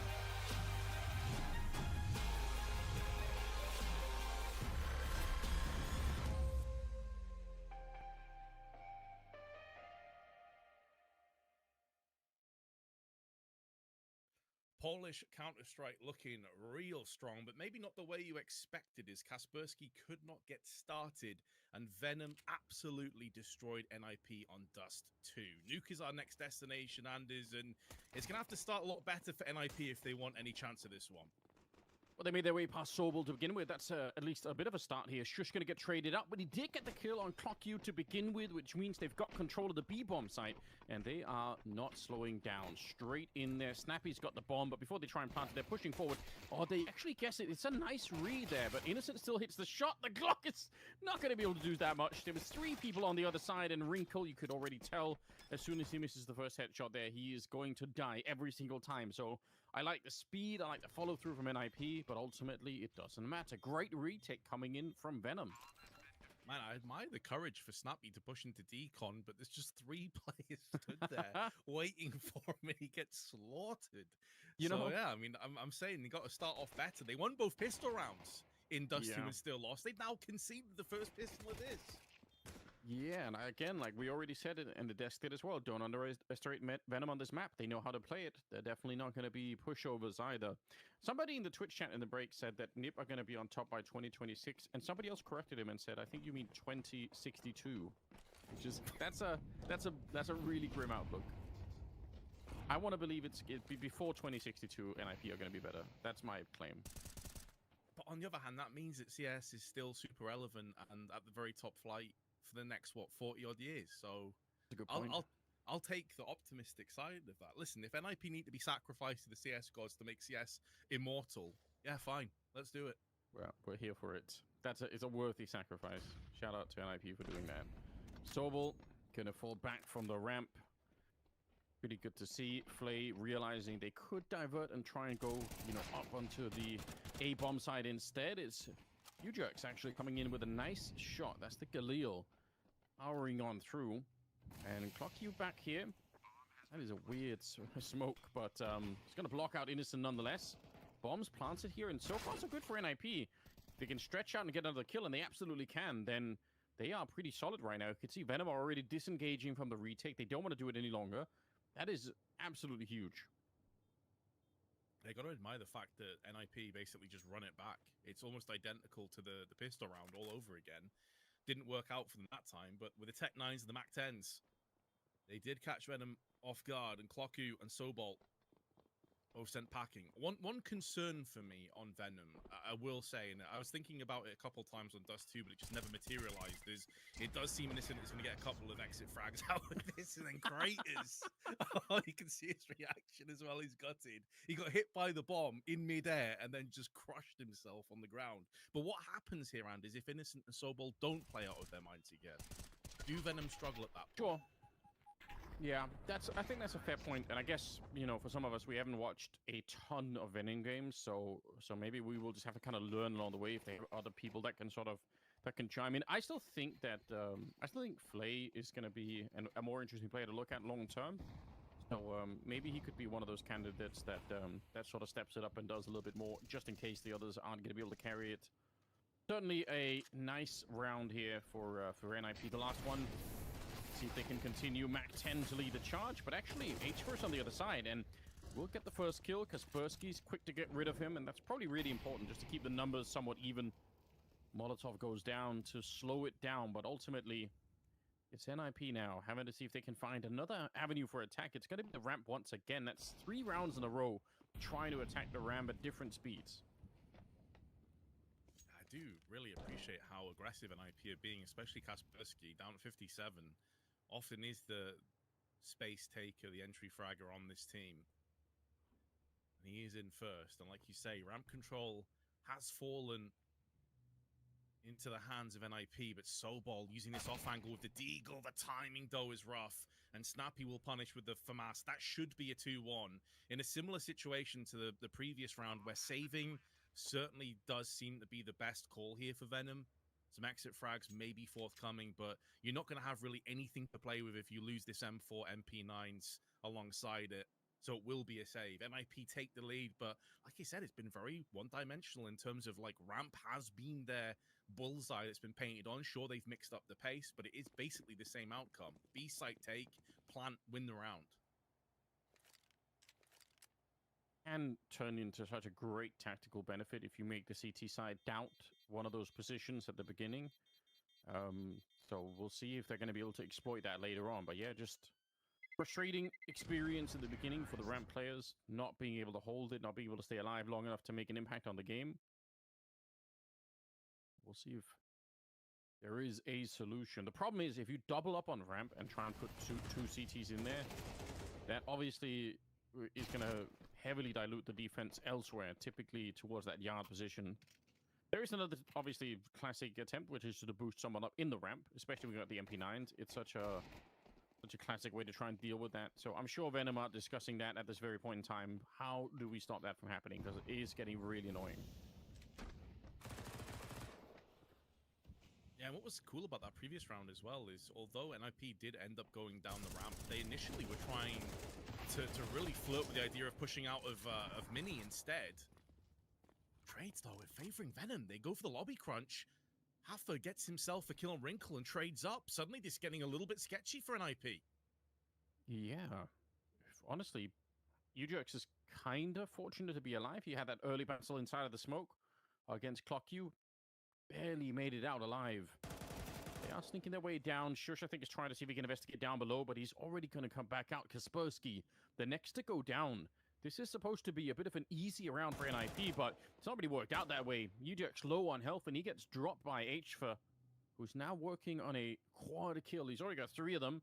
Shush is down here, but the bomb, not really sure where it is at the moment. Certainly not in his possession. Gonna get peeked side, swiped by Sobel. And 3 people survive. They get to pick up an AK, an M4. They steal back in their hands. And more than that, they get to slow down NIP before they can really build the momentum here. Yeah, they're cutting that foundation apart at the ankles, basically. And it is this aggression that we've seen Venom basically just being absorbing that early punishment. This time they decide to mix up the pace. And yields a huge spike in economy as a result. Now, Flay actually was bottom of the scoreboard for Venom, even though it was Dust2, and he is, of course, their primary AWPer. He had a bit of a rough game, even though they did dominate, but wasn't really required, to be fair to him. Like he said, I do need to see more from him, though. I'm very curious to see what he's going to bring to the table. He's got an AWP in play. Let's see how he utilizes it. Flash is pretty good, but Innocent already had the crosshair in the right position. Snappy wanted to see if he can make the run through here. UJX definitely been hurt. Innocent is well aware that could be someone on the other side there. Smoke goes up, and they do just spot a player. Kaspersky's the next to go down. So NIP bleeding players at the start of this round, and worse than that, they're not making any kind of forward progression here. If you lose a player on the T side, but you get some sort of great information, or you get somebody behind enemy lines, then you can justify that, or you can rationalize it and say, okay, we lost somebody, but at least we got this out of it. Right now, they're getting nothing out of it. It does feel like it's getting a little bit telegraphed as well, because so many T sides are going to be utilizing outside control. They're going to have that wall of smokes implemented. They'll try and push plays down into secret or through on garage, try and maybe cut through on main. We haven't really seen NIP go for that as of yet. Like, they did get aggressive outside early in this round, but they got instantly knocked back. Didn't fully invest behind it. Now they're going to go for that late play. But you're going to have about 20 seconds by the time they get up into heaven if they do decide to try and hit onto the A site. And that's where Sobol may only need to get the 1 frag. That could be enough to seal the deal. The timing is good. The spray is there. And this round just falls apart for NIP. No casualties for Venom. 10 seconds left. They finally got 1 pick, but they're not going to have enough time to get on the bomb. They have to save. What an unbelievably awkward angle for Sobel to hold. It looked like he was getting sort of sprayed in that corner, but he didn't really take any damage, and then he just crouched his way out to get the kill. That was really interesting. But yeah, NIP not making any headway. super frustrating for them, no question, because winning that second round and kind of bouncing back into the game early on, that gives you, or should give you, a boost of confidence. And then Venom are here to claim it right back. 3-2 in their favor. Money started to slowly accumulate. They've got a couple of AKs picked up on their side as well. This is a concerning look, I think we could say. Sure. Yeah, I don't disagree with that. I mean, I don't want to be all doom and gloom. I feel like some of it is down to the fact of how poor NIP just looked on Dust 2, and it's hard to shake off that feeling of what we just witnessed. But I will say that when you look at the nuke stats, they have a 72% win rate on their CT side. Right, so like their CT side is outrageously strong, 85% win rate after 20 maps played. And by the way, some of the scalps they've taken on this very map, they've beat Na'Vi, they've beat Heroic, they've beat Big, maybe Big's less. They've obviously gone down a fair bit since they got that win. But a win against Na'Vi is no joke. So you expect the CT side is going to be good, but like what kind of amount of rounds are they going to have to play with? Huge pick early on though onto Innocent. Yeah, he was trying to grenade that one open. That almost seemed like it was a bit of a trick, to be honest. You just jump down there onto the mini roof, and they are all going down. Normally, this is like a 4-1, where you've got like one T in lobby. That's not the case right now. The entire NIP team, slow walking it. They're going to run into Sobel at some point down here, and the question is, yeah, look at how open he is. This is really dangerous. When they pop open that door, I think with the M4A1, it's going to be very hard to stop them. They're going to go flood out onto the bomb site. You can see how wide the angle is. I don't know why Snappy doesn't have the gun in hand. Did he have a knife? What is happening? They just drop like flies. The bomb is planted, sure, but they should have been able to trade out Sobel almost instantly, and instead, it kind of blows up in their face. What a weird round. It just seemed like it never occurred to them that a player could be on the site, which just seems crazy to me. Like, I understand that typically Venom have been playing on the periphery of the site, but it's completely and utterly fell to pieces. And you look at the fact that was basically a 4 versus 1. Like, Innocent was alone. Flay was making moves down on ramp, but he wasn't quite in position just then. Innocent gets 2 kills in effectively a 1v4. Like, what? Come on now, Nip. What's happening here? I don't know. I really don't know. Oh, that's so frustrating. Shout out to Clock You, by the way, for the camera angle. You can see like the traffic in the background. I don't know why, but that just looks kind of sick. The nice setup. We need that for online Counter-Strike. We need the cameras in the rooms, you know. The room security, so to speak. But yeah, 4-2 and NIP with some unfortunate errors, you could say, at the beginning. Innocent, that's right for the smoke. I don't think he could have seen that much potentially, but it's a good connection regardless. If they win this round, the money for Venom is just going to be unending, and NIP, I mean, they themselves they're running out of cash right here. This is a huge pivotal round that could easily haunt NIP for the rest of the half. They are utilizing the outside smokes now. I've seen it a couple rounds in a row. Also, correction, it wasn't Innocent, it was Soulball in that effective 1 versus 4. Sure, true, yes. Well played. But yeah, they've at least got downstairs. But yeah, losing the first player of Ujerks outside and everyone is healthy on Venom. They don't have to rotate. They don't have to do any knee-jerk reactions. NIP changing up the pace, though. Now going to be looking to get through on the B site. Surely they've learned from some of those mistakes and some of those mishaps from previous rounds. But they're going to keep them interested as well. Meanwhile, one of the 4 is still upstairs with the MAC-10 in the form of Shush. Well, so far so good. I mean, the fact that there's nobody down here for Venom is obviously a great advantage for NIP. Question is, how much will they want to go for this Venom? I think in a 4-on-5, you're going to want to try and do this. But a lot could come down to whether or not they could find Shush in the beginning. And then the MAC-10 here should be a kill. He's getting flanked as well. How is he successful in finding the kill? But still, it is on. They've got the kits. At least 1 or 2 here. They got a smoke as well on Innocent, so if they just get 1 good kill, they can smoke that bomb and put a lot of pressure on NIP to try and fight. But they have to get a little bit closer first. We'll see. Flash around the corner. Tokyo opening up the door. Instant pick up on Wrinkle. Nobody there to trade it either. They know where Snappy is as well, but already that bomb is smoked off, and now they're going straight for the defuse. Fighting out in the open. Kaspersky, can he find the defuser? He cannot. It's going to be Kokyu instead, getting the round on his side, and Venom. I mean, it's a very expensive round, but they had the money to burn there. What an orthodox round again, though, because, like, even though they end up winning the round, you had 5 players left alive, and no one was on B side. It's like they completely overlooked the fact that NIP could be downstairs, get that free plant into play. Like, if we're being honest here, if one of these trades goes slightly awry, NIP just win this round. It was a 5 versus 4, and they allowed NIP to go completely unscathed into that bomb plant. Shush will be disappointed. Probably should have done better with his lurking position. He did get the 1 frag. Probably could have done more to stall and take vent control, which is super important. But either way, Venom just snatched this round out of thin air. Yeah, it's such a gift to be able to get down there and get the bomb plant straight away. You'd love to see them capitalize. Those are the I don't want to say they're easy rounds to win, but they're certainly easier. Wrinkle is on 0 kills at the moment. Snappy's on 3. Shush on 3. Like, regardless of everything else, you're not feeling the same kind of presence that you are for some of these Venom players that seem to be so dangerous whenever you run into them. I feel like NIP are struggling a lot more. I don't love this position for Flay. I feel like it's so dangerous. He's going to get some backup here, but Sobel, we'll see if he can do anything. Molotov is already down, burning Flay. He's still burning inside of it, trying to stay alive. And honestly, great job even getting the kill, but it does cost Sobel his life at the same time. So 3 versus 4. And a good path right here. Ujack's going to be going down. Foxy just running forward. That's way too much of an assumption. Wrinkle getting his first kill. Yeah, I think he just assumed that the bulk of the rest of T's had pushed through on ramp side because Flay was under such heavy duress for so long. I'm surprised he even landed the shot, to be honest. It was a really good shot overall. And good news on NIP, I was about to point out that Wrinkle going into round 8 had yet to get off the mark. One of their star players, one of the players that you look at to have the most impact. Sure, typically with the AWP, but had done nothing in this half. Finally gets himself a kill. And this realistically should just be a save. I mean, you got $450 on Innocent. You've got a lot of money elsewhere, but they're looking for those exit frags. It will be a one and done as Shush pulls out his Tech 9. Bomb radius pretty far. 41 HP. Gonna be close, but he should survive on 4. It's crazy, isn't it, how far the bomb that actually travels now on Nuke.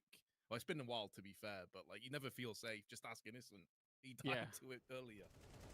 Yeah, that was cinematic, wasn't it? Well, I've got some analysis live from the Twitch chat. If you're interested, Vince. Yeah, go for it. If you can make some, maybe you can comment on this. So some guy named Bori. I don't know how the rest of that name is pronounced, but he says washed sniper, 50 years IGL, Portugal player who can't play with other nationalities, bad rifler, and Kaspersky.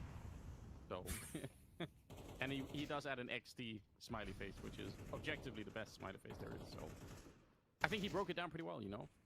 I don't know if Snappy's quite 50, but I can leave and he can join you for that. That's some top tier analysis. He's really nailed it. I love it. Yeah, the chat is definitely mad. They expect more out of NIP. Honestly, I vibe with them on that because I expect more out of this NIP team too. We read out the names, like this seems pretty solid to me, but obviously they're playing below that level, whatever the expectation is here. It feels like the community wanted more, and maybe this isn't a round where they can have an opportunity. The flank is in for Ujerk. Snappy's getting a kill. Shush as well. Ujerk's finally activated, and Snappy in the mini. That's just a series of isolated fights that are so hard to stop for Venom. I think if you had to boil this round down to something, you would have to say Venom had no idea where NIP were on this round. They just got so deep in behind enemy lines that by the time they realized it was too late. Almost traded positions, but Flay is going to keep himself in with a chance. He has an incendiary, has a kit, and a HE. If he can bypass and guess correctly here with this incendiary, it stands to reason at this point he's cleared a lot of angles. He can get this kill. Ooh, it wasn't far off on Snappy, but I think he has now missed his chance. Incendiary up into heaven. And Ujerks with 78 HP can afford to push through that Molotov and deny. It could have got super close, though. If Ujerks was low HP there, that honestly could have been a defuse for Flay. He was unaware of that information, but yeah, we have got one step closer. And hey, not bad for a 50-year-old Snappy. Yeah, he's still got it, even after all this time. You are not wrong, though. There was definitely an opportunity here without the flashbang, or like you said, if Ujerks had been a little bit lower in health, that could have been real ugly. But a 4-5 scoreline. And you pointed out earlier, NIP do a lot of the work on the CT side, so you take that into context. It's probably a decent position, even more so now when you look at the money that's on Venom in a round like this one. Assuming they don't find some early kills here with the 5-7, the Deagle, the MP9s, there is a reasonable chance here that NIP could, tie up the game, and at that point, they are probably in a good position to win the map. Although, that's a nice shot. I can't argue with that. Innocent has just drilled into the head of Ujerks. Never stood a chance. Slow peeking into a deagle always makes me a little bit nervous. And he is going to back away. Clock in the meanwhile. Oh, 2 massive 5-7 headshots. Not like this, NIP. We were just giving you some praise. We had some optimism. No more, Vince. The optimism has died. I don't know.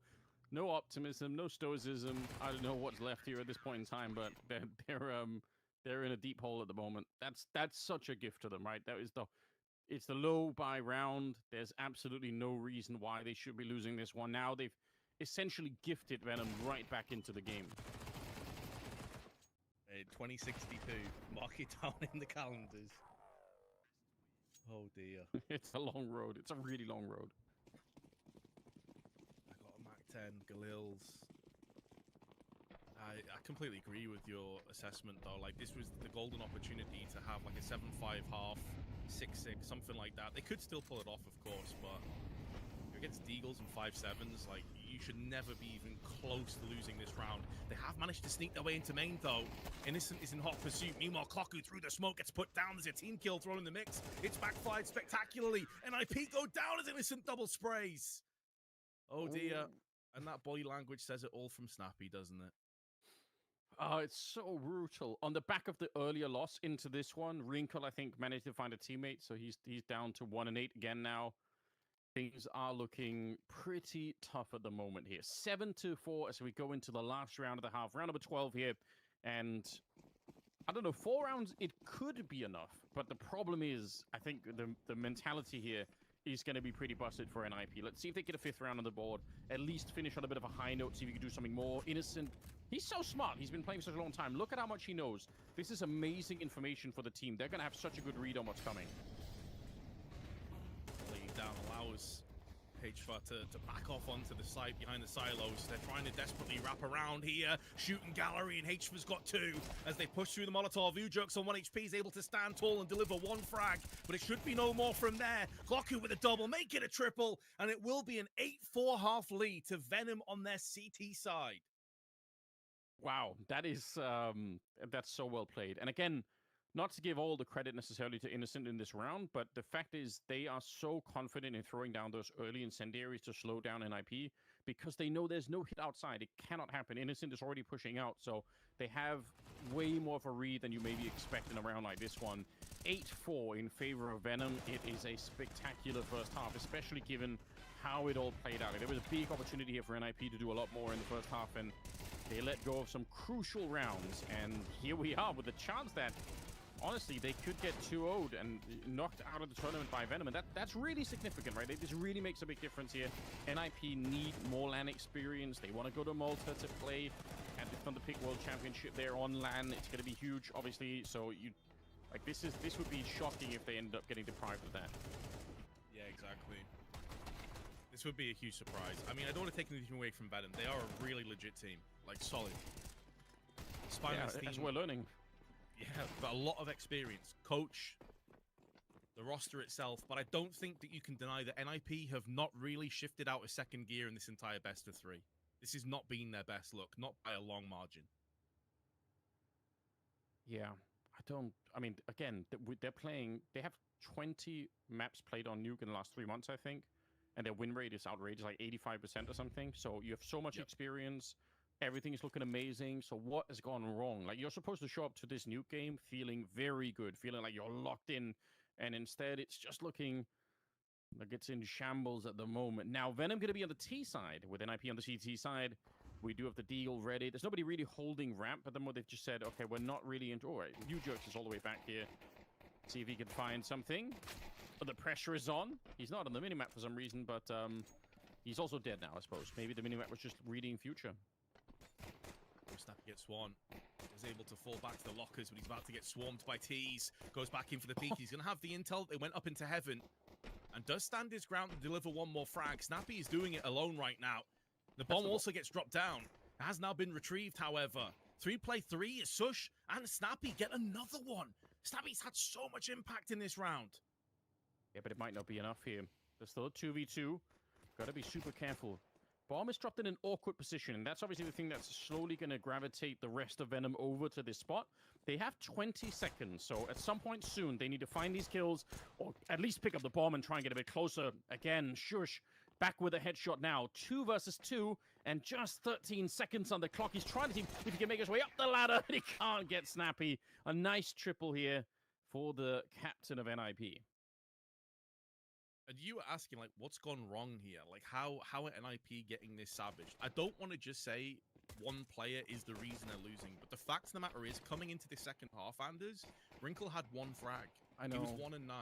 And he is one of those guys you look at to be doing some of the seriously heavy lifting. Him and Kaspersky, realistically, are the two that you look to have the impact. Right now, it's Snappy. Shush got a couple there, but Snappy's up at 8 frags. He is joint top with Shush and Ujerks. Wrinkle, 1 and 10. That has to change.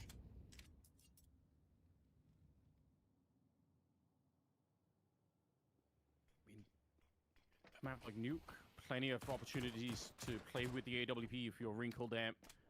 They should be able to put him into play. Even on the T side of Nuke, you can definitely find openings with the AWP, but that just wasn't the case, unfortunately. 8-5. Winning the pistol puts you in a position to maybe do a bit more. Wrinkle will take whatever we can get from his point of the side right now. Innocent, though, 2 with the Tech 9, and they find Wrinkle up on the rafters. How's that gone wrong? They had 3 people to defend the bomb site. Innocent nearly caught reloading, but Ujerk still goes down. It's Sobel. Laser shot to find his head, and now Snappy just back behind the vent there. Smoke is slowly fading. How do you fight your way out of this one? I don't think you will. Sobel sprays down another one. 3 kills here for the young Polish player, and a fantastic round out of Venom once again. I would love the desk to break down what the hell just happened, because, like you called, there's 3 players on the A side, right? You haven't guessed a stat. This isn't like an eco round for NIP. They have the superior weapons, but it's like nobody was covering each other. There was no crossfire whatsoever. That was one of the easiest entries you could ask for. And Innocent's aim's on point, don't get me wrong, but like NIP have got to do better there. I promise you, after this one, Vince, I am going to introduce you to the Boba Kurva memes, because you do need to get followed up on that. I feel like you were telling me in the break about your appreciation for the country of Poland. It's a really cool place if you haven't been there. A lot of cool cities, so definitely plan a trip at some point. And they play great Counter-Strike. It's another good reason to go. And right now they are wrecking NIP in this one. Couple of good kills. Obviously, it's a force-up for NIP in this round, so even though they don't have a lot to work with, you still want to do some damage. You want to find a way to have some kind of an impact. And they're not really powering through. There is a guy up on the rafters. Ujerks will never be able to escape this one. C-set 75, not what it used to be. It is indeed a great country, Poland, and right now they're showing it through their Counter-Strike. Kaspersky, the 6th Polish player on the server, obviously over on NIP, he's not really had a chance to do too much. NIP, hot off the back of a full-on investment. They're staring down the barrel of a 10-5 deficit. And, like, again, we're talking about how good NIP typically are on their CT side, but you just don't have any foundation really to play with at this stage. Like, you are basically down into one of your last lifelines. Shush is able to save the Galil. He can drop the 5-7 across to one of his teammates, so it's at least something they can play with. But you're in kind of like a do-or-die position here. If you slip and slide in your next full rifle round, you are basically screwed. All the pressure is on. They could realistically be knocked out of the Thunderpick qualifiers 2-0 by Venom. That is a very real possibility that's about to come up. I mean, we already lost M80 earlier in what I thought was sort of a spectacular fashion. I can't believe that M80 lost on Overpass, maybe especially, but now we're seeing potentially NIP losing to Venom. That's so wild, but yeah, it is what it is. And this is the threat. I mean, if you guys are shocked if you're in the Twitch chat yelling, which I can see some of you are, you got to remember as well, if you've seen a lot of these kind of online tournaments, it is rough out here. And the fact is, yes, NIP are a bigger brand and we know their names a lot more, but online Counter-Strike is relentless. And there are a lot of teams that end up falling, even though they should, in theory, be better. It just doesn't always work out that way. Good kill here.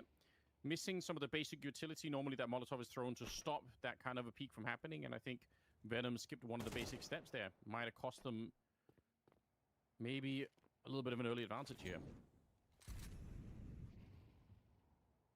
Concern for me, though, is with the lack of utility and a lot of players really without too much in terms of upgrading, like Wrinkle and the USP, they do need to go looking for information. That's what Kaspersky's done. Problem is, he's found out the cost of his life, and there is still a minute left on the clock.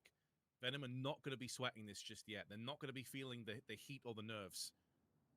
They can slowly wrap around. HVA's getting a ton of intel right now, and they're moving together in a claustrophobic, tight-knit angle. 1-for-1 trade, not ideal, but Clocku can make the most of this. He has the position to punish. Yes, he certainly does. Great turnaround as he picked up a couple of kills, leaving Snappy 35 seconds, and he's got no idea that Innocent was up on the roof of Mini, will spray him down. Honestly, that's kind of a closer round. If you think about what NIP had coming into this one, it was at least competitive in that round. They've been worse with rifles in some of the other rounds. Innocent, deep stretch here, setting up in front of his streamer setup. I guess Innocent streams. Why do I not know that? I have to admit, I didn't either. I feel like I've been missing out. You guys should go follow his stream if you're not already. Support the CS players that actually stream. We need them. Tactical timeout from NIP. What do they even talk about at this point?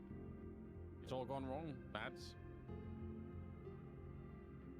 I think what do they say in British football? Game's gone, I believe it's the new me. Game's gone. Game's gone. I have to admit, I've never heard that one before, but I could definitely believe it. There's probably a few curse words thrown in the mix as well. Obviously, can't repeat. We do need that. I feel like if we could get Counter-Strike but with British football chants, I feel like that would be peak Counter-Strike. Right now, Venom, they don't need the chance. They just need 2 more rounds here. And this is so one-sided. Even more so than on Dust 2. I've got to be honest, I'm blown away by what Venom are bringing to the match at the moment. That's actually a really good point, because the kind of crown and the jewel that we were thinking about going into this series is like, nukes, NIPs, right? Like, that's a formality. It's a foregone conclusion. Like, Venom, maybe it'll go 3 maps. Maybe they can win Train. It's a map that NIP have struggled with a little bit here and there. The fact that it is even more one-sided on Nuke is kind of absurd when you consider some of the names that NIP have taken down. It shouldn't be happening, and yet here we are.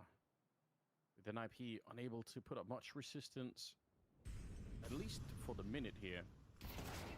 Slow start, so slow in fact that Innocent had a little bit of a nap in the middle of the yard, and he ends up getting jumped on, and they're just losing players left and right.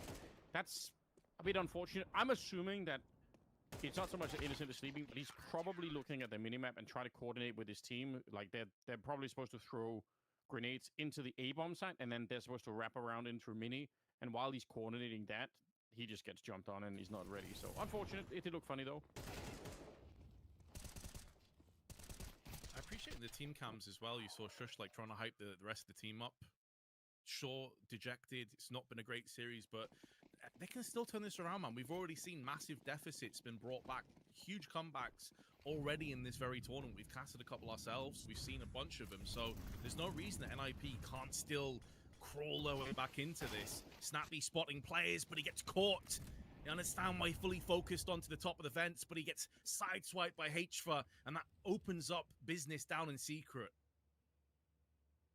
Yeah, and unlike some of the other rounds, this opening happens really early on. Wrinkle getting rocked again. He's much improved. Well, I was going to say much improved. He's up to 4 kills. And I guess he has 5 because he did get a team kill. But it's better than it was in the first half, right? He had like 2 kills in the first half, so already slight improvement there. Much was probably a stretch on my part. 3 versus 5 in this one. And Sobel dancing around, keeping Ujux occupied. Just the fact that he's keeping him here is just super annoying. And now he's going to actually be blocked by his teammates, Molotov. That is so funny. They locked him in there. They did. They sacrificed him so they could get the bomb plant down. Oh, hold on a second, though. That may end up costing them dearly. Ujux, big frag. HVA has the perfect angle, though, to deal with this. It's multifaceted as well. Didn't need to go for the swing. realistically could have just held his ground. Maybe concerned about an incendiary or a HE coming in and forcing him out of position. But now they go back in for the peak. These are mistakes from Venom. Finally showing that they are human after all. That should have realistically been their round. It was a 4v3. Yeah, that's an interesting scenario. I don't really know what to make of that. I think it almost does actually go wrong the first go around when they end up throwing Molotovs to kind of keep one person, like they keep Sobel here. That's not a completely devastating screw up, but it is a little bit silly because he could have escaped and just joined the team, and they would have had the bomb plant anyway. They've kind of run out of money now. Tech9s and a Deagle. It's a classic round for a really fast play, but so far they're throwing smokes outside. Doesn't seem like they want to rush anywhere. Credit to NIP as well, making the most of those mistakes on Venom.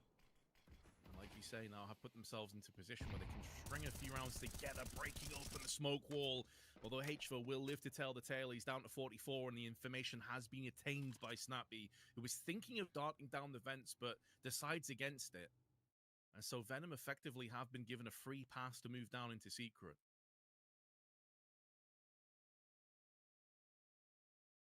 Once again, there's just a single player down here. If they can make it past ramp, it's Wrinkle who's holding the corner on ramp with an AWP. Could see it up with the X-ray there. So if they can make it their way past here and put some pressure on U-Jerks, then there's definitely an opening here. And again, Wrinkle's had a very, very tough game on Nuke. So I'm sure he's feeling a bit rattled himself. We'll see if they can find a way to flash their way in. They do have one flashbang already, I think, and he's going to have to run for it. Now, Ujax down below has done a good job so far, right? He's taking care of HFA. That's the start of it, but now the pressure is on, and they will just tear him apart.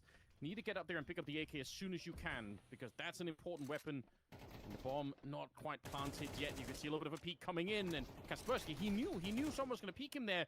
They are dropping like flies on the NIP side, with Wrinkle being low and Snappy being the only one with any real health here. This is potentially a dangerous round. It's confirmed damage as well. They know they dinked Wrinkle. So they know that realistically this is going to be a very difficult site to retake. And on top of that, you got no incendiaries, no HEs. A smoke and a flash between the two of them. I really wanted Wrinkle to try and go for the wallbang just because it would have been so funny, but it's not going to happen here. Sneaking out, Snappy goes down, and there's no chance for Wrinkle. He must know there's just not enough health to make this work. But even then worse, like you said, the bomb radius is enormous. Could he even escape? Maybe he's just trying to stick around until the last second, hoping to get a kill, and then maybe run for it. It's going to be real risky, though. He's back into the site. Oh, no. I thought he was maybe going for the defuse right at the end, but obviously that's not the case either. He must have known that he was dead either way. Bruh. Oh, God. It's like you say, though, he'd already committed to a certain point where he's like, there is no getting out of this alive. Like, I'm going to try and take everyone with me, deny all the weapons. They know the economy still's not great for Venom. Like, they came into this with Tech9s. So you can kind of understand it, but... You know, you've got very little yourself for NIP now. Like, they don't have... Look, 2 players down to pistols. Oh, God. Yeah, it's pretty rough out here, isn't it? Well, right now... NIP, they need something to revitalize the squad here. I'm not sure what it is. They are looking for 5 rounds in a row to get this one into overtime. It doesn't feel like that is going to happen right now, I've got to be honest. Innocent is at 19 kills. H4 is at 18. And Clockyu and Sobel have still been playing very well. Flay is kind of missing out a little bit, but maybe just because there are no more kills left to be had. Opening for Flay, and Clockyu will open straight up afterwards. It's looking pretty good. Wrinkle grenaded on out of there, but a nice shot for him nonetheless. And a little bit of a flank coming in. The bomb being attempted now. Just giving it all here, Flay. He knows he has to try and play for that teammate who's out in the yard. Stop behind the smoke, though. Does he know where it's planted? It's going to go full defuse right now. There is no kit in play. Gets tagged, singed by the Molotov. The full defuse coming through. They've also reimbursed that smoke. There's no chance. NIP will snatch this round away. Innocent wasn't completely sold that the full defuse was coming in. So NIP live to fight another day, Anders. But I mean, again, it doesn't build much confidence, does it? Like that, sure, no. The aggression, I definitely appreciate that. But Snappy pretty much holding the line for a considerable amount of time for these backstabs to come in. So nearly backfires. Yeah. that's 1 out of 5 down. I mean, they've got to adopt that age-old mindset of just 1 round at a time. We all know how it works. You're NIP, that's all you're going to be thinking right now. Just get the money away from that T side. Try and make sure that you can make this one work, because if you get into overtime, I mean, it does reset the game quite a bit. There is a chance that maybe some of these players on the NIP side could get activated a bit more. Maybe more than anything, Wrinkle. We'd love to see him start to step it up. Yeah, he's really not shown us what he's capable of in this series. I mean, Dust 2 was a bit of a disaster across the board. He was the only player that reached a 1.0 rating. No players had more frags than kills. Nobody over 80 ADR, and that was Ujerks. But that poor form has continued. HFA so passive, and there is the man. We know he can significantly step his level up. That could be the difference maker. Nice double spray from Kaspersky. Much better from NIP. Flay does come in with one of his own, though. Yeah, I mean, I fully agree. Wrinkle is way better than what we've seen in this game so far, so not the best time to have a bit of an off game, but sometimes overtime is just the thing that'll bring a player back and kind of you realize, okay, there's still an opportunity here. Certainly a couple of good kills in this one. Had a really important kill in the last round too, by the way, so some signs of life. He hasn't really tapped out yet, and out of the 5 rounds they needed, they got 2 of them, so 3 left for NIP before they can push this game into overtime. I mean, it's a hard way to try and win Nuke, but I feel like the mental reset, if they can get there, is going to feel pretty good for NIP. Well, it's the markings of the truly really solid teams, is that you play at a C or D grade for your own ability, but you still somehow grind out the wins. It's something Astralis were remarkable at back in the day when they had their era. Even if they weren't playing particularly well, they just somehow always had the winning formula. So if NIP can bring this back, if they can end up picking up Nuke, they deserve a lot of credit for it, for sure. Yeah, nice grenade here, and Ujerks ready to fight, give it all to try and see if he can hold on to the ramp for as long as possible. Doesn't really get a chance to reload here, so the USP will have to do the rest of the work. And you know what? A triple kill is not that bad. Bomb plants. Maybe an attempt here for Q. See if he can do it right at the end. It is not going to be allowed for. So, all right. You know, it's 5 rounds. That's 3 in pretty quick succession here. So, the game is still on. It's not done yet. Certainly not. This is where the pressure will start to build onto Venom as well. They are the underdogs coming into this game. So close, tantalizingly close to the finish line. They can see it, they can touch it. They need to get past it. They are going to have full AKs, though. Another solid, healthy investment comes through. NIP, early utility down, anticipating maybe a rush will be forthcoming. Not the case. As Venom sit back and wait.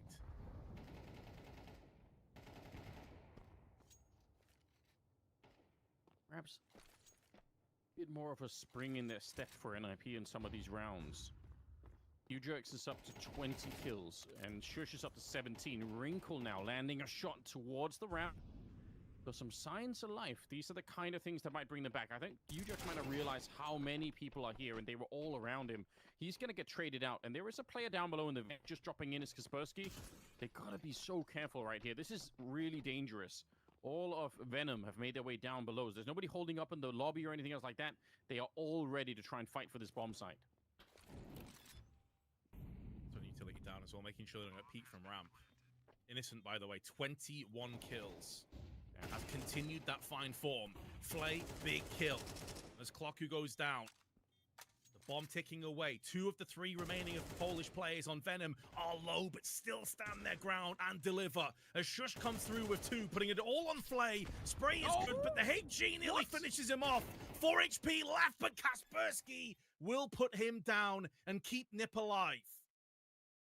That's outrageous. I thought for sure the grenade was going to kill him. How much health did he even have before then? I'm so confused, but regardless, that is as close as you could possibly want it.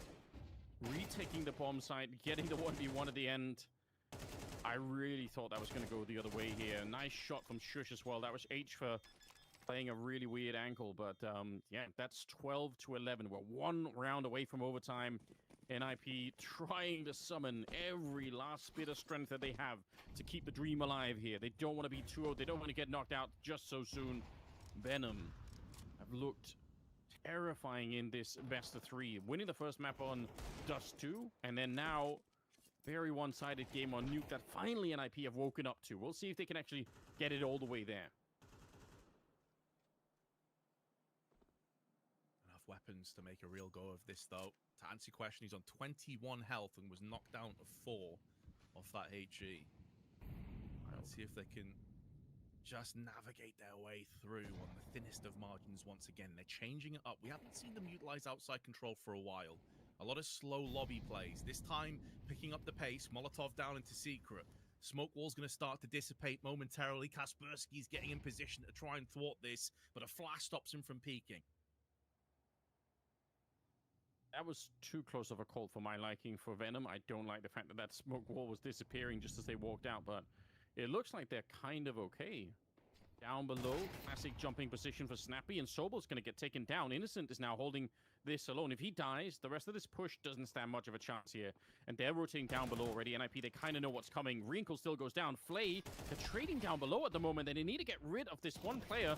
Not going to be successful. Innocent nearly hunted down, and NIP, last bit of strength has been summoned as they get the game into overtime. They don't just give up. Yeah, it's going to be a very bitter pill to swallow if you are on the side of Venom. They had a lot of chances. They had a vast lead at one point. It was, what, 11-5? 12-7, I think, as well. Unable to get across the finish line at the end. And you have to think the momentum now is significantly shifted across. Innocent, he needs to go stretch his legs. He needs to reset on this one. He had a really good individual game once again. 21 kills, 100 ADR. Unbelievable. It still wasn't good enough. Credit to NIP, though, for weathering the storm and picking it back up themselves. I would find it difficult to believe that NIP don't go and convert this map at this point now. Surely the wind has been taken out of the sails from Venom. Yeah, that's what it feels like. That's what should be happening. But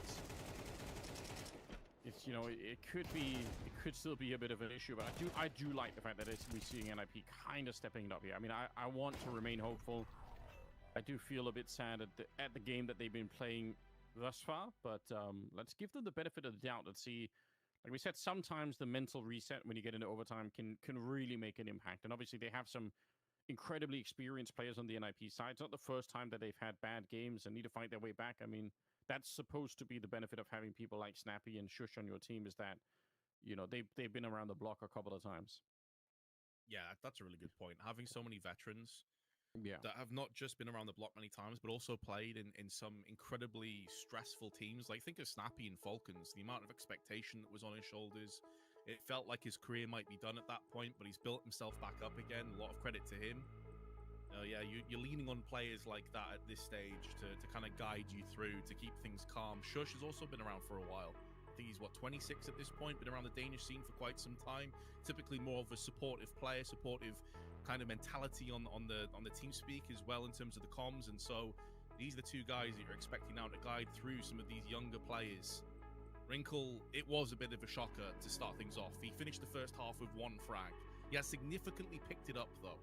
So that bode well for NIP, that he hasn't completely disappeared. Yeah, it's one of the things you have to have as a potential top level player, right? Like you can't, every game can't be your best game. Some games are going to be a really tough start, and sometimes kind of keeping the mental alive long enough so that you can have an impact later in the game is really all you can do sometimes. You have to accept the fact that this is not going to be a great game, but I just need to have an impact in a couple of rounds, and then that's what it is. But the difference between doing that and just mentally tapping out early on is enormous. So let's see what happens. We're back in the mix. And you guys have been unmuted on Twitch. It was emotes only for a while, Vince. I'm keeping an eye on it because, to be fair, probably a good idea. But nonetheless, I appreciate the Twitch chat. You know, keep it going, guys. Don't surrender to the mods. It's it's another round. We're in overtime. And then how do we get our expert analysis? Yeah, that's what I mean. Like, we do need them. Open that smoke on the squeaky was Kaspersky, but no one was there. Ujux, meanwhile, though, is going to kick off overtime where they left off in regulation. That's with success. Sobol bypassing the smoke of his own wild spray, and a bullet does connect to the head of Kaspersky. They've actually got a 2-for-1 trade in their favor, as aggression through on main from Ujux will yield the frag. They're concerned about Heaven, and rightfully so, but still dial on the digits and get the bomb planted. Absolutely chaotic round, but Snappy trying to push in alone. Ujux was coming in on the other side. He's already taking a fair bit of damage. They're very low in this 2v1 now. Molotov got the best of ClockU, and there we go. That almost looked like it was about to be a team kill there, but I think they had it under control. At any rate, it's Venom. In classic Counter-Strike fashion, they win the round that they need to win in regulation in the first round of overtime. Yeah, you know, we're talking about the importance of having sort of veterans on your team. I mean, Innocent is up there as one of the longest standing players in the Polish region at this point. You know, you said farewell to the likes of Taz. Obviously, Snacks is still around, so he's got to be up there as one of the longest reigning players. But you got Sparrow as coach. Innocent is here. Sobol has also been around for a long time. So, I mean, it's not as if they're lacking in that department. Yeah, that is a good point. And the fact that he's, showing up with 24 kills that doesn't really, it's not a bad thing either, I suppose. Here we go. Second round of the overtime. Venom. These T rounds now in overtime could have a really, really big impact. Obviously, playing 3 on either side in this format. A slower approach, to be honest, with the T side too. Not quite as fast. I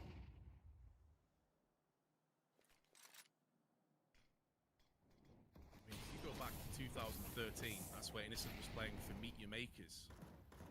He even has recorded events back in 2011. That's how long this guy's been playing for. Meanwhile, Snappy, another veteran, is able to deal fatal damage to HFA. He did not anticipate that. The Molotov kind of sold him down the river. Yeah, that might be an experience thing, although surely HFA knows that. But there's one position that you can be saved from that Molotov in, and it is up on that red box in there.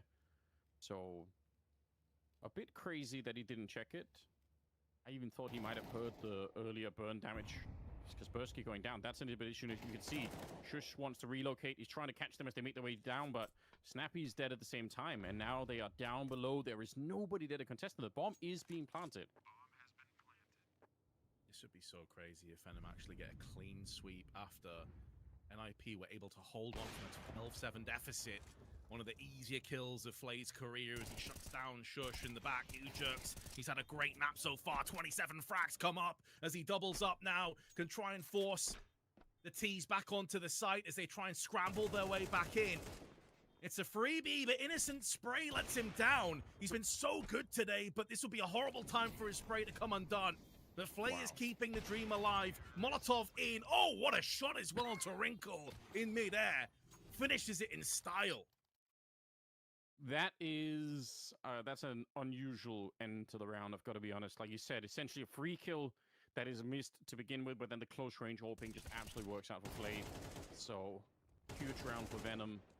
They pick it up, and NIP, like we said, this is their time to get that mental reset in.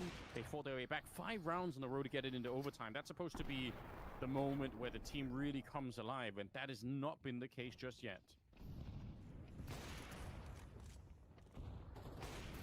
Flay, oh my god, this guy can flick. That was beautiful once again, but Kaspersky is able to get that lobby crunch in effect. We've not seen many of them so far from NIP. A good time to pull it out, but Kaspersky is so low, 15 HP, can't get aggressive again. Molotov actually doing a bit more harm than good, because they can't retrieve the bomb just yet. But everything's happened so ridiculously fast, and there's still a minute 15 left on the clock. Venom can take their sweet time. Yeah, the pressure is definitely on NIP in this kind of a 2v2. It feels awful sitting still for as long as they have already, but I give them credit for just committing to this position and saying, let's just hope that it's Venom with the less experience who somehow, make a mistake here. But Venom are really using their time well. Under 50 seconds soon, and they are not too stressed out at the moment. You could see it's NIP that are starting to move across the map. Kaspersky, he's investigating that lobby position, and it looks like eventually Venom are going to make their way all the way down below. And by the way, they still have 1 HE, 2 Molotovs here, a couple of flashbangs. So if they get the bomb planted, the after plant positions with that utility, it's going to be super hard for NIP to get rid of them. Thing is, though, NIP also possess a lot of utility of their own right. 2 incendiaries, 2 smokes. No smoke available for Venom. It's going to be harder for them to draw away one of these positions as they get caught in transition. Probably should have been a dead man there, Innocent, but he survives on 5, but just for a few more seconds as the shrapnel will seal the deal. Incendiary's now being tossed in. On top of it, time is being wasted. He has to get this full plant in. He's scared, terrified of a decon push. Here's the footsteps, 2 seconds to go. And although Kaspersky will go down with the ship, it is a round that falls underway of NIP. That was an incredibly sketchy end, but what a grenade to kill Innocent and effectively end the round almost right then and there. That's well played. A much-needed round for NIP. They had to do something like this. It was getting too crazy. So 2 out of 3 rounds, though, go to Venom in the overtime. And now they're going to be playing on the CT side, which we'll see what NIP are able to do once they're on their own T side. They'll have, obviously, the money to begin with, but this is looking fairly grim still for the NIP squad. I am definitely nervous. This is that shot, man. What a flick. So disgusting. Landed another one as well in that last round. Over on ramp side, I believe it was. Yeah, Ujerks, he blocked out with thin air as well. This goes to show, though, that NIP holding on to all that utility did prove to be the difference maker. They've given themselves a chance. Do agree with you, though, Anders. The T side is where NIP really struggled. And so it feels like getting 2 T rounds in OT is going to be worth so much. I think a lot is going to come down even just to this first round, you know. If Venom win it, then NIP's got their backs to the wall. It'll feel like all the work they did to even get the game into overtime is almost nullified immediately. Some pressure as they blow open the door and throw in some classic grenades towards that mini position. Flay, though, does he see the elbow? That was really close. I feel like Wrinkle, well, he's going to be all the way dead. Not in the elbow, but straight to the chest with that AWP. Gotta say, man, like, Flay may have had a slow dust too, and he doesn't have a ton of kills, but every kill he's got has been so impactful, and he's definitely been the pick of the 2 AWPers, that's for sure. As he puts Wrinkle in his back pocket once again, and you're saying the importance of starting off this second half of OT, well, it's looking like it's all the way of Venom. 3 kills unanswered, and barely any damage inflicted across to the CT side. Yeah, I definitely think Flay is a lot better than we've seen in this game, like in the maps so far, in both maps, really. Again, you are allowed to have an off day every once in a while. It happens, but I would say overall, he's probably better than the display that we've seen here today. So just worth looking out for if you're going to be watching him in the future. I think there is reasons to be excited. Wow, that's a good timing. The counter incendiary just as they were throwing in the Molotov, so can't really make their way through. More grenades here from NIP. I doubt it's going to make any difference whatsoever. Innocent ready to catch them if they try and drop down the vent, and if not, they're walking into a bit of a fortress here on the A bomb side. Shush with a nice kill, but again, they're playing a 2 versus 5 with just 20 seconds now. No chance at all as it's a step closer. Venom now just need 1 more round, and they'll end up winning this in overtime. Well, they've saved 5 match points already. What's 2 more? That's a nice good thing about it. For sure, but I was kind of concerned for Venom. I mean, I even said it. You know, the wind feels like it's out their sails. Momentum surely in the way of NIP. So much credit has to go to them to just reset and come out in OT, still swinging and still connecting haymakers. Yeah, it's a really good sign, isn't it? For a younger team, not used to playing maybe this higher level of Counter-Strike, but they've got the mental part of the game absolutely locked down. And that is, I mean, for some teams, that's almost the hardest part of the game. So you've got to appreciate that. Ujerks has been trying his very best to carry the rest of NIP, along with Shush. So 27 and 21 kills on those 2 players. They've been doing more than you could have asked for, really. Question is, can they get them another couple of rounds here? Trade it off, picking up the AK immediately and throwing in the incendiary. I don't think that burned anyone, but yeah, if you get the sound off of that cue, sometimes it'll tell you a lot about what's happening on the other side. Exactly that, yeah. speaking of which, he has just taken a bit of damage himself, so they know now where he is roughly, and they're able to capitalize on that. Hafa needed to survive a little bit longer. Instead, he goes down almost immediately. And it will appear this will be the 6th saved round on NIP. Refusing to go down. Maybe wobbling, maybe dazed and confused, but they're just holding on. Yeah, just NIP being difficult, you know. They're not winning, but they're also refusing to lose, leaving us in Counter-Strike limbo. Just being very difficult about it. I mean, yeah, best they can do, obviously, is get this game into double OT, which is definitely doable. But, yeah, even that round, I thought for a minute was kind of close. There was a chance there that they could have defended that bomb site. A good counter flash was thrown out. Almost could have worked out, but not this time. We'll see if NIP have more strength left in them. I mean, like you said, in regulation, they won 5 in a row to get into OT. What's a couple of more rounds to try and get this locked down and continue the battle for as long as they can. Nuke is only the second map after all. There is a third map ready and waiting if we can get there. It will be up to NIP to win this one, obviously, but then we'll be on train to decide. That could be a lot of fun. Yeah, map that both teams have had their problems and their struggles with as well, so that one's a lot closer in terms of statistics. But, I mean, what the stats matter when NIP were the firm favourites on Nuke with their crazy 85% win rate, 71% win rate on CT side. It's not fared that way. Meanwhile, though, they have sealed the first kill. Are they really going to bring this one back again? Are Venom going to be left in just depression that they can't finish this game off? HFA using that smoke. It's going to fade shortly. Does he decide to push or back off?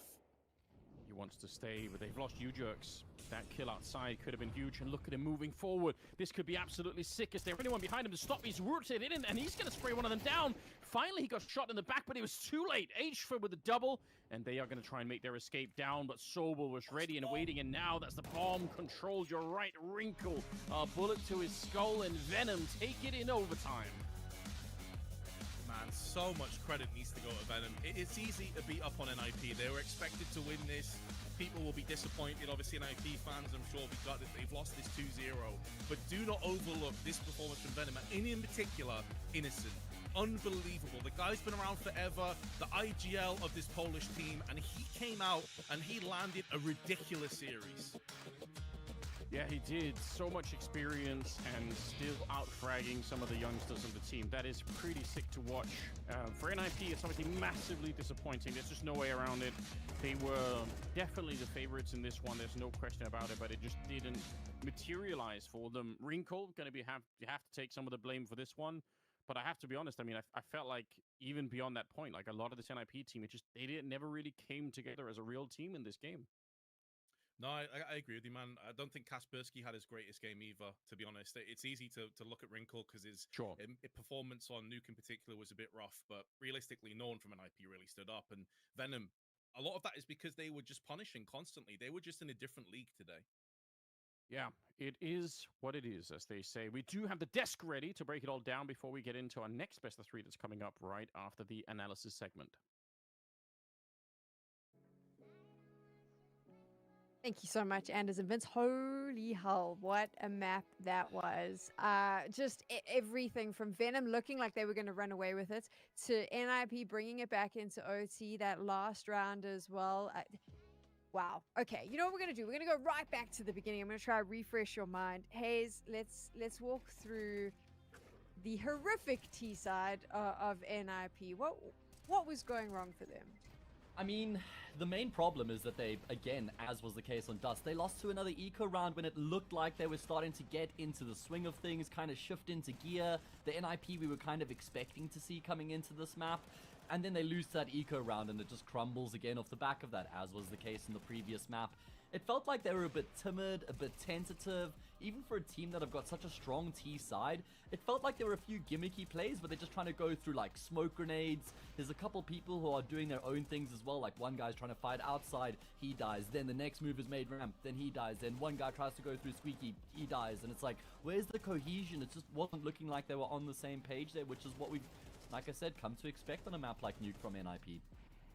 Obviously then, Trav, we get into the second half, we've got Venom sitting on match point, and NIP is able to get those rounds on the board, able to get it into OT. What were they doing right there? Yeah, I mean, I think the crazy thing for me is that Clocku had the ability in the pistol round to go up the ladder after nabbing the bomb in his duel with Snappy in Hell. And if they won the pistol from there, I honestly think they would have won the game a hell of a lot easier. But yeah, that one was kind of choked away. It was a very messy round. NIP had some critical retakes to get back into it. Shush was a bit of a king on the retakes down toward B. Had, I think, 2 separate rounds. He just swung like left side ramp and double headshot the guy playing in control room. And even though that's a very tough angle to pre-aim as well, and Shush was completely owning that area in those critical retakes. But again, there was a second Tech-9 round that Venom won late in the game, which just put NIP under so much pressure. They kept scraping, they kept scrapping, and they had a really good lobby crunch NIP at 12-14, which again, I think they overpeaked on a little bit. It was very, very scary on then the close clutch down toward the B site, and they dropped down the vent to Venom. But yeah, I think overall, I credit NIP for trying to play with initiative in that second half, despite how horrible a game it has been for them. But Venom played to win that whole series. Look, I'm going to say, I do think that was a bit of a, I'm not going to say fluke, but a fluky 2 maps for Innocent. He does not play as good as that consistently in Tier 2 for this team. It's very unusual you see that from him, but it wasn't just him, it was the whole team. So you got to give them huge credit. I feel like I'm more inclined to use the word anomaly rather than fluke, but very good word, yeah. I do kind of agree with the sentiment of the point you're making. Okay, cool. So Hayes, I mean, Trav touched on it a little bit there, but let's just break this down. I've got to try and refresh your memory. Vince specifically asked for this breakdown of round 14 during the cast. I think maybe if we've got some viewers jumping in who didn't see that, you might have to just explain what they were looking at and then break it down for Vince. We're doing this for Vince. I'm pretty sure it was a half buy round. I don't think it was a full force where they had Tech-9s and a little bit of utility at that point. And I think this round was just a great example of how well versed this team is and how much they're all on the same page. Because this round was successful just based off of the timing alone. They crunched into that A bomb site. It was the Hut player who took first contact that pulled the attention of the A anchors. At that very moment, the Mini player and the Squeaky players on the T side activated. There was no hesitation. There was nobody just kind of disconnecting, thinking, do we go here? Do we go there? They were all on the exact same wavelength. They activated at the same time and just crunched in on that A bomb site. It felt like one of those massive car crushes, and NIP was just waiting underneath, and they just got literally crushed by that pressure coming through from 3 different avenues. And like I said, that round is the perfect example of how this team is just all on the same page. And you can see the hard work coming to fruition in a round like that. Yeah, and talking about hard work, right, that's what I feel like a lot of Tier 2 and, could argue even Tier 3 teams don't get the credit for. They are putting the effort, they're not just running in with Tech-9s with 1 flash and hoping for the best, right? These are well thought out half-buy rounds, and they're not just throwing away. They're knowing how critical they are, they're knowing they can do damage to the CT economy and put them on the back foot, not just 1 round in the future, but multiple rounds in the future. So, yeah I think it's a really brilliant example of Venom that just, they've played together a while. It's under 2 different banners, Rebels, of course, and then Khaleesi. But yeah, like they've got that quality, and I'm so impressed. That's what makes it so impressive for me that Venom have been able to win this, because obviously on on Dust 2, they just steamrolled NIP. Like, there wasn't much of a contest there. They were just by far the better team. NIP showed up to a degree on Nuke, and that's what makes the win for me out of Venom even more impressive, is that it's not like they just played against guys who didn't have their monitors on this time. They actually were going up against some decent competition. I mean, hell, they were up 12-7. The favorites forced it into overtime, and the rule of thumb at that point says, okay, well, the experienced team, the guys who have made the comeback, should be able to just keep the ball rolling in that direction and finish off the job. But the fact that Venom could just switch themselves on in overtime at that point and finish off the job is very impressive. We have to give the gents on your screen some flowers, though, because for an IGL, what a pop-off. I mean, Trav, you mentioned it. I'm calling him MVP for the whole series, right? He just had one of those magical days. It's crazy, right? I mean, we were bigging him up beforehand, but not bigging him up in necessarily a fragging aspect. We're just talking about all of his experience, all the different Tier 2 Polish teams he's played on. The fact he's been a professional since 2012. Even I think Vince touched on that as well. It is kind of incredible. As Matt said, anomaly is a great word for this performance. I don't think he's going to perform like this again for Venom in maybe some of these bigger matchups, but it just shows you, for me, where NIP are right now as well. I mean, where has Wrinkle gone? Where is Kaspersky? He had a couple of multi-kills, but it's not the whole group effort that it used to be when we saw at Cologne. And that's their now 6th critical loss.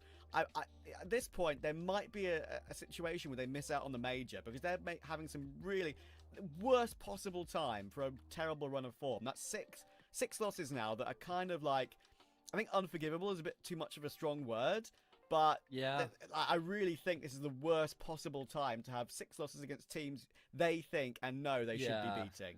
I'm definitely in the camp of people who are now concerned for NIP. I was trying to run defense for them in the pre-game before the game started, just trying to calm everybody's nerves around the team a little bit and tempering the low expectations, just trying to say, okay guys, maybe it's not as bad as we're making it out to be, but I can't defend them after that performance, losing 2-0. And it's not just the fact that they lost 2-0 in like an opening game of a Swiss stage against Venom. This is the single Elam bracket for LAN qualification, and they haven't been able to do any damage. They walk away without a single map, and I think that's a disaster for NIP. It is a disaster. And do you think that there's more pressure on it because it is an organization that has publicly come out and said, okay, we've invested in this team. We've built it from scratch. We knew we were going to fight through VRS. We're going to spend money to fly them to North America to play in Philadelphia. We're going to throw all of these resources at them to help them qualify and move up the rankings. Yeah. And right now they're not moving up the rankings. And it's even, they've proven to us that they have what it takes to be a really good team and show some great form and make deep runs in competitions and climb up those rankings. That's what we saw out of them 2 months, 3 months ago. I mean, there was a lot of positive signs. NIP were like the poster child team of a team that had been able to do what we thought was unthinkable, and that's come from the outside of the VRS and climb your way up into major contention.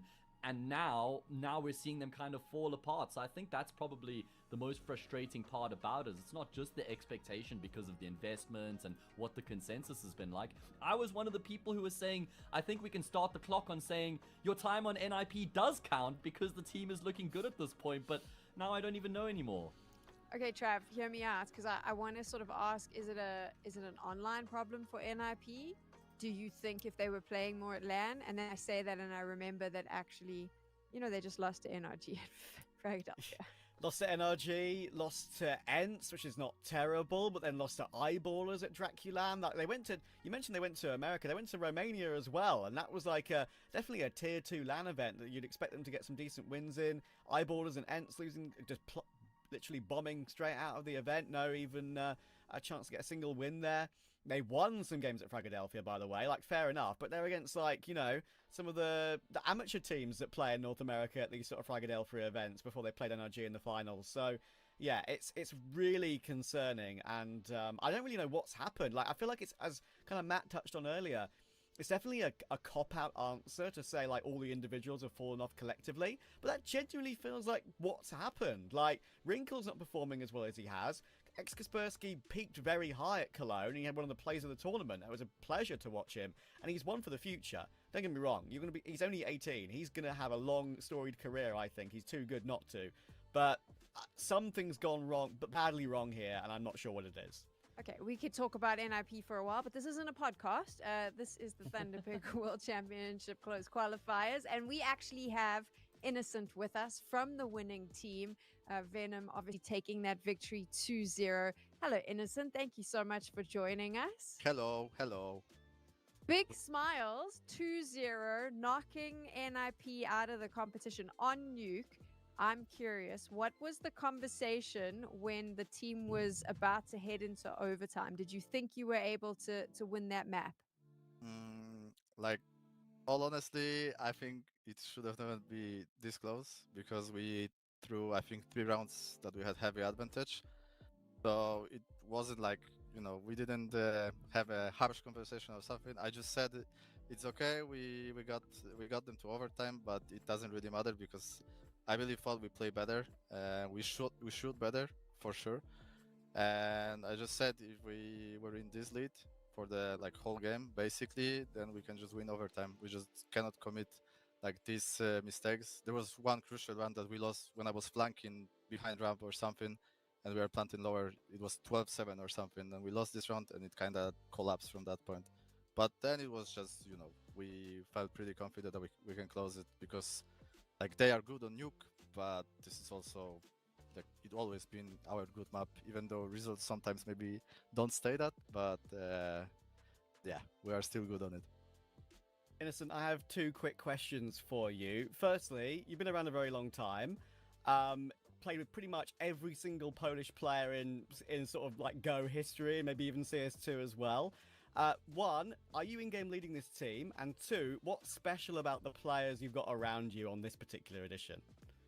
Yes, I'm leading the team, and it is my first team where I'm like officially leader. I mean, there was a previous version of Rebels when I joined in March of the last year or so. Yeah. But it was like my first steps as like a proper IGL. So I had a lot of like learning experience, and it was really liberating because at certain age you don't really feel that you progress as hard like individually. But this is the role where I thought like I always could do, but there was never any opportunity to do it. And yeah, I just took it, and honestly, I love being a leader, and it was tough last year sometimes. But this year with this team, I think it's like it's really different compared to that one, because right now, like in the previous team, I tried to implement the system that I wanted, and I always admired. I learned it from, for example, Snacks was calling like this, and I believe he still calls like this. So like I took a lot of things from him, and I think it's the only correct way to play. But it was impossible in the previous team, and in this one, I feel like I have like a lot of respect from the players, and they listen pretty much to everything I say. But I still let them play free. But when sometimes the hard hand is, required, they really listen to me. So it is fantastic. And yeah, about this roster, it's completely different compared to the other ones because really, like, I feel whenever I or Sparrow say something that is like crucial in my eyes to fix, and we try to give some advices and stuff, they listen immediately. There is basically no, I mean, there is sometimes conversation, of course, but these players are really like keen to learn new stuff, and they want to improve, and they don't take it as an offense. So it's really different compared to the other teams in Poland that I played. And yeah, I feel really nice, and we go back from the success in the Philadelphia, and now we grind back to the online games, and we still play good even though we had roster change, and we took a player that was completely in different role in the previous team, but we watched like their voice comms and his POVs, and we thought he shouldn't be like an anchor player, and he should be moving more to the star player roles. So we tried to make him a star player, and yeah, it's going well. Sometimes he's choking, obviously, in that, and he will have a lot of he will need a lot of time to learn and feel the roles, because he has all the freedom in the world. Whatever he wants to do, he does, and like I'm okay with it. But sometimes he just doesn't do it because it's so fresh for him. So we just push him again and let him play. It almost sounds to me like you're talking about yourself in third person, because you were the star today, Innocent. You were the guy who was popping off. You had an incredible performance on an individual level and as an IGL as well. I mean, what was going on today with you having such a good game? Because obviously normally it is the guys around you who are popping off a bit more and you just focusing on the calling, but you had a fantastic performance today. My brother, I have to say to you, I feel pretty bad today, I have to say. And I thought it's gonna be disaster because like we played the practice game before the game against 9, and I'm pretty sure at one point I was like 121 or something, and I'm like, God, what is happening today? It never happens this hard. But then on the official game, I felt the pressure of winning it, and I was calling good, I would say. And yeah, I was just confident in everything I said. There was also, like, I think what built my confidence as a player also, like, I was really accurate with the gambles these games and stuff. Yeah. Like stack B, rotate 4 down or something. Like everything was clicking today. So I guess that built up my confidence as an individual as well. Okay, I have one more question for you, man, and it's about Spiro. I mean, he's kind of alongside you as that one veteran player who's been around for a very long time in the Polish scene. Obviously, hung up the mouse a while ago, but you've got him on board as the coach here. You guys have been playing together, playing against each other for a long time. So, what's that dynamic like between you and Spiro, and what does he really bring to the team as the coach? You know what is good? It's I don't know how to explain that because we have like a really family type of situation in the team. Everyone really likes like to hang with each other and stuff. We also like to go for a weekend together to party or something. Okay. And so we have like a really friendly environment, but we also know when to stop the laughs and actually work on the stuff. And yeah, Spebo is doing in the team. He's doing a lot. Like basically every day we listen to him, like watching the reviews of us and stuff. We try to implement new stuff by that, fix mistakes, blah blah. And like his main role is basically this. He's doing this every single day, and we build on that. And I'm pretty sure he works a lot also with the individuals. It's less with me, I would say. We just talk on daily basis, but I know he's putting a lot of work like individually with our younger players. So I think that's a really healthy dynamic because like when it comes to leading and game plans, etc., like I usually like to do it my own way and use my own calls. Obviously, if he like hears something that could be good, he will call it. But I think in games I keep it my way, and in the practice it's basically his show. So I think it's fantastic, and my head is also a bit freed from that. So yeah, I'm also focused on playing better. Friend. Yeah, it's all good now. Innocent, thank you so much for chatting to us. You're one game away from us seeing you at LAN, so I'm sure you want to prepare for that tomorrow, and we'll see you in the server then. Well done. Yep, thank you guys. Nice chatting with you, and see you tomorrow, hopefully. Yeah, hopefully. Yeah. Cheers. I wonder if he knows that we definitely have to see him tomorrow. He has one more game. There's no hopefully there, Hayes. No, I think he means in the interview, so that means they win, right? So that's what he means, I think, when he says hopefully. I did know he meant that. I was just trying to make a joke, Okay, but now it's okay. awkward. So let's just move on. Over my head. I do believe that we actually have some history here of Innocent versus NIP in the past. Trav? This is really cool because obviously I mentioned he was part of the Polish edition of G2 way back when, right? I mean, that's we're talking like 2015 in his career there. Some crazy results looking at this from his time on that team. When he was on G2, he was playing with the likes of he would have been playing with Sparrow back then, Manise, maybe Mihu, Mouse as well. If you remember, there was a Polish player called Mouse, I think. So yeah, some great history there. I mentioned all the other like teams he would have played on too, like CS. I think that little logo there on the orange logo on the left is like CS:GO Lounge when he used to play underneath that banner. Yeah, that was Anonymo, Rebels, like crazy that he's actually been able to play so many games against them over the years, but finally get one over them. Yeah, that's insane. Let's not talk about the Anonymo one. I mean, he did get one over them there, and then that obviously got rolled back, so had to replay that third map on Mirage. So that one would have certainly hurt, and now he's got revenge. Look at this.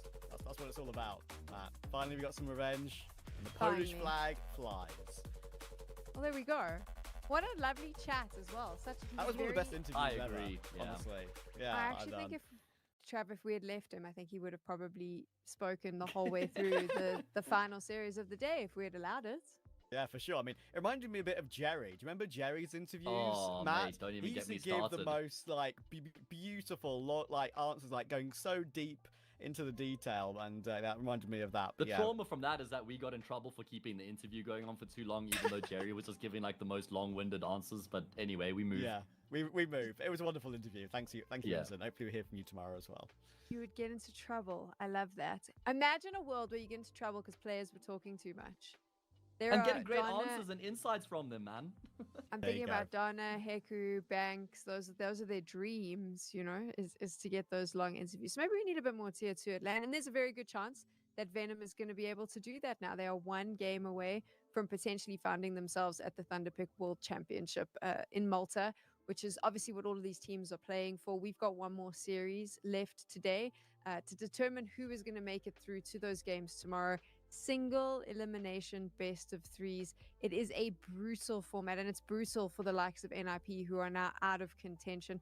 How do you think this affects the mental of these players, Hayes? A team like NIP taking that loss and absolutely no way to claw themselves back into contention. It's got to be so brutal for them. And the problem is, it's not like they've come off a run of success and you can kind of just brush that aside and think, okay, this was one failure in and amongst a bunch of successes that we've had.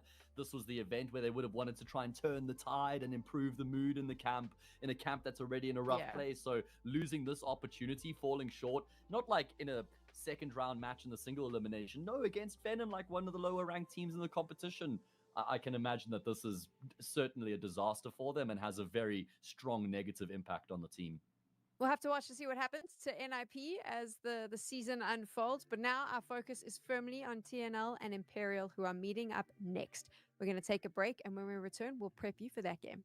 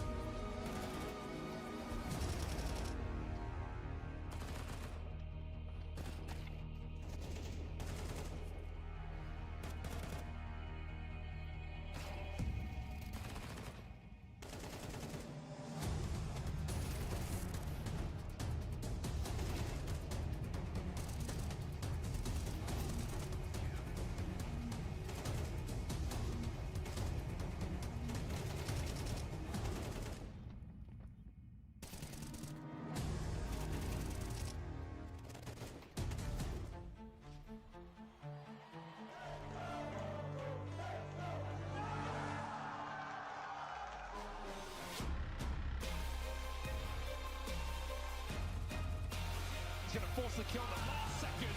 Right to the small. Look at him go.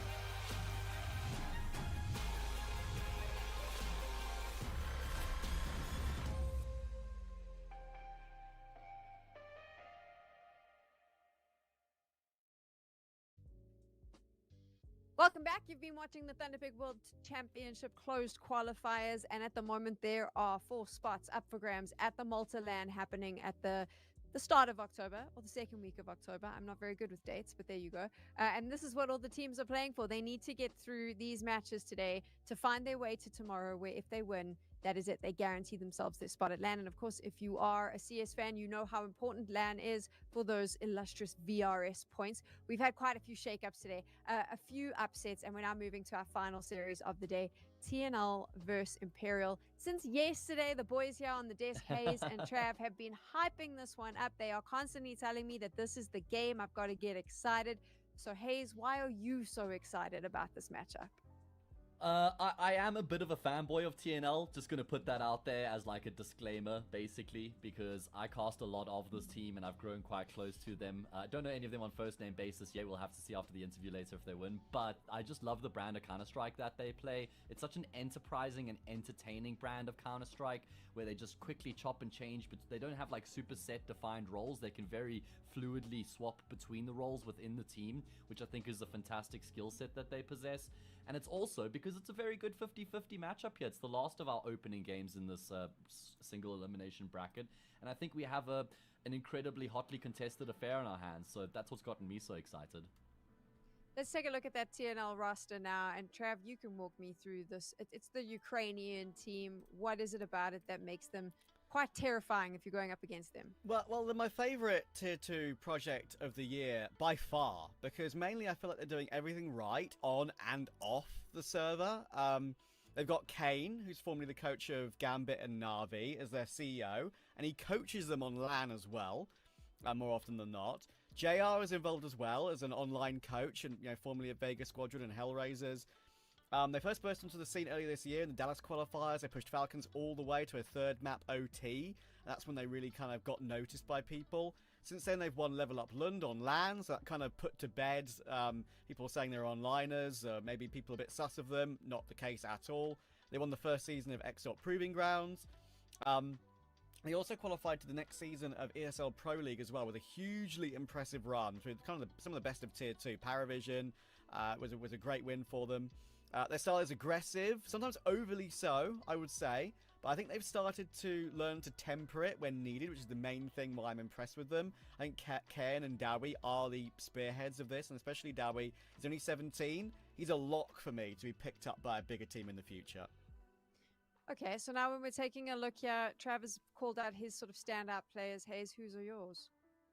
It has to be Davey as well. He's the one guy who has just kind of taken the tier 2 scene by storm over the past, I'd say 2025 for the whole year. He's been incredible. Flyrax on the AWP is absolutely a player worth keeping your eye on as well. He does seem to have tapered off in form a little bit based on his numbers and the games I've seen from him as lately, because he is the kind of AWPer that sometimes does want to just take over the game, wants to go for those super aggressive opening picks, play on the front foot, try and bully his opponents. But that means he has to be in prime form, right? Because you're not going to be able to get away with the type of style he's looking to implement if he isn't hitting those ridiculous quick flick shots, because he puts himself in dangerous positions, but more often than not he's able to bail himself out of them with that really strong AWPing capability. I think it's also really important to highlight Onik. He's the IGL of this team, and he seems to have just banded this unit together phenomenally well. He's got a really good way of just applying everybody's strengths across the board and getting the best out of all of his players as well. So you could pick anybody though, Sam. You could literally pick any one of these 5 names and make a case for them, because that's how good they are. Okay, now let's take a look at who they're going up against. Imperial, who have been racking up the frequent flyer miles at the moment. They have been going backwards and forwards from South America to Europe to compete in different tournaments, obviously chasing those VRS points. What do we like about this lineup, Trav? I like them because they've kind of made the right roster moves, I feel like. I mean, it's still a weird state for the team. Bringing Skulls back has already yielded 2 decent performances against Mouse and Liquid, but taking a map off of both of them. But still, despite that I feel like they made the right calls with their team, I'm not confident how much they can further punch upward. I think the one thing that works for them in this head-to-head is that Tri is still putting in unbelievable performances for them, both regionally and internationally. It's easy to forget that he's, like, even though he's been playing professionally for 5 years, he's still only 20 and is without a doubt the player Imperial rely on in most of their games. Cello and Skulls, as these newer additions, have great experience together, but I still see like too many whiffs from both of them, and it's a kind of crazy thing to say, but they do just have a style where they are very hit and miss with their aim and their spray, which kind of sums up both of their stints on Furia as well. Yeah, one of my concerns is I feel like they're kind of lacking a bit of a tip of the spear as far as the rifling core is concerned in this team, because you have players like Vinny, Skulls, No Way to a degree, who like to be a bit more reserved and need someone to maybe set them up a bit more in the round, and I think Cello could be that guy, but remember, Cello was playing roles in Furia that he wasn't necessarily super acquainted with and had to kind of chop and change to mold to the team, and it wasn't really ideal for him in that regard, so maybe now coming back to Imperial, he can sort of revert back to the Cello that got him that opportunity in Furia in the first place. I mean, he hasn't played a huge amount of maps with this team. He has played in excess of 50, so that is enough to get an idea, and he hasn't really displayed the form we know he's capable of, so I think that there is still a lot of room for improvement with this Imperial team, but I'm not entirely sure if they're trending in that direction. I suppose, Hayes, the tough question here is Cello and Skulls, there was so much potential in previous lineups, right? That was always the conversation around them, was that they were these hot up-and-comers, and then it didn't pan out. And now they've come back, and now they're at Imperial, but it kind of feels like they've lost that opportunity. Is this the lineup that allows those two players to reach the levels that I suppose we all thought that they might be able to do earlier on in their careers? I'd say to a degree. I think that they might still be slightly handicapped by the fact that I feel like they're lacking a star rifler, and someone like Skulls does need a star rifler around him so that he can implement his skill set to the best of his ability, which is setting up his teammates, anchoring, being that supportive element within the team. If you don't have somebody to really support and try and create the best opportunities for, then you're not going to be able to accomplish much either. So I feel like Skulls realizing that form is almost reliant on Cello in a weird way, realizing his form as well. So I think it could be the team, especially playing alongside Try the Orpa and Vinny the IGL. Remember, this isn't unfamiliar territory for them. Cello was playing in Imperial before he joined Furious. There's certainly going to be some familiarity there, and I think it will be a good opportunity for them to take a step backwards or a step down in terms of the level that they're competing at, and just find their footing and that stability once again. Let's take a look at the Veto now so we can see where these teams are going to be playing. I mean, Trav, first thoughts as this starts rolling in? Well, I do think it's going to be an interesting one. I do think we're going to see a 1-1 here. I'm quite confident in it. I think we're going to see a third. Imperial have all the experience, but TNL provide like the X factor excitement for me. And it's very hard in first time matches like these between two different regions, but I'm going to stick with my guns. And I'm going to say TNL will win 2-1. One of the reasons being they permaban Inferno. TNL always have, and that's Imperial's best map. Thing is, as I touched on, there is an opening for Imperial as well. TNL do not have a good overpass. You have to remember that was how young some of these players are. Maybe some of them have never even really played overpass professionally in their career yet, right? And it's been pretty evident in the games they've played, losing to Ecstatic, 9, a local Ukrainian team by the name of Laser Cats as well, in a small cup, a small Ukrainian cup. So there's openings for both teams, which is why I think we're going to nuke. I will say, I'm glad that Imperial decided to actually ban Dust 2 out in the second phase of the Veto. It's a map that, it's their most picked map is Dust 2 for Imperial, but they also know how ridiculously good TNL are on the map, so I'm glad that they've pushed this into a territory where TNL haven't been as well versed lately. I tell you, their nuke used to be incredible for TNL, but in recent times, there's more red than green in their results, so that is a little bit concerning, and while I do agree with you that this should be a 2-1 for TNL, I am still a little bit worried about that nuke decider, because Imperial, they're going to be comfortable going into nuke as their third. I mean, they lost 13-10 to Liquid on the map, so clearly they have a pretty decent level on the map to bring to the table. I think it's quite open-ended, but I do lean in towards TNL. Let's focus in on Mirage, though, because that's where we're going to first, the pick of TNL. And let's talk about the players that both of you have brought up, but let's see how they play out on this map, specifically Cello and Davi. I mean, we've got the head-to-head there. Who wins this if you were to put them head-to-head? Davey every day of the week at this point, man. I mean, if we're taking the players at their best, then maybe there's a conversation to be had. But at current form, Davey clears Cello, especially on Mirage. I haven't actually checked the stats, so I don't necessarily have the information to back this up, but I'm going to go ahead and say it anyway. I think Mirage might be Davey's best map. He's so active, he's so devastating. I think he plays Catwalk on the CT side, and on the T side, they just set him up so phenomenally well that he can just put the team on his back and carry them across the line. So, Davey for all my money. Yeah, the reason why I wanted this head-to-head as well is I think it's a good example between two players where one was kind of like, even though Cello's not old, you know, he's been around a while, but he's not old. But it's two players who are at different parts of their career, and it's obvious to see that when you actually watch them on the server. Cello whiffs too much. Again, as I said earlier, like it's maybe a weird criticism to have, but on Fury, it was so hit and miss watching him play. It was almost like comical. It was like either instant headshot or whiff 15 bullets. And for Davi, he plays a style which is very aggressive, very impressive as well as aggressive, and he's so clean with it. And that's the thing that's most exciting about him, is that like he just looks like he can do it all day, keep clicking heads, and not give a damn about anything in front of him. Hayes, when you take a look at Mirage now and how this is going to play out, I mean, what is the win condition? For TNL, it's just about doing what they've done to get to this point and not changing anything up. It's a similar sort of storyline we used for BetBoom, where they've been playing really well online for the past couple of months, and now they have to bring that to the table when it matters the most. Let's jump into game. TNL up against Imperial. Well then, we are ready. It's another game coming your way here at the Thunderpick World Championships. I'm Anders, with me is Vince, and we've got TNL playing up against Imperial. Could be, I think, a really fun game, to be honest. I think it's going to be unpredictable, but the desk were certainly happy with the Ukrainian squad.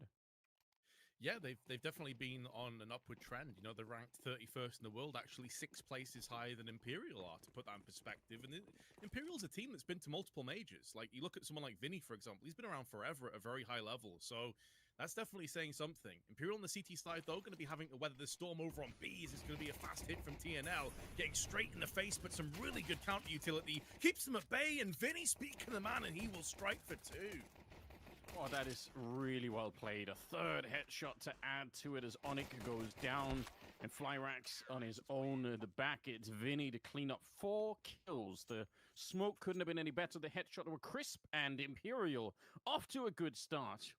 And you've got to be honest as well, no matter what the world ranking says, I still feel like Imperial somehow carry more weight, which means if there is another upset, we've already had a couple today, you know, people are going to be, they're going to be mad in the Twitch chat. Stay mad, as they say, Vince. The thing is, I do agree with you. I think coming into this, and I have seen TNL quite a bit, and I am very impressed with them, as the desk was highlighting. I don't disagree with what they're talking about, but I do still feel like Imperial are the favorites in this game. I think the Veto is very evenly poised. I wouldn't be surprised if it does go to a third map, but I feel like Imperial's superior experience at multiple faceted tournaments over the years is going to yield very well for them. This Eco Bash goes into play. What? 4K for Cello. Very nicely done. And he lives on 3 HP to tell the tale. Let's see if Onyx can deal the fatal damage to him with the Deke. He's out of there. I did not think he was going to get that last kill. It looked like he was obviously getting chipped away at from the Glocks. That was it'd be a fun kill to get in replay. But yeah, he's going to be found here. No chance for Onyx to survive. Vinny, all right, a bit of mercy. Doesn't try and knife him or anything else like that. So, a couple of rounds out of the way already. Imperial looking pretty decent to begin with here. But I will say this, from what little I've seen out of TNL, they're a team that, in spite of being, you know, from the CIS region, they're still a pretty aggressive team. Like, some CIS Counter-Strike could be, you know, a bit more hesitant with the Jame variation sometimes being sort of the extreme meme version of it. But, you know, a lot of teams in the region do play a slower style. I feel like TNL are still a pretty aggressive team. So, you know, we'll see how that one plays out when we get deeper into it. We're only in round 3, but the AKs are out. And it looks like they are all in the B hallways. That's a really big commitment. Yeah, and a player to watch out for as well is going to be Davey, as they do start to get more aggressive. This round, though, as you highlight, going to be into B. This crossfire is so good, and they're not even allowed the opportunity because Try is just banging them out in apps at range. Also lands a wall bang onto Onyx. Down to a measly 24 HP. That grenade could seal the deal. It actually bounces off the windowsill. A little bit awkward, but I mean, the end result is going to be the same. There is no way forward for Onyx. A very brisk, lightning fast 3-0 start. Imperial in fine form. That was an out of spawn call to try and basically set up like you know, just some early smoke grenades towards the B bomb site. So some in the middle as well. You can see it here on the replay in the minimap. So they smoke off the middle, they smoke off the catwalk position, and then they just wanted to go all in. There was never any chance they were going to do anything else here, and it just doesn't work out. So that's interesting. Imperial will love to take that third round. No bomb plant either. Oh, that smoke is going to get blown open. They're all inside. It's going to be a slaughter here. Some nice grenades to the window, but not what they were expecting. I think one of those grenades also missed, and it's mainly because there was a grenade tossed in from the Imperial side, and they're getting tagged by Noe, so it just completely wrecks them with aim punch. So an interesting little back and forth there. There's 4 players yet to get off the mark in the first 3 rounds. That's how dominant this has been. It is the IGL of Onyx that's picked up 2. Everyone else still on the 0 mark, as Noe pilfers them through the gap in the smoke, and it should be a very straightforward 4-0 lead. No loss of life. The economy booming. AK's picked up on the CT side as well. And try on your screen, the only Argentinian in this roster you're expecting to do a lot of the heavy lifting today. He is a phenomenal talent. Yes, I agree. It's been super fun to watch his ascent throughout the years. Imperial definitely a team that can do some real damage. You and I were talking about this a little bit in the break time, but it is interesting how Brazil has become one of these countries where there's a ton of talent, but they're stretched out across a lot of different teams, and it does sort of feel like someone should be able to put together like a legitimate top 4, or maybe like maybe not top 4, that's a lot, but top 10 sort of Brazilian team. We're talking about the same with the Polish lineup. Like there should be a Polish lineup that could do something similar.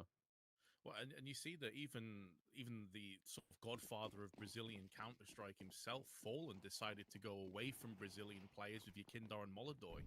So if he's not really believing, then I guess that goes to show you that something's probably slightly off in that regard. Oh dear. He finally got rifles, and he get wrecked through the smoke again. No luck for TNL so far. Huge spray down. Cello just committed to that one. They're going to back on out. They have what they sort of came for. They don't really need to stick around in the middle any longer. This is very interesting. Again, the map is picked by TNL. Not that it's necessarily completely over here, but obviously if they lose this round without doing at least some damage, things do start to get a little bit more tricky. Smoke going down, so giving some control of the connector position to the T side, potentially. The bomb is up in Palace, so with a minimap, we pretty much know where this is going to end. The question is, can they actually create enough space in the middle to get out of the Palace? So far, no. So Davies going down. Anna's in there, just down in the underpass position. Knife comes up with a shot onto try. So still about 45 seconds left as they make their way through. A little bit of noise being made, but Cello, great headshot. And now this Palace push is going to be hard to make work, I think. And they've spotted one of the 2 crossing to the site, and that's Knife. He's been peppered down to 19 HP. Flyrax has the AWP in the apps Palace area, and he is now all that remains. 25 seconds, tickles the bomb, draws him out into the open, try as he may. He's only going to be able to get the 1 frag. A valiant attempt at the end, but it's more of the same. Imperial stampede to a 5-0 lead.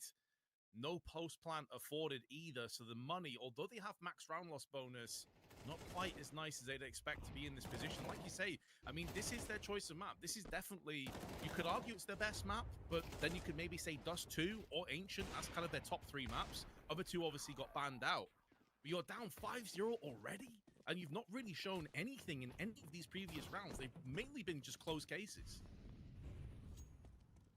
Yeah, I mean, in a different context, getting that last round down to a 1v2, you could have said, okay, it was a good damage to the economy of Imperial at least, but when you haven't got a single round yet, and you don't have the money to buy into this one, it's hard to capitalize on that kind of play.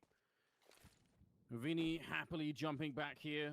We'll see if he can be found. I was going to say it could have been fun to see the peak coming in with the Beagle on the other side, but that's not going to be the case either. They will go back to the same well over at the B-bomb side, and a nice kill there from Flyrax. That could open up something. Vinny, though, is still holding on the other side, and that bomb is kind of stuck behind the smoke there. They almost have to go back, and maybe they will now that Onyx got the A-bomb side. Yeah, they heard 2 separate guns. They heard the Deagle and the Tech-9s. They know 2 players were last spotted in B-apps, but with so much time left, and Onyx with this forward position and the A4 in his hands, Imperial can't take anything for granted. So they have Try watching from the jungle. He's now backed away to the window. So this plant looks like it is almost guaranteed to come down. And it will be a difficult, rough retake. All 3 players pretty healthy, and you do have utility alongside it, but TNL with a real chance here to get on the scoreboard. Yeah, what a change around. Imperial didn't see it coming, although Try will get the 1 there. Vinny running straight into Onyx. Pretty good kill. There are kits in play, and the smoke, more importantly, I think, for this bomb side. If you want a chance to retake this one, it's going to have to be a smoke and a pretty quick move. Ooh, way out in the open. Onyx not quite ready for that. A flash goes over. Smoke on top of the bomb as well. And they're going to try and dive in. Actually, the bomb is a little bit further back, so it's not smoked at all. That could have been really risky, but Davy's going to be found. That's an impressive round, honestly, for TNL. They didn't have a lot going into it. They do some real damage. They get the bomb planted as well. That's something to work with. But I think it requires them doing more work in the next round. They need to come in here and win this round and get on the board. A wry smile on the face of Try as well as they realize that they did whiff the smoke pretty horribly, but it forced Davy into action regardless. Like, he can't sit by and wait, especially considering, of course, they had no Kevlar coming into the round. But I agree with you. It's one thing to get your foot in the door, but if you just get it snapped clean off from Imperial, they come through here and get a really convincing round again, up to a 7-0. It doesn't matter. Any of that work you've just done is for naught. Onyx, though, will tee off with the first frag, but he does get traded instantly. Yeah, it's good work. Getting the kill in return there makes a big difference. There's no way. He's 7-1 right now. It's a pretty good start for him individually. Vinny trying to pretend like he was maybe walking away from the whole thing, but he got caught before he could really get inside of the smoke, and that's enough. Opening it up. TNL, they had the plan at the very start of the game to attack this B bomb site really early on, and it's taken all the way up until now before it's actually worked. Finally some success, though. Great news. The downside here is because of how clear-cut most of these rounds have been. You've got Skulls down at $500, but then you've got Try over 12.5K at the end of this round. No ways up towards 10,000. Like, they can buy for 2 or 3 rounds easily in a row, especially if they save these 2 guns. So there's no easy way forward for TNL. You've got your first foot on the rung of the ladder, but it can easily slip back off again. I do agree, though. It's interesting how B-centric they've been. I'm not sure if they've kind of like decided that Vinny is a potential weak link. Well, so far that's not been the case. He's on 11-2. He's been bossing it. Yeah, it could be. It could also. There is a world in which if you have some of those B executes work early on, you can put so much pressure on the CT defense to rotate over to B later on in the game. But it obviously requires that it works. Otherwise, you're not really putting pressure on anything. So. But yeah, you might be right. I've definitely seen some games where Vinny kind of disappears a bit. This is not one of them so far, so the calculation hasn't really paid off. This looks like it's going to be more of a default sort of split towards the A-bomb site. 3 in middle, the bomb headed down towards the A-ramp. I don't hate it, but it is dangerous having the bomb on the A-ramp that far forward alone.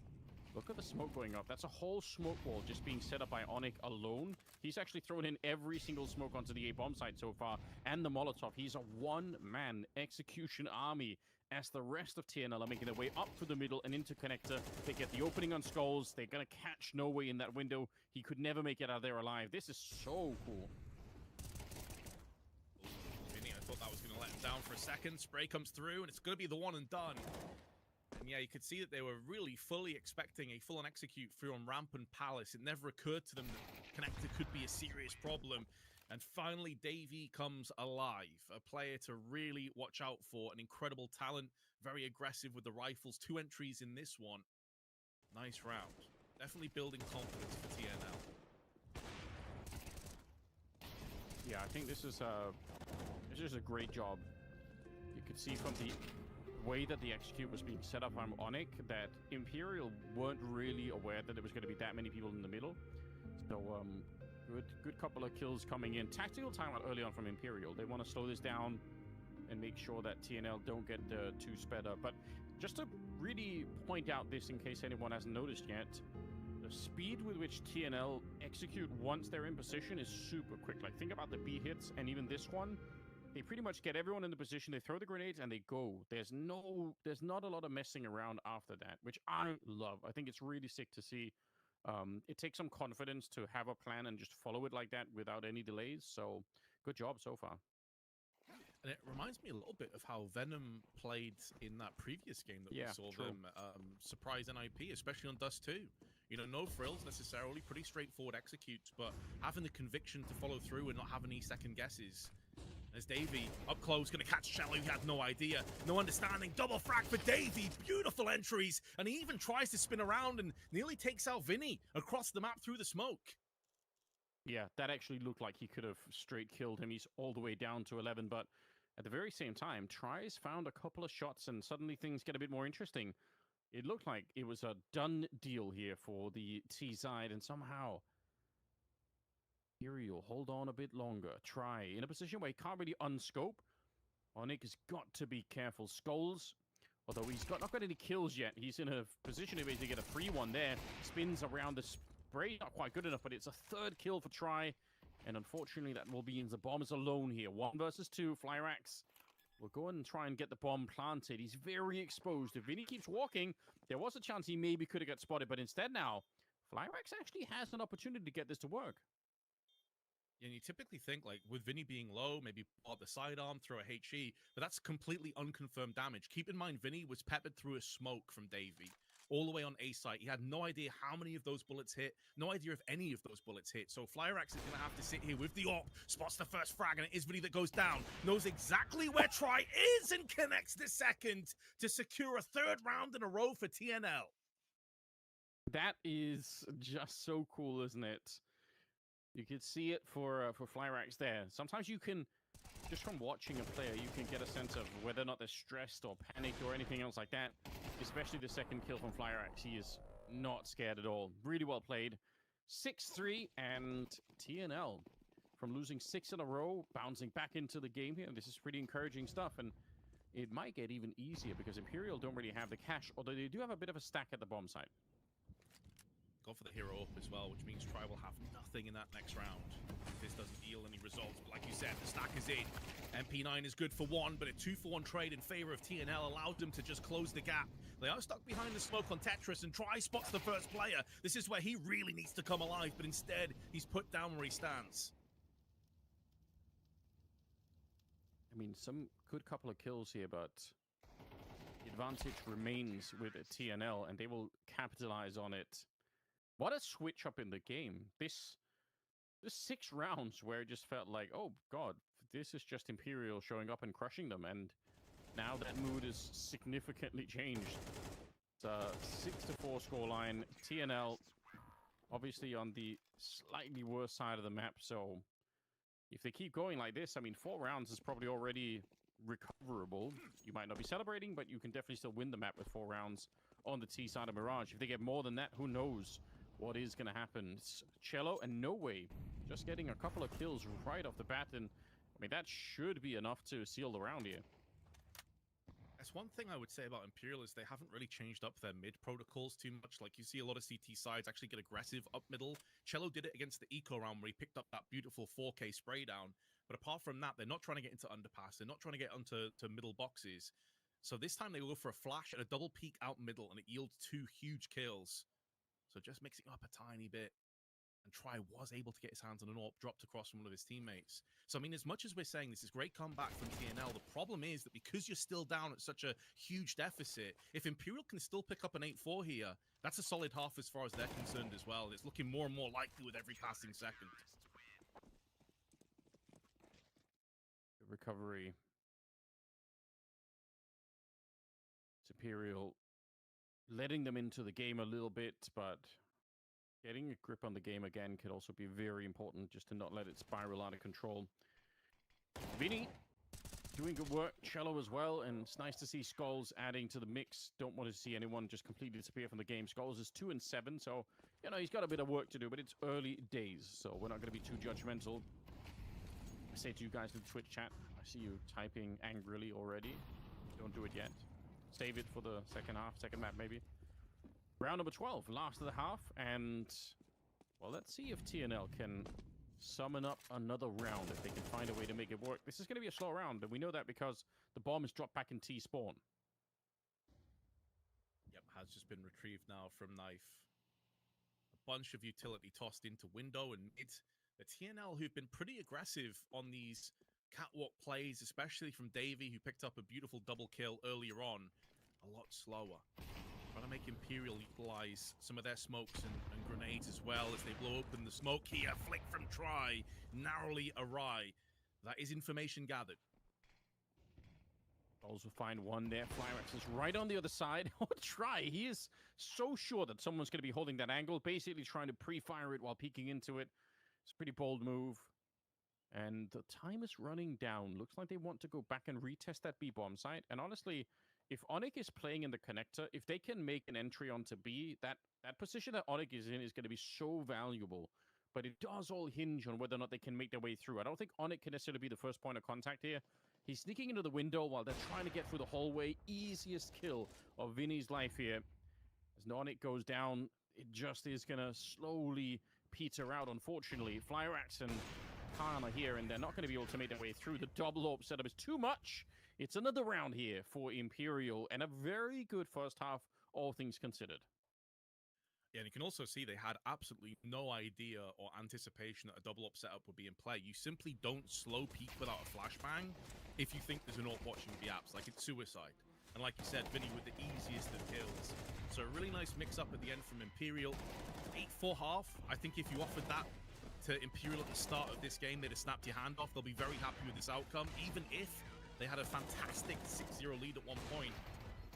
So this pistol, I mean, they're always important, but this feels like a real lifeline for TNL. If they can get their hands on it, establish their CT side early on, we could be in for a map on our hands. But if Imperial just start to go on cruise control, this could be over real quick. So far. Another really aggressive game on all sides. I feel like we've been blessed so far here at Thunderpick with games that haven't been boring, even if there's some teams that we're not used to seeing. Obviously, Venom in the last one, upsetting NIP, which is a really cool game. TNL, I have heard more people talk about TNL than Venom, to be honest, but still, not a team that we usually get to see on some of the bigger tournaments. We'll see how it works out if they can continue the pace here. I definitely think they're competitive. Second half, and it is their map pick. Now they're on the CT side, stack at the A bomb side. There's 3 of them, and they've got a set of dualies as well. Classic position up in the palace to try and stop it. Let's see what he could do with just 2 pistols. 2 pistols for 2 adversaries. In fact, make that a third. Is it enough firepower? Missing out on the first shot pretty much sealed his fate. And although Davey does come through onto ramp, they know where he currently stands, and they will deal with him accordingly. A 2 for 3 trade will favor Imperial, but they're still yet to get the bomb plant. Gonna go for it now. It's such a disappointment when you got the dualies and you miss the first couple of shots. You just know that it's probably not going to get any easier from here on out. Fry dancing away at the corner of the box. Cello sneaking up to execute Onyx, and Flyrax couldn't really do much of anything here. Nice finish to the round. Huge coming out from that T side. And also kind of devastating for, unfortunately, for TNL. Yeah, it's that lifeline I was talking about. Like, the life raft has been thrown out, but it's punctured. It's slowly sinking. It does feel like a huge opportunity has gone through their hands, just slipped through. And when you consider that the next map in this series, by the way, would be Overpass, it's not a map that TNL look good on whatsoever. 25% win rate after 4 games played, losing to teams quite a considerable margin below them. So it does feel like Mirage is a really important map for this best of 3 series. And they've come in with the pace and the confidence of a team that's looking to just really crush their opponents. And sometimes it can be kind of hard if you come in with that attitude and then it doesn't work out. Like, it's hard to re-summon that strength later on. I think that it's a good game plan for TNL, and I do like it, but it's also the kind of game plan that sometimes when it doesn't work out, there is no plan B. You pretty much spent all of that momentum and all of that, you know, bravado at the start of the game, and then when it's slapped out of your hands, that's it. You're not going to get it up again. We do have a potential execute to the A bomb site, and there's really nobody here, so bit of a gamble for TNL over on the other side of the map, and that is not going to pay off for them.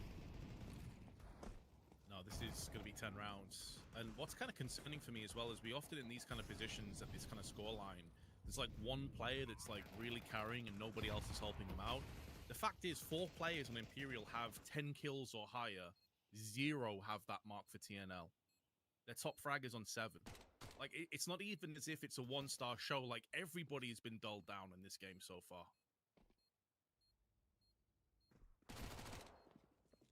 Hello, just up for a bit of a hunt. Why not? Might as well make a bit of extra cash. In fact, going to be a couple of them there. Davey finally says, no thank you.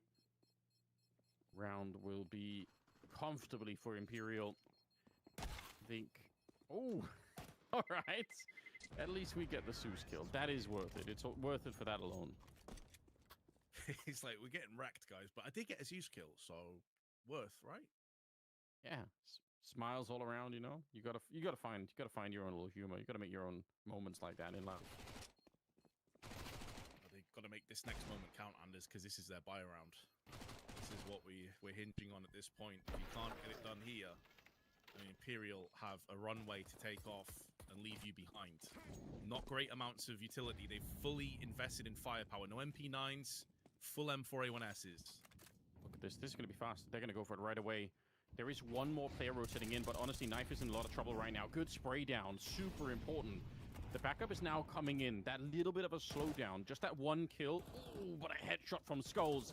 He finds Khan just as he's trying to make his escape, and Skulls actually finding another shot there. Jumping Tech 9 up, it's a Mac 10, sorry, up close, and Flyrax will end up going down. Onyx finds himself alone. Imperial very much taking up the same kind of approach that TNL were doing on their own T side. They're just hitting the A bomb side instead, and the sheer speed behind this is making it very, very hard to stop them. Awkward handshake, but laughs all around on Imperial.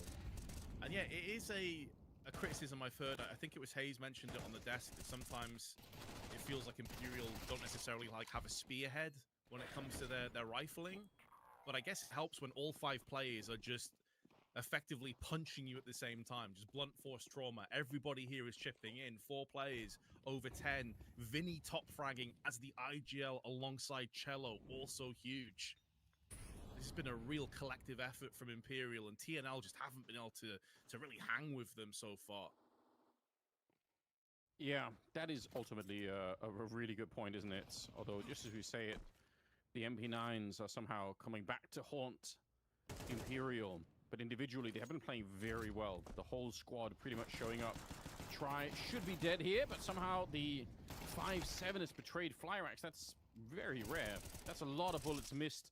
And it's given an opportunity, honestly, for Imperial to get back into the game suddenly. It's a 2 versus 3 from it being a 5-on-3. So TNL missing a bunch of individual fights here. Some of them they might have not even really needed to take. It's Cello again. Laser across that B bomb site. He's up to 17 kills now. And Knife, what do you really do? You're too far away. That's the thing as well. It's like, TNL have been doing really good against EU teams. They've been performing well. They've been having a lot of success. But how often, when we come through to majors and we have the legacies, the Imperials, these kind of teams, and we write them off, we say, nah, they're the 0-3 fodder, and then they go way further than any of us expected. There's always that Brazilian flair, that South American flair, especially with Try as well, where you really can't write these teams off. It's one thing to do it against EU, it's another to do it against these kind of teams that TNL probably don't have that much experience playing against, right? Like, I can't imagine, other than boot camping with, like, 9Z being over there and Imperial, etc., TNL probably don't have that much experience, and it is showing right now. They are getting straight up manhandled. Yeah, I think it's hard to wind it down from that initial energy that they put into the game. Right now, Imperial they've basically said, okay, fine, if you want to play that kind of Counter-Strike, then we'll do it. We'll just do it better. And I don't know if TNL can sort of rediscover another plan at this stage in the game. It feels like it's almost slipped out of their hand. I mean, it definitely has, right? It's 12-4 as a scoreline, and even though individually some of them look really impressive in certain moments on the TNL side, it isn't really a match for what Imperial are bringing to this one. So, and this is their map pick, which does make you a bit nervous, perhaps, that this game could spiral out of control a lot quicker than they obviously would have wanted here. It's been a really streaky game as well, Andy. Like, keep in mind, this was 6-0. They win 4 rounds in a row at 6-4. They've just lost 6 rounds in a row, potentially 7. It's like it's feast or famine right now for TNL. Yeah.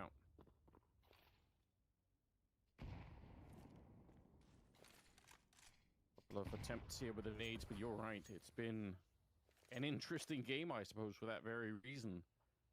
Also given an opportunity for Imperial to have a lot of money in both halves to play around with, which is why they've been so hard to put away. Even when TNL started to get just a bit of momentum, just a bit of stuff happening, it's suddenly Imperial back in the mix with all the guns once again.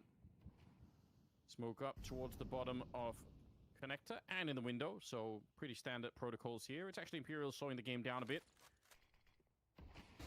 Down is here. Ooh, nice shot as he sprays through Davey on the other side too. Skull's going to be able to pick up that kill, so the crossfire there through the middle working out pretty well. There's only 25 seconds too, so unless Jello can get this straight headshot, he can. But with Davey getting another one, it should be too late. The bomb is lost in an unwinnable position. Yeah, it's about doing as much damage as possible right now to the economy of TNL. Because even if, obviously, they can't save, it's do or die effectively, you could maybe force 2 or 3 players into sort of like MP9 territory, maybe a FAMAS, something like that. Take some of these AKs away, but it seems like No Way is happy enough just to hold on to his AK because the economy of the T's is far from ideal as well. And if this pattern of gameplay continues, then you can expect TNL to pick up another 3 or 4 in a row here. We'll see if they can get it done. That's exactly what they need to get even close to drawing this even and take it to OT. Yeah, I mean, it would be nice to just see them get some control on the CT side. I feel like they haven't really had a chance to even announce themselves, or even just for my own sake. I just want to see what they play like when they have a little bit more confidence and maybe some more weapons. Certainly a good job in picking up the 2 AKs in this one. Very, very stacked towards the A side. They were expecting something, but they're turning that stack on the A bomb side into a forward position. I almost wish they would have kept going, but obviously Skulls is holding this one. And I guess they're slightly trusting for a while there that Onyx was going to be alone. Now, Flyrax has started to get there. If you are going to be playing someone alone on B in this kind of a setup, let it be the AWP. That's true, but Onyx is sticking around. And mainly this is because they don't have mid control and he's concerned about a catwalk push. You can see that Davy's perched up and connected, but there's a smoke in his eyes. So they need to make sure that there's no one around ladder room or catwalk, because that's where the AWP is very susceptible to being sideswiped and flanked. Oh, nice. Yeah, playing some games here is Skulls. Just under 50 seconds. Onyx, nice enough kill to take down No Way. The bomb is back at the ramp. See if they can actually make their way through. Clock is running down low. It's Davey to take down Cello in the middle, and it's a 5 versus 3. And that bomb is stuck behind the smoke. They still can't really get past it. I think TNL know. They have 3 people at this bomb site. A 4th in Onyx, who's just a couple of steps away. And yeah, they're backing off Imperial. I think they've decided, let's just save these guns. That's not the most impressive finish to the round. But of course, they've got a big buffer to play with. Exactly. Yeah, exactly. It just tells me how calm and collected they are, right? Like, you don't have to rush into anything too ridiculous. You've got a buffer of another 6-round lead after this round comes to its conclusion. An AWP, an AK, a Galil, you can just run it back effectively. Cello can pick up like a Deagle or something like that. Or you can just go all in on this round and you know, secure a Mac 10 or Galil. So there's plenty of opportunities now after that saves came into play. And it's also about not wanting to effectively gift wrap a second AWP across the TNL. We've already seen the impact that double AWP setup can have on Mirage. So yeah, smart decision from Imperial. Doesn't leave them with a great deal in this round, but there's always going to be a threat. TNL, though, slowly building their way back in. Yeah, I mean, if nothing else, just delaying as much as you can. Try, though. He was flashed and somehow still lands the kill onto Knife. But I was going to say, if you can keep this map going a bit longer, at least you're buying some time to kind of get yourselves warmed up into the game and you don't just feel like it's snatched out of your hands, because at this stage, that is a little bit what's happening. 12-6.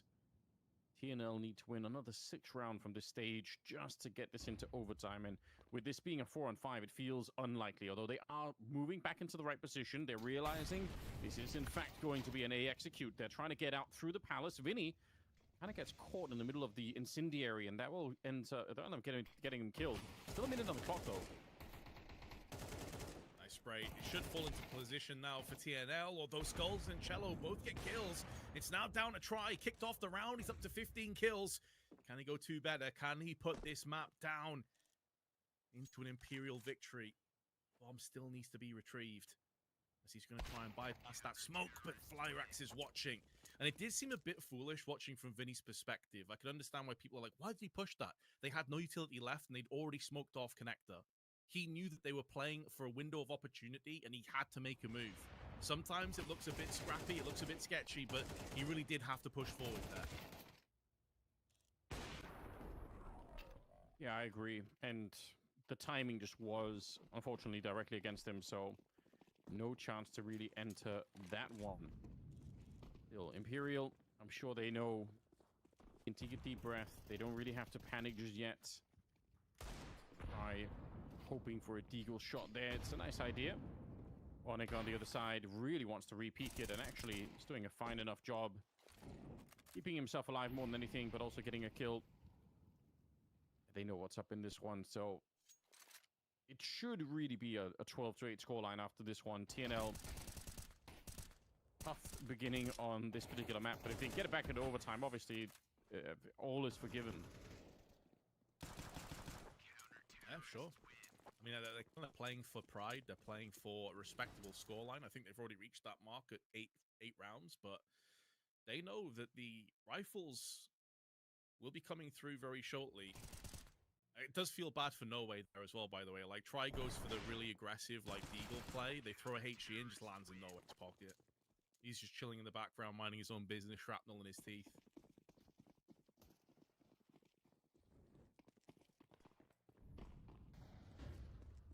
Yeah, it's getting more interesting by the second here. Smoke is up towards the connector. That's a double nade landing in the connector from the T side, but it doesn't really do any damage. They're hoping that they could catch someone there. The incendiaries will push them back, but Davies just sticking his ground. He's right in that borderland between the smoke and the Molotov, and able to spray a couple of them down. In fact, he will even find a third kill after the fact, so huge round for him, but it might not be over. Hold the phone. 2 versus 2 all of a sudden. Try had a good idea about the situation. No Way going to try and get that plant down while the smoke is still in play. HE up and over. Lands too deep. Won't be affecting him. When you're on 28 HP, don't be surprised if No Way tries something ridiculous and rolls the dice, but he's not going to be afforded that luxury. He's about to get backstabbed. And down he will fall. I actually thought for a second there, Anders, on 28 HP, you just got the bomb planted. I thought he would push into that smoke because they knew that Flyrax had an AWP and catwalk. And if you can make that shot miss, you can maybe bring it down to a 1v1. I thought he was going to go crazy, but fair enough. He tried to play the percentages, and it didn't quite work out for him. It's not a bad idea. You're right. When you're that pressured, you might as well try something interesting. Wasn't meant to be this time, unfortunately. Oh, Davey, he made a huge impact on the round. That could have gone a lot of different ways, if not for him. Timeout called. Imperial.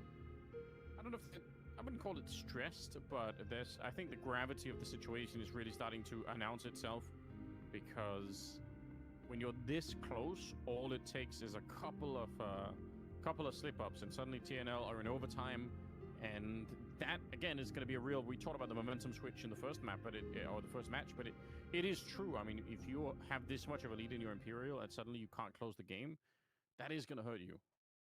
Oh, no doubt. Maybe not stressed, but I think the early feelings of concern are maybe beginning to sink in, hence the timeout. They can still get this done. They still have 3 more cracks at it. Another bite coming through. Not ideal, but more than enough to punish TNL. And that was a mix-up of pace. Like, Imperial really did pick up the pace on their middle crunch, but Davey had a fantastic solo effort on Connector. He's up to 19 frags. Important shot, missing out from Flyrax, but it's a bit of a bait and switch. The issue is that they haven't fully invested behind it, so Onyx position now, they should have a good idea to this being a possibility. And he's about to walk through on 2 different angles. Even if he does get this kill, he should be traded out. And now they know that Flyrax is last seen in the B-Apps. This could go horribly wrong for TNL. Super scary stuff. There's smokes in the middle as well, so they're putting some pressure on the rest of the map right now. The communication for TNL is going to be really hard to deal with. The bomb is over here, but if they lose that connector player right now, they're in an enormous amount of trouble. It's Knife that's playing right at the edge of the smoke. It's on the other side now. Cello's trying to get the walkthrough, and he's not going to have the advantage in this one, so good kill for Knife, but that doesn't really put them out of their troubles here. 45 seconds and just one single person trying to hold the connector against everybody from Imperial coming through. He's got no chance, and that is going to cement the bomb plan. There's nothing the rest of TNL could do about it. Oh, Davey's going to have to go above and beyond. This is going to have to be a Herculean effort. And Vinny could have him on the murder hole approach. Flyrax has given his position away, but Vinny gets baited out. 1 HP for Flyrax. Skulls at 50, no way at 10. Are they really going to be able to pull this one off? Should never be allowed to, but maybe there is an opportunity here. No way's going to go down as well. Now it's just try 1 versus 2. Good shot on the Flyrax, and Davy's already a bit low and certainly low on time. That bomb is ticking away. Almost out of it now, and try with the spray. He connects for his 18th kill. And Imperial, they dodge the overtime, and they take down TNL on their own map pick. He nearly ascended Mount Olympus there, did Davey. He had a fantastic individual effort. Really the only shining light. I was talking about how no one was really stepping up. He definitely did on the CT side, but unfortunately, Anders, it was just too little too late. When you're at a massive deficit of, what was it, 12-4, something like that? Yeah. You're always going to be swimming against the tide. I mean, you're right. That was always going to be a very, very hard comeback for TNL. The fact that they got, I would say, within striking distance, I think kind of proves that a slightly better start, if they don't go down that heavy at the beginning, they could have been way more competitive. So I still like their style. I think this was an interesting match, but man, it was cool to see Imperial show up with that much force. I'm sure the desk were also impressed. Let's hear what they have to say.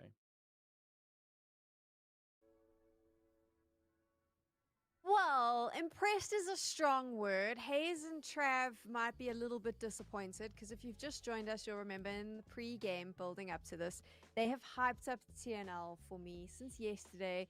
They've just consistently been like, Sam, this is the team. They're going to come in. This is the one to watch. And then it started to look a little bit shaky, Hayes, right at the start of that game. Problem is, it was such a slow start for them, and they normally aren't such slow starters. And I'm not talking about the pace with which they were approaching the rounds. I just mean the guys coming online. I think they had 5 kills across the board. By the 5th round, they were averaging a kill a round at that point, which was a huge problem. I think that they just kind of struggled to shift through the gears a little bit. It felt like the accelerator was stuck, and they were just constantly trying to play as fast as possible. They needed to take their foot off the gas a little bit and just try and temper the approach, just slow things down, let the rounds breathe a little bit more like what we got out of Imperial, because they were playing on the front foot every single round, trying to force those opening duels, losing those opening duels, and then having to battle back from disadvantageous positions. But that slow start certainly did cost them. Okay, so I mean, Trav, when you're watching this, why do you think TNL was battling so much on the T side? I think it's funny because I actually said in the pre-game, right, how aggressive they are and how fast they are. It was like 6-4 in like 15 minutes. It felt like it went by in a flash. But they are just overly aggressive at times, and they have been trying to learn to temper it. They know kind of like one style. They're learning more with, you know, JR and Kane behind the scenes. And when they do ramp up, that 4-round streak, which we saw from them to get back to 6-4, that's what they're all about, man. I mean, Davey started really slow. He was 0-5, ended the game top of the scoreboard by a long stretch on TNL. Flyrax had that really cool 1v2 on the B-bomb side. I think that was the one that got me really hyped, thinking, yes, they're back in it. They can take it now. You know, Imperial played that retake a little bit too slow, tried choosing to go on the apartment's big flank, didn't really work out. But yeah, I think TNL it's a very good example, this game, of what their style can look like when it works and also when it doesn't. And yeah, I think for me, Imperial were better across the board with their individuals, and I've got to give credit to Cello, who are kind of maybe a little bit mean to in the pre-game.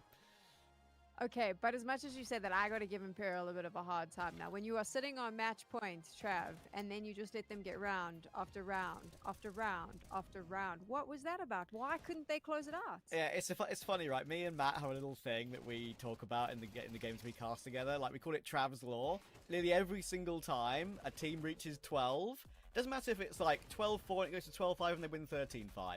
It's just that mentality that you can get in so many of these online games where you reach 12, you take a deep breath, and you're like, yeah, it's fine. We've got 12, we've at least got overtime. And sometimes when you lose that one round, it spirals. And TNL got the ball rolling, got Davey up and running, and they won some important rounds with his individual ability. But yeah, it's unfortunately, TNL lost the game with their slow starts. Yeah, I also think that it wasn't so much Imperial just letting the round slip through their fingers. I feel like that's where we were getting those glimpses of TNL that we kind of expected coming into the series. I feel like they had a pretty good game plan on the CT side. They were happy to concede a lot of space in towards middle, prioritizing the bomb sites themselves, locking it down. Once Imperial started scaling forward from their mid control into the bomb site, they were just getting shut down emphatically. And we could see how good TNL looked when they were in form, but they just didn't have enough runway to get things off the ground. And the thing is that when it's not Davi, it's usually Ken, and when it is Davi, it's usually Ken with him. But as you can see here, it was only Davi, and it took him, 6 rounds or so to really get up to his full ability. So, yeah, it was kind of a one-man show for TNL. That's not always been the case for them. I'm glad Davi did perform after we bigged him up so much. But, yeah, it wasn't enough across the board, and that's the biggest issue. And you got the experience of Imperial. I did kind of go into this game. We both did, bigging up TNL quite a lot. But I think, Matt, you pointed it out. Mirage was definitely a win condition, knowing what they're like, what TNL are like on Overpass. And that does really worry me. And the TNL we saw on Mirage is also the TNL that I was hoping we weren't going to see. Because lately, they're beating Tier 3. Sorry, Matt. They're beating Tier 3, but they're struggling to push up to consistently beat upper Tier 2 and Tier 1.5. I just want to say, they were way too reliant on Davey. I think he got 4 or 5 multi-kills out of the 9 rounds that they won. So they were almost just completely solely reliant on Davey having a big round to get it across the line. Let's talk about Cello, because we were a bit tough on him in the pre-game. He had a cracker there, Trav. Like it was a good map for him. Yeah, I mean, I've been a little bit critical of him because I've done a lot of co-streams, watched a lot of him on Furia, seen way too many rough rounds from him. We know he was in difficult roles on Furia, but it doesn't mean you can forgive the whiffs that he had on that team. And sure, yeah, he had some eco farming in this particular map, but he was very, very sharp with his first bullet, and that's what he can do. That's the Cello we were excited about years ago, right? When he even joined Furia, and then unfortunately they kind of mismanaged his roles. So that's what he can do. If this is the Cello we're going to see at the upper tiers, that will be the Cello that can push Imperial to more of a contender at the higher level. That was the Cello that got afforded the opportunity to join Furia because of that form we had seen from him in the past. I think the thing for Imperial, though, while TNL only had Davey popping off, Imperial had big rounds from Cello. They had contributions from Vinny. Try was as reliable as ever. So you've just got this way more distributed performance across the board on Imperial. Okay, now let's talk about Overpass, because you guys seem very concerned about TNL heading to Overpass. Why is that, Hayes? Well, just because of the lack of reps and the lack of success that they've had on the map in recent times, it doesn't necessarily lend itself to the skill set that TNL has as a team, which, as Travis highlighted, a team that like to play on the front foot, they like to play pacey Counter-Strike, and on Overpass, you have to be way more technical, way more methodical with your approach, crossing your T's, dotting your I's. You've got to be happy to be patient and take your time to scale forward in the rounds, getting that early stage control into the mid stage of the round before you can then start even thinking about the execute, where these guys love to play maps like Mirage, Ancient, even Dust 2, where you can just look to smother your opponents from the word go. You can't do that on Overpass and find success. So I think that's the concern, Sam, is that it's a map that they have to kind of change up and stray away from the way that they normally play and find success. Yeah, and the real big issue as well is that we're talking about lack of reps for TNL, right, on Overpass. It's not just lack of reps together, it's lack of reps in their entire careers. Only Knife, I believe, will have played it in the past when he was on like Betera, maybe Iron Branch back in 2023. The other 4 TNL players, I would imagine, I mean, I'm just looking at it, on this team itself, they've only played it 4 times total, and that is in the last 3 months. Only recently starting to play it at all. So, yeah, it's being these young players being so young, they just barely had a chance to really play it too much professionally, and their recent results aren't pretty. I think, they've only beaten one team. I think it's a team called CSDE, which is just a random 5-stack Ukrainian team. No one should know who they are. That's the reality of the situation.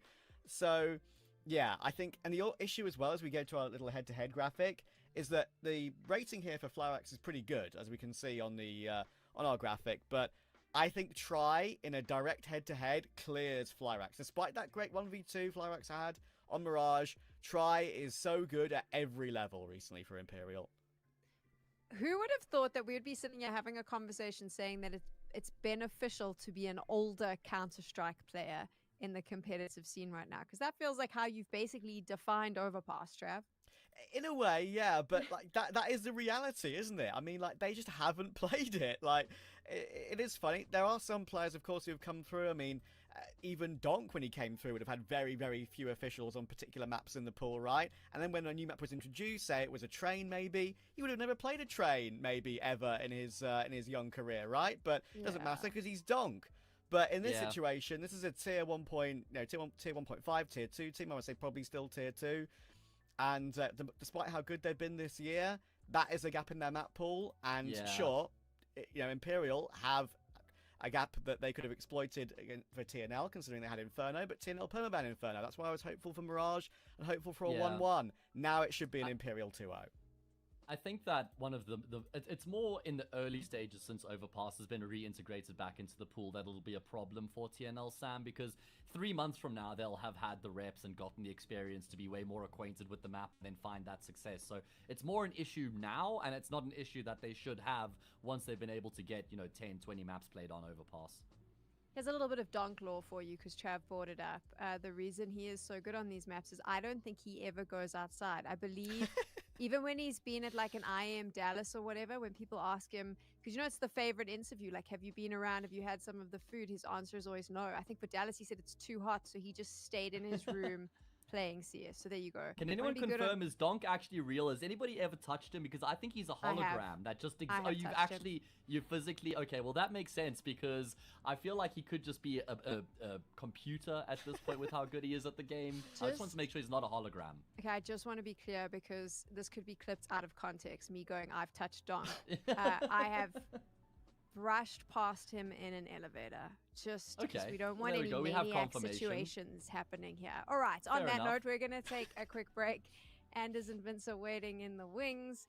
You are watching the Thunderbig World Championship close qualifiers.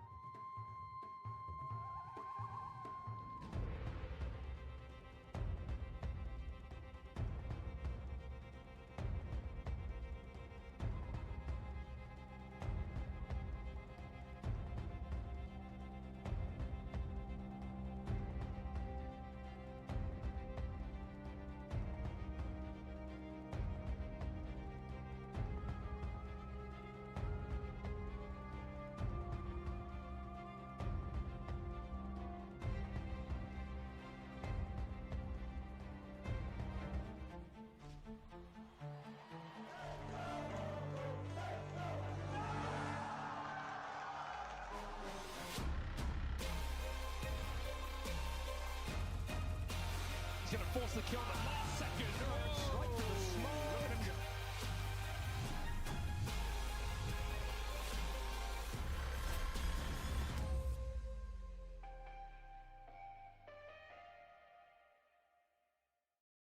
We are back once again. We've got the second map coming up. It is on Overpass between TNL and Imperial, and we're here at the Thunderpick World Championship. We've got no delays. We're going straight into it. Imperial now on the T side, TNL on the CT side. Let's see if they can make a bit of a comeback here, TNL, and maybe snatch this map away. It would be quite a surprise, but it's time to put up or shut up as far as TNL are concerned. The flashbang is so good. Onyx fully blinded. And those Julie's going to have no impact whatsoever. Can't deny the bomb plant either. Smoke down in heaven will afford Skull's luxury of dialing in the digits. And now the CT is going to be looking to try and boost up. But Cello's there. And his aim has been so on point today. Bomb planted already. It's going to make it a lot harder to go for this kind of a retake here. 3 versus 5. Nice shot from Knife. Maybe that can queue them up. Flyrax, it almost looked like he was sort of walking away. He was walking backwards away from this position, but now he's starting to re-engage. It's still really far away. I don't know if this is even quite doable. Sneaking in, all right. Good shot onto No Way, but they're bleeding players, and I think they've already made the call. They realized it's not worth it. Flyrax, he's got a bit of armor. He's decided to leave this position. It's going to be Imperial to win the pistol in a pretty straightforward fashion, to be honest. Yeah, very straightforward. Just the one player on B in the form of Onyx, one flash, pretty much opened up an avenue for a very straightforward bomb plant, and everything else fell into position. Cello with another 2 kills. Quick on the draw. And although Knife tried his best with Davi, it was just a little bit too late. And it kind of factors into what we were saying before. Obviously, this is super, super early days. But what we did see from that first map is that Davi had an incredibly slow T side, but his CT side he popped off. Obviously, Mirage, a different playing field, different ball game to Overpass. But you need somebody else to be stepping up here. You need someone to be helping Davi out. Assuming that he can perform at that kind of level again, it may not be good enough for just him to show up and nobody else alongside him. Yeah, there's got to be something more at the end of it. And that was a problem at the beginning for TNL. The desk were talking about it too, how normally they're not slow starters in terms of getting the kills on the board, but they kind of were on Mirage, and that does become a bit of a problem over time. Bomb going to be planted. Obviously, no casualties on the T side, so not much fear in terms of whether or not they're going to be able to do some or get this round on the board here. Imperial, even finding time to surf in the background. One of the joys of playing Overpass, I suppose. I do quite like this map. I'm happy that we exchanged this for Anubis. Still don't like Inferno, but I think it was a good swap out. I'll go a step further on this. Overpass is my favorite map, and it has been for a long time. I love playing it, I love casting it, I love watching it. I just love this map, man. I was really sad when it got removed. I didn't understand the Anubis hate personally. I would have said if they removed Inferno for Overpass, I'd be a very, very happy man, but fair enough. That's the way it goes sometimes. The question is, though, Anders, especially with them buying out Cash, would you like to see Cash come back after the next major? Yeah, I don't really see a reason why not. I think Cash or Inferno for me would make for a really sick map boom. Yeah, I guess we had to move Anubis because Donk didn't like it. You know, he gets what he wants, so there is that. But yeah, I mean, like I definitely think, I don't know what it is about Inferno. It's hard to exactly pinpoint, but there is something that just feels kind of stale about the map at the moment. So I'm sure it could be fixed without too much issue, but yeah, maybe take it out, workshop it a little bit, bring it back with some new twists and turns. Could be kind of interesting. Technical timeout this time for Imperial, so getting a chance to take a deep breath here. But ultimately, it's a pretty good start for them. I do think Overpass is a super underrated map, and I don't know, like towards the end of CS:GO, I felt like the whole community kind of came around to how cool it was, but there definitely was one point where a lot of people hated Overpass for some reason. Yeah. No, for sure. There was a lot of happy people when it got removed, and I never really understood it personally, but just so happy to see it back again. And I do agree with the desk as well. You know, they're discussing that a lot of these upcoming new generation players probably don't have many reps on the map, at least not in officials. Of course, they've probably played it a ton in matchmaking and Face It and stuff, but officials is an entirely different vibe altogether. I was quite interested as well in that last round, by the way. Imperial went for full rifles, which is quite unorthodox in a second round buy when you're 2-0 up or facing a 2-0 lead. They anticipated that TNL would force buy, and they didn't. Normally, you'd see some MAC-10s thrown in the mix. So it means that this bonus round is actually a lot more powerful as a result of that. Yeah, that is interesting to think about. Maybe a chance that they could overcome TNL, who have just finally got their rifles on board here. Flash to go through. They come right into this setup. It's a pretty sick one, too. Knife gets a couple of kills. I like that attempt from Imperial. I think the idea of flashing away through the smoke there is not a bad idea, but they had what amounts to the ultimate counter to that kind of a setup with a bit of a crossfire. One of them was probably never going to be flashed from that one, so that works out in their favor. Try and Vinny with a couple of Galils. Still a lot to be done in this round. If they can get some more kills in here, they can keep TNL low enough, but that timing is pretty bad. I absolutely love how Knife has played this round. Not just with the setup that they had, as it's going to be a fairly straightforward shutdown. You'll see this in the highlight package. It's the fact that he preemptively, with low bullets left in the magazine, knowing that there's dropped assault rifles around him, just puts 4 or 5 bullets through the smoke. Speculative shots. And he nails a headshot. This one here. So many players would not do that. That is great heads-up play. It's great game sense, because you've already seen 2 players push in a kind of bonus round situation. Of course they're going to be pushing together. They're going to look to try and stamp all over the A site and make it theirs. It's such a nice play. It looks like it's a very small thing to pick up on, but a lot of people don't do that. Well, it certainly worked out for him this time. I mean, that killed the round for Imperial. You could just tell there was no follow-up past that point. They're going to be buying into this next round, Imperial, but I mean, already their money is low.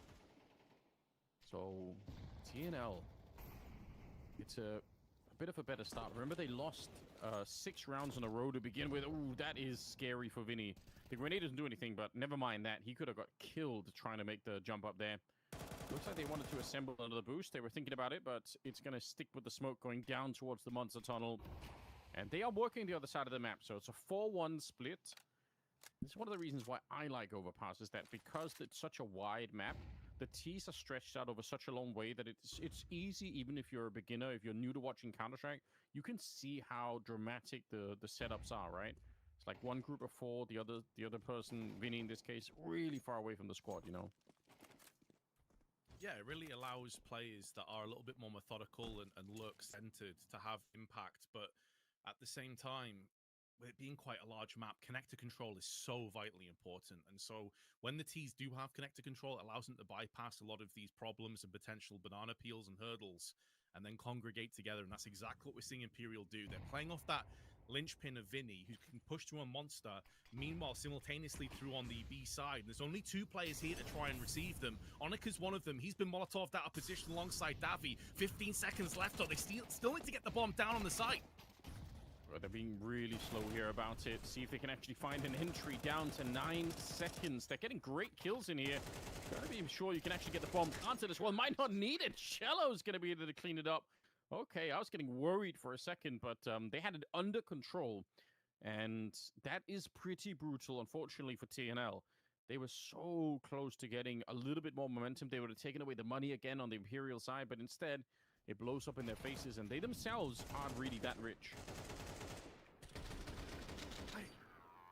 Don't even know if they would have got the plant down had those kills not come through, because there was 3 seconds left on the clock and the bomb was yet to be planted.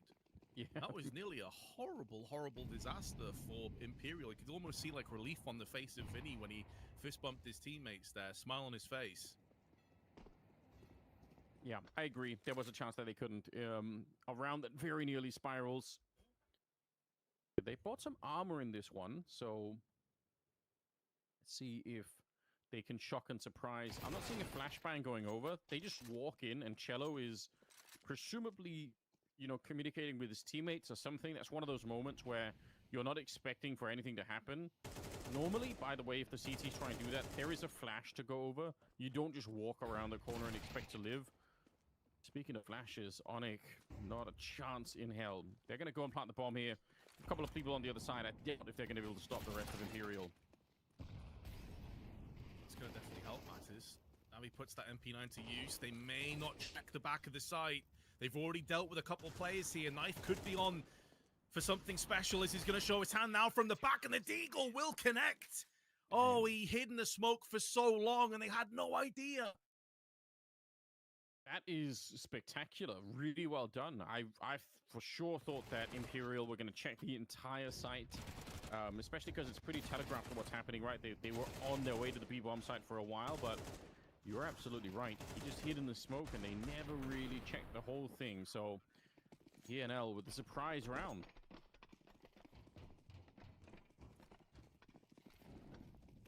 That's going to be a short, sharp shock for Imperial if they thought this was going to be a straightforward map and a straightforward T-half. The aggression out on short. As Khan has put down that HE, and oh, nice spam through the smoke is going to yield the frag on Vinny. That's going to keep Imperial at arm's reach for the time being. They have con controls, so they can quickly wrap up onto the bathroom side, but there's a fast rotation as well. TNL, who originally showed their hand, puffed their chest out, said we're on short, have quickly gone back up onto A, and it allows Flybacks to get aggressive with the AWP on this banana position. Like Onyx needed something like that. That was his first kill. Even if it's through the smoke, it still counts. Trying to bait out the shot here is Skulls. So far not getting anything for his troubles. There is a player lurking through the monster tunnel elsewhere on the map, but they're bleeding players left and right at the moment. Skulls goes down, and now this lurk, you can't really call it a lurk, I think, when you're on your own like this. I don't know if Norway's going to be allowed to save for the next 40 seconds, but that could be, you know, kind of the call. They don't have any money on the T side, so ENL, what a save from being very, very close to losing some of these rounds early on here. They've really recovered it. Yeah, and although there wasn't much cash on the T side, there also wasn't for the CT side, so it's really important they were able to keep the bulk of their defenses alive in this round. Do the world of good to their economy. I do love that straight up heads up play. Like, you take short Onyx, sprayed through the smoke, a bit fortunate to get the kill into Vinny. But they don't sit around and wait. They don't play reactive, they play proactive. Get up on the A side, take down bathrooms. And that's more like what we expect to see from a team like TNL. Even if they're not necessarily a great overpass team, you can still utilize your strengths, and that is their aggressive, mechanical aim. Put Davey in the right positions, and he will still shine regardless of which map you play.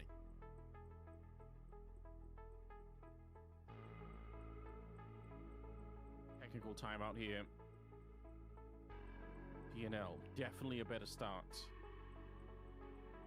It's rough going on for a while on the opening map of Mirage, but for this one, they do seem like they are in a much better place mentally. And that's nice to see. We really would love to see them kind of get into the game a little bit more. It felt like they just never stood a chance on the first map and couldn't really find the comfort that they were looking for. So hopefully this is different now. Always a chance for a third map in the series here. We've had some terrific upsets today, so you know, why not a third upset if it goes to it? NIP losing, M80 losing, and if Imperial lost to TNL, I bet people would be shocked by that. Nuke is the final map, by the way, if we can get there. It's a little bit early on, but could be fun. Yeah, and although Nuke is another map where you probably give the slight edge to Imperial in terms of their stats and the kind of teams and caliber of teams that they've been beating there, it is actually a better map for TNL. They've played it a ton, 22 times in the last few months. So that could be a very interesting final destination. And of course, there is a lot of time between then and now. Again, as you probably expect, the CT side for Imperial does typically favor better than their T half. So if they can come out of this half around 5 or 6 rounds, you'd still fancy them to get this one done. But TNL had a very, very slow start. A 0-6 start on their choice of Mirage if you have just joined us. And although they did make a bit of a comeback, it wasn't good enough. So seeing more players chip in early, Knife on 8 kills already, definitely bodes well.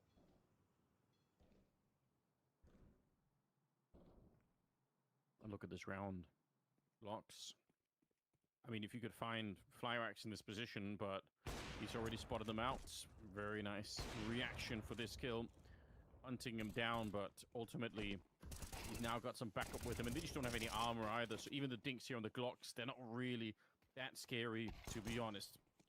Gonna be Skull going down, and No Way finds himself out on long. TNL gonna take the round lead now which is not bad at all. But I think more importantly, they've had so many people live for the last couple of rounds. They're going to be filthy rich. Oh yeah, their money's built up very quickly, especially with the economy changes. Obviously, you get the extra $50 per player per kill. That's going to help a lot. I actually thought that Knife had wrecked himself there. He inspected his weapon. As No Way pushed through the smoke, and I thought he was going to block the vision and just die because of it, but he got away with it. It's all good. Now, I know what you mean. There was an opportunity for for that to be a hilarious self-own. It didn't turn out that way. Oh, they line up. Look at Onyx spraying them down. They wanted to put some pressure on to try and get onto the B-bomb site, but it hasn't worked out for them. Davies on the other side. He's going to pick up the AK instead of reloading his M4. And why not? That is kind of call that definitely can work out. Obviously, we know that on the map, but when you end up all standing in one line coming through the monster tunnel, that is not always the way to go. Cello goes down and it leaves Tribe. He's got 4 kills, looking for a couple of headshots here. They're allowing him some individual fights. Oh, that's a team flash as well. Flyer Axe will save the day, but there was a moment there where that could have gone wrong. Oh, most certainly. But as you mentioned, though, just holding down left click and seeing players drop by the wayside. Davy, nice little flick there before he falls down. And even though they did lose 3 players, because of those previous 2, you can still see their funds in a very healthy shape. Tech 9's in the meanwhile for Imperial. I don't love that last call. I mean, I realize hitting B quick can definitely catch the CTs off guard, but it does feel like a bit of a Hail Mary when you're still pretty early on in the game and you finally got some rifles alongside you.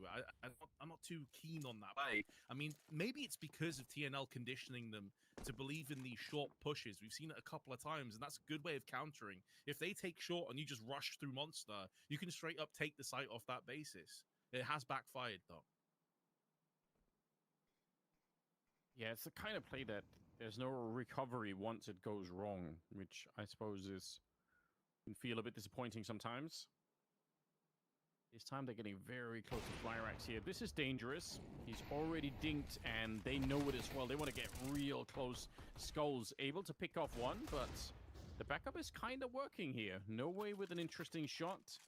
Spamming away with the deal and getting a headshot on the Knife. That will at least give an opportunity to do some more damage in the round. I don't think winning the round is going to be particularly easy at this stage, but, you know, they got the AWP on No Way. They got Vinny sneaking around. If there is a mistake here from TNL, yeah, of course it could be done. Smoke being set up to the sniper spot down below, but that's just No Way kind of trying to draw them away. He's back up, coming out of the connector, so he's going to go back up to the A-bomb side to join his teammate. But he's hoping that that smoke down below is going to sell something.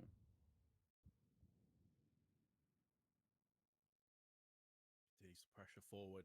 A lot of this does base off Vinny, though. And he's gone down without any possibility of a retaliation. 13 seconds left.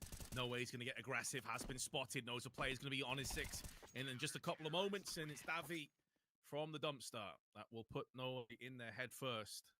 And it is yet another round win. And one of the other reasons why, and it's like we've been pretty, you know, lopsided in terms of saying like TNL aren't very good on overpass. They've not got good in terms of reps, and like their stats haven't been great. Another reason why I thought this would be an incredibly straightforward win for Imperial is keep in mind that at Blast Open London, they absolutely annihilated Mouse on this map 13-2, and they picked up 10 rounds on their T side.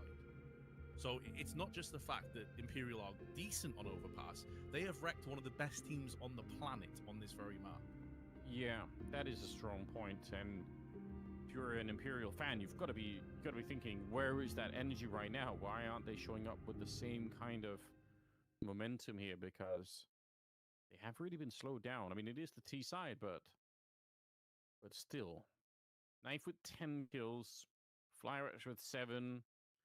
Some pretty good results coming out for a couple of them, and we'll see what Imperial are going to be able to do. Smoke out of CT spawn. Obviously, it's a classic landing down towards the... Oh, it's supposed to land in the monster tunnel. I think it utterly failed. It landed way deeper than that, but in theory, it's supposed to work like that.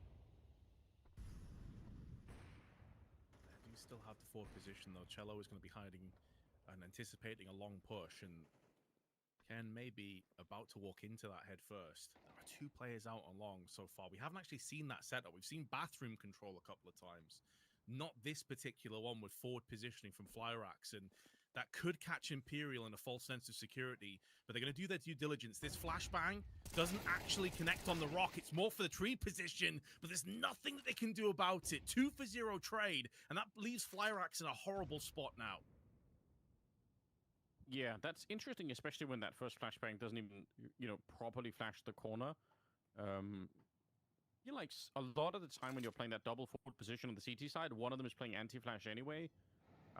But yeah, I'm not sure if the flashbangs were even the big problem. Just great shots, especially the first one there for the side of Imperial. There's still a stack at the B bomb side. Honestly, weirdly, this is still winnable for TNL. Not easily so, but if they come through the tunnel like this, it could be a sort of in. Tonic is right here. Spray is in, and Davey, he swings around. He doesn't see the second player just yet, but we're down to 30 seconds. Now he's back, and that's the bomb. Lost in the tunnel. Headshot on the skulls, and just like that, it flips in favor of TNL. Imperial, what could have been should have been an absolutely perfect double kill to start with. It still is not enough to win the round. Love that as well. Shushing the camera. He knows he's on point. He was phenomenal in the first map. To put it in perspective, by the way, even though they lost it in the end, 13-9, he came out of that with a 1.73 rating and 107 ADR with 22 frags. Like, he loses, but yet he's still the best player on the server by a mile. And he just goes to show again, do not give this guy separate 1v1 trades because he will put you in the dirt. Yeah, that's really sick. What a turnaround. That's a 2-man defense, and they absolutely hold the site. You love to see it. Nice grenade. Skulls walking into it. Tech9's an armor in this particular round here, but it's TNL up to 7 rounds, looking for an 8th if they can. A little bit of a grenade stacked onto Davey. He's not loving that, and the flash is on top. He's actually in a lot of trouble right now. Just going to get the 1 kill. That might have been better than you even expected at that point in time, so bomb plant's going to be secured here. Boost on top. Let's see if they could do anything. Ooh, grenade. That could have almost killed Cello. It's going to kill him. He's down to 21, but the boost is still going to yield the frag on to try. Considering he was the 1 healthy player they had left, it's now the 2 walking wounded. Cello and Vinny. Below 50 HP on the 2 of them combined, but Vinny's going to have the element of surprise. Doesn't work in his favor. And now Cello, with the weight of the round on his shoulders, then he will capitulate. An 8th round now for TNL on their CT side. And by the way, that is 7 rounds in a row.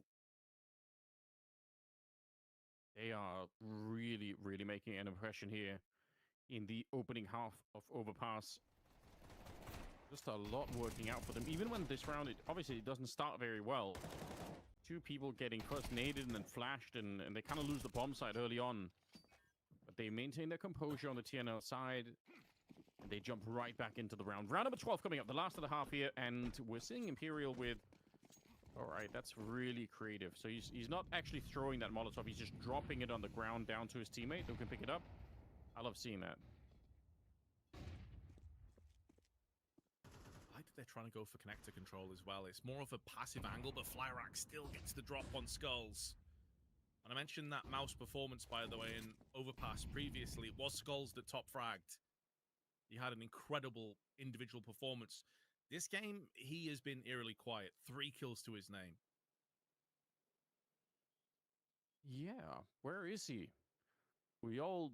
I mean, he was made a big name by, by playing in Tier 1 Counter-Strike for quite a bit, right? And maybe for good reason, even if ultimately the project didn't really work out with Liquid and all the rest of it, it was still, his name really got out there, right? A lot of people have some respect for him, but in this game, it's been pretty lackluster, to be honest. 3 kills so far in this map. No way. Responsible for killing Onyx. That was through the smoke, so just unfortunate. Knife. He didn't even see the shadow on the ground there, but just wasn't really ready. Looked like he was holding a bit of a cold position, so didn't have his brain fully turned on. Bomb is making its way there with 30 seconds, but I'm not even sure that's going to happen now. No way on his own. He's managed to get himself out onto the site. Oh, that would have been an absurd shot by Flyrax. He's already picked up 3 in this round. And although he may be missing onto No Way, the strength in numbers approach now comes full circle. And who else but Davey to seal up this half 9-3. And keep in mind that 3 of the 4 rounds that were picked up at the start were all the way of Imperial. They were 3-1 and end up losing 9-3. That is insane. That is hard to justify. You're going to have to be a super fan of Imperial if you're going to be finding a silver lining in that scoreline. I don't know if I could do it. Yes, they are playing the T side, but that's kind of unacceptable. But I don't want to take too much away, honestly, because maybe Imperial didn't play quite as well as we would have wanted to, but TNL, on the other hand, I have to give it a lot of credit. Rock solid Counter-Strike coming out. Not taking the loss on the first map too hard. That was their own map pick, by the way, on the opening game on Mirage. They lost. So that's the kind of stuff that can maybe put you off your balance, and it just hasn't. They come into this one on Overpass, and they are super ready to fight. Yeah, it feels like a lot of those very cold components of the roster have now warmed up. They're now here and ready to start dialing in some kills. They realize the importance that this event has for a team like TNL. Like, they may not get that many more opportunities to get to lands, to show what they can do on a grand stage. They're starting to turn heads. They're starting to become a known quantity. But the importance of getting to this land is so vitally important for this org. So, better late than never, but Imperial, they have a strong CT side. If they can pick up this pistol, this game is certainly not over just yet. Yeah, we can't really count them out. We've seen what Imperial can do once they get up and running, so let's just see. In no way, playing in a sneaky corner that typically only works if you've got a teammate with you to kind of try and bait out. And he does. Tries here with the smoke and everything. So we'll see if they're gonna have a chance to set this one up. Knife is outside of the monster tunnel, and so far all TNL are doing is investigating the restrooms. They're not committed to anything. They can all just go down through connector, join up with Knife, and hit that B bomb site. So don't get too carried away. What's interesting is that they have no grenades on that T side. They lose Knife, and that's super unfortunate. Now, they're really close to the A bomb site, but man, they need to hit the shots. Trying to look for intel with those jump peaks. No way's been flashed, but he missed a bunch of bullets beforehand. Fortunately for him, Try is wrapping around the back. And although damage has been inflicted, he's down to 6. There's too many crosshairs pointed towards TNL. And there's nowhere for them to go. They can't even back away, but they're standing tall and delivering. Down to a 3-on-2, and Try is exceptionally low. This round maybe not done just yet. Surely Imperial can't get this one back, but they might not have a chance. Davey with another good shot, and now Flyrax. He's got the bomb. He's got about 16 seconds. Trying to see if he can dance around the truck here. Cello getting closer. He's only got 7 bullets. Oh, but he's right on top of it. I don't think Flyrax even realizes. Nice mid-air headshot. Cello risking it all without reloading, and it's absolutely worth it. It's incredible game sense, man. He'd been toying with him for so long. He assumed at some point the reload would come in. Yeah. And then when that happened, TNL would be forced to go for the bomb plant. And he utilized that perfectly. So well done to come under heavy duress, but also have the clarity in mind to just wrap around the side. But you've also got to say, like, Imperial, guys, you had everything in your favor for this. It was effectively like a 4v2 on the bomb site, and you nearly lost. That is really interesting. My God, that fadeaway shot from Cello as well. That is pretty sick. All right. I mean, if anything was going to keep Imperial in this match, I feel like winning the pistol round here, that's got to be the first step in the right direction. Still a long way to go, ultimately. But it is a start, if nothing else.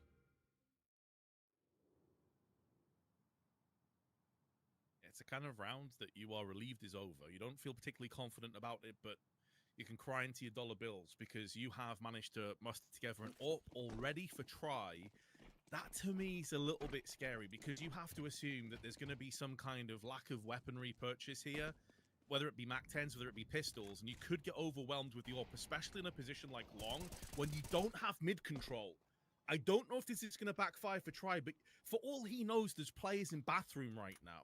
Like, this is such a sketchy position. I'd be terrified if I was him. Yeah, it's good to see him fall back. You're not wrong. Classic Guardian position. Only one that's been around for a real long time. Onig is going to walk straight into the shot, so... Even a little bit of someone to work with.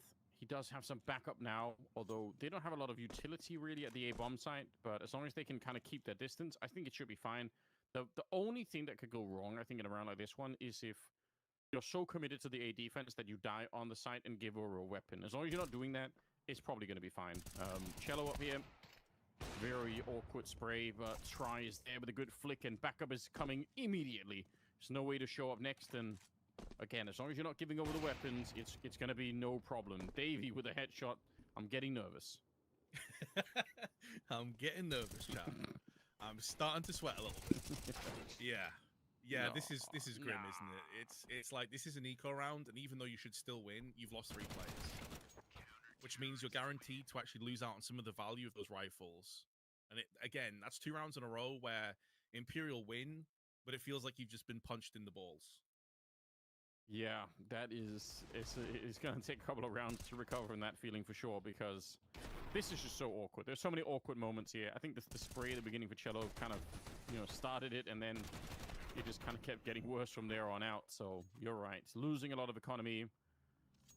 Straight by coming back in for TNL. But I suppose if we zoom out a little bit, we can just notice that the scoreline is now 9-5. And if they lose this next round here, TNL, then there is a chance for Imperial to just continue the comeback. Soft comeback for now. Yeah, it hasn't fully took flight, has it? And especially when you look at the money as well for Imperial, it's like you've won 2 rounds on the CT side. That's great. There's 2 or 3 players down at around $0. Try's on 0, Vinny's on 50, Cello's on 150. And you haven't even squeaked out full assault rifles alongside the AWP. Additionally, you've got 1 kit. Like, there's a lot of shortfall right now. There's a lot of chinks in the armor in this defense that can easily be exploited.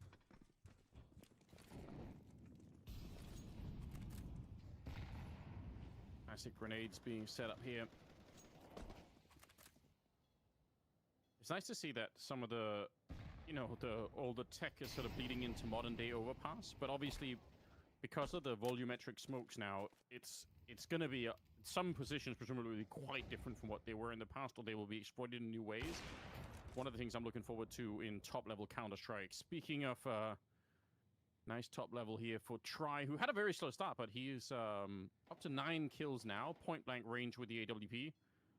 Got to be careful you don't assume that no one else is there. You've got 2 teammates down that are covering everything else, so I don't know why you need to join them at the moment. Probably going to be fine if you just stick around, but it is a decent start to the round here. And honestly, Imperial, if they can secure this round, especially with out too many casualties, things are starting to look very interesting once again. Yeah, I think the reason why Try joined his teammates on short is because when you play Connector by yourself, especially with AWP, it has an expiry date on it. Because eventually you're going to get pushed from playground, you're going to get pushed from middle. And he'd realized that he was susceptible to being flanked from mid. So he joined his teammates, and it has worked out nicely. Just the 1 casualty. That's going to do the world of good to a lot of the problems we were discussing before about their economy being in kind of rough shape. They've not fully stabilized, but this is on the right track.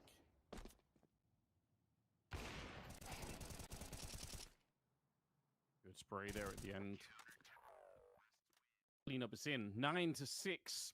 Oh, you know that Hayes and Trav are nervous watching this. They are pretty excited about TNL. Honestly, I understand why they are, though. Like, I totally get why they're hyped up about this team, because they have such great energy. I think in the matches that I've seen, I haven't really casted too many of them. It's been a couple, but every time they show up the same kind of really great energy. Even on Mirage, even though they ended up getting beat up quite badly, there was at no point where they looked defeated. They just lost because the Imperial were hitting all the shots, but they didn't have that kind of, we're over mentality. And that in itself is great. I love that.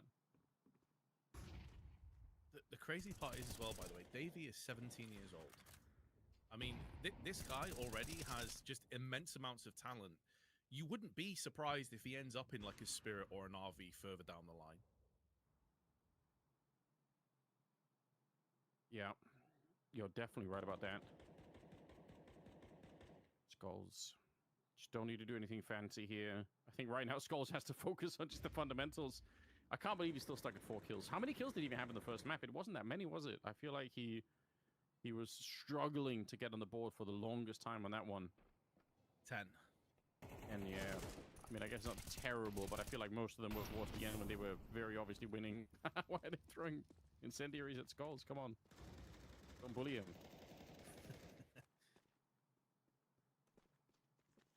Yeah, it was the kind of slower-paced game for Skulls because, I mean, everyone else was also pulling their weight and then some. But it felt like when that comeback was coming into play, that's where you started to notice that Skulls wasn't quite at the same level as the rest of the teammates. But, I mean, Cello had an obscenely good game. Probably not something you expect him to roll in, game out. Vinny also had a really good game as well. But it looks like we're going to have a very close scoreline here. It's kind of crept up on us a little bit. Oh, yeah. I mentioned the importance of the pistol round, and since then Imperial, yeah, it's been a little bit dodgy. It definitely didn't feel that confident, but they've been getting the work done, and that's all that matters at the end of the day. Yeah, they thought they'd put them in the rearview mirror, didn't they? TNL, they were out of there. They were driving away, but like one of those 80s horror movies, suddenly Imperial just spawned back in front of them, you know? Like some sort of zombie or Jason Voorhees or whatever it is. Oh, Friday the 13th. Jason Voorhees, yeah. Classic movies. My favorite starts one of those movies is when they dig him up and try to stab him with an iron rod, and then lightning strikes and revives him. It's like in their attempt to, I don't know, double kill him, they somehow revive him. So stupid, isn't it? I don't know. I never even understood what the point was. Like, he's already dead. Like, he's in the ground. Like, just leave him. Anyway, classic movies, really. Oh, you gotta check this corner. Davey, and he will. I'm always nervous, but good stuff. Davies, I'm super impressed. I've seen 3 games from him, maybe ever, but he's doing good work, and also playing with the toying with the camera at the same time. He's got some personality. It does often feel like he doesn't need to be set up that much. You know, when you look at some of those star players over the years, there were very much protocols that really allowed them to thrive. But Davey is doing a lot of this on his own back, like basically pushing him by himself, molotoving himself in. You saw it on Mirage on the CT side through Connector, like taking tons of fights and being successful more often than not. Like, there's a lot of very good signs right now. Yes. To him in particular. Yeah, you're right. That's a really nice point. I'm glad that you mentioned that. Because there is a real difference between whether or not you are made the superstar by the rest of your team sacrificing everything for you, or like Davey, who's really been hitting the shots, the wallbang this time to take down No Way, and try all the way back here. Now, he's got some backup. Honestly, the rotation here for Imperial is kind of sick. There's only 23 seconds. Try up front. They might still win this round. They're looking very good right here. Vinny's going to be going down. I don't think you're realizing how many people are here. Bomb is lost on the other side with 15 seconds. Flyrax, if you want to win this round, you have to run right now. This slow creep stuff is not going to be playing out. You don't have the time for it. Try is going to pick him up. It's a quad kill. That is a sick rotation and obviously a sick round from Try. Yeah, beautiful. Beautiful round. Flyrax is having a lot of success on the CT side, but I think they've nailed it on the desk as well. I think that they had the head-to-head between Flyrax and Try here on Overpass, and you're seeing why. Both of them having so much impact in terms of frags, in terms of just stopping the rot, in terms of the push. And you can see that Flyrax, he was still completely sure that there was a player wrapping around the back through bathrooms. But that's just the amount of intimidation that Try put across. You assume there's more players than there actually is there. Because he's just lighting up the scoreboard time after time. They don't take connector control this time. Try is forced out from the smoke. So it should allow TNL to close the gap.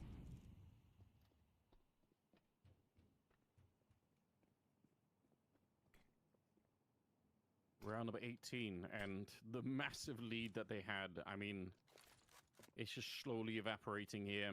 Credit to Imperial for keeping their mental game strong. Oh, Skulls. He's really had a rough day in the office, hasn't he? Spray down there for No Way, not quite working out. Hold the phone. Maybe TNL can steal this round back. They're doing fantastic work already. Good flick from Try. He's really on one, but he couldn't get the next bullet in the chamber. So now it's a 1 versus 1.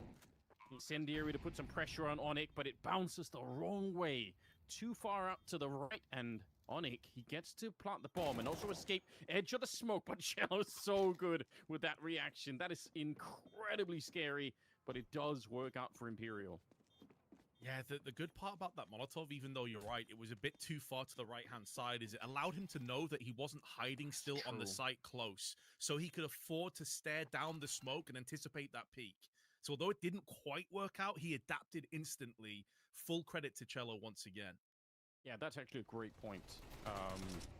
Even though it could have been better, if you play around it, if you sort of use it in another way, it still kind of works. That's a nice point. Cello, so scary, man. He was close to going down in that moment. Scoreline is now tied up 9-9. And we're going into round number 19. We've got, obviously, with the loss bonus here, a bomb plant will get TNL really far. It looks like they might just try and speed it up here. They're running straight in there. No slowdowns on this one. They will sort of bend a little bit and try and see if they can wrap around short, but they should just keep it going. The backup is going to be there soon, though. Skulls gets the one. A little bit overextended. Some great headshots. He hits a dink onto Flyrax as well, but Skulls, that is the player that we all know and love. Is that a handshake? I love that. Oh, man. I mean, we might talk at length about how Skulls kind of has this Dr. Jekyll, Mr. Hyde in terms of his aim. Sometimes it's a bit ugly, sometimes it's outrageous. Well, that's one of the few moments where you just see how mechanically gifted he can be. 2 headshots, and he dinked third player as well. That's ridiculous. That's the sort of stuff that, you know, fans of Skulls are going to be remembering and saying, come on, like, we know that he could do it. We know that there is a chance here. We obviously need more of it. It's not just enough to do it in a one round here, but that is a massive impact round. That's a full buy-up for TNL, and he just absolutely shut them down. And honestly, Imperial, now they're in the lead. They've got the money. Everything has been working out here. I don't know what to say, but right now, TNL, they must be sweating.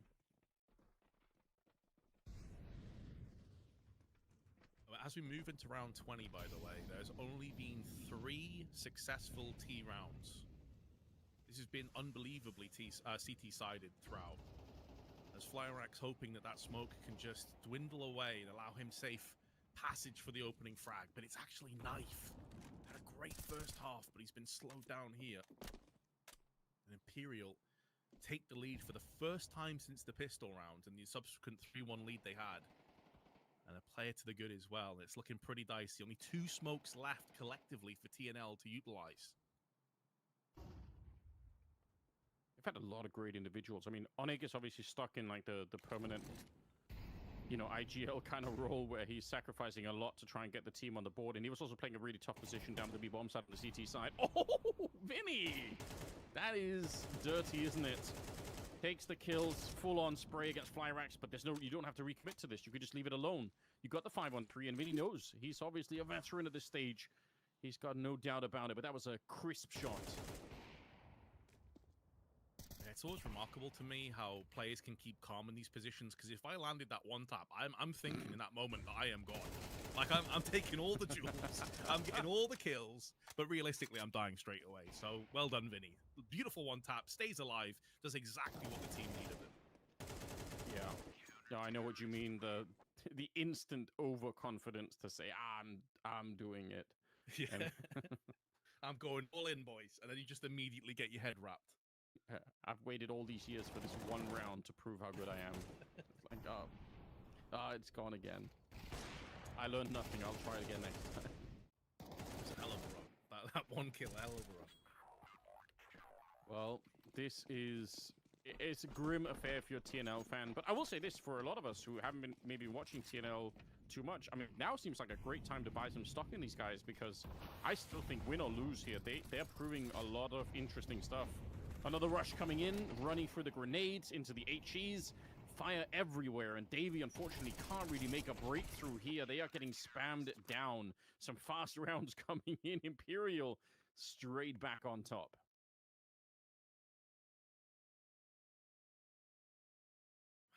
Blink and you'll miss it type of round. Just, I can appreciate they tried to get hot and heavy with the Tech 9s, get in the face of Imperial, but this B site is proving to be incredibly hard to crack into. And it does seem like TNL have run out of kind of a playbook. You know, there's no plan B, no plan C. We kind of expected it. Not many reps. Onyx not had much chance to workshop tactics into play. I think we're starting to see that develop now as the game continues on. And when you don't have Davey landing a ton of ridiculous insta-headshots, things are going to start to get a whole lot harder. As Skulls has opened up his account, the boost up from Cello on point, and it looks like Imperial about to seal this 2-0 and move through to the quarterfinals. Yeah, I mean, very, very strong showing in the first half, obviously, for TNL. But Imperial relying on that experience, not getting tilted. Great leadership, obviously, on the side of Imperial, too, to keep their mental in the game when they really needed it here. Skulls, good recovery from him individually. It's been a tough day, but he definitely had some impact rounds on this one. Davey and Kaon here, I'm not sure what they can do. 2 versus 4. The bomb is all the way back towards T-spawn even. So with 50 seconds on the clock, they have to run back and pick up the bomb and go forward again. It's, I don't know, this is a long ways away. Yeah, No Way's also watching for the long peak as well. So it doesn't feel like there's that many opportunities. Even if this kill does come through, which it won't, tries there. And a pretty damning statistic as well is this will mean that TNL won a grand total of 0 T rounds. From 9-3 at halftime to 13-9. 10 rounds unanswered.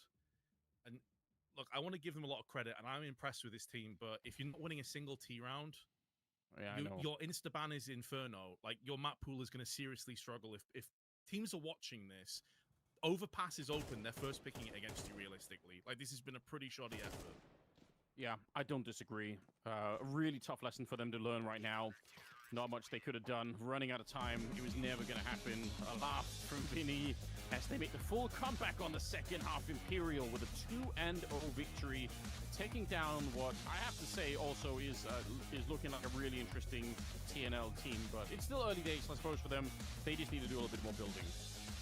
Yeah, I don't want to be too harsh at TNL because I think there's a lot of talent here. It's still a very young squad. Also, we mentioned before, Davi just 17 years of age, and most of the team is around that age bracket as well. So there's a lot to be excited for. But as I mentioned, at the same time, if you want to make that next step up, you want to be actually getting into the top 15, top 20 bracket. You want to be qualifying for tournaments.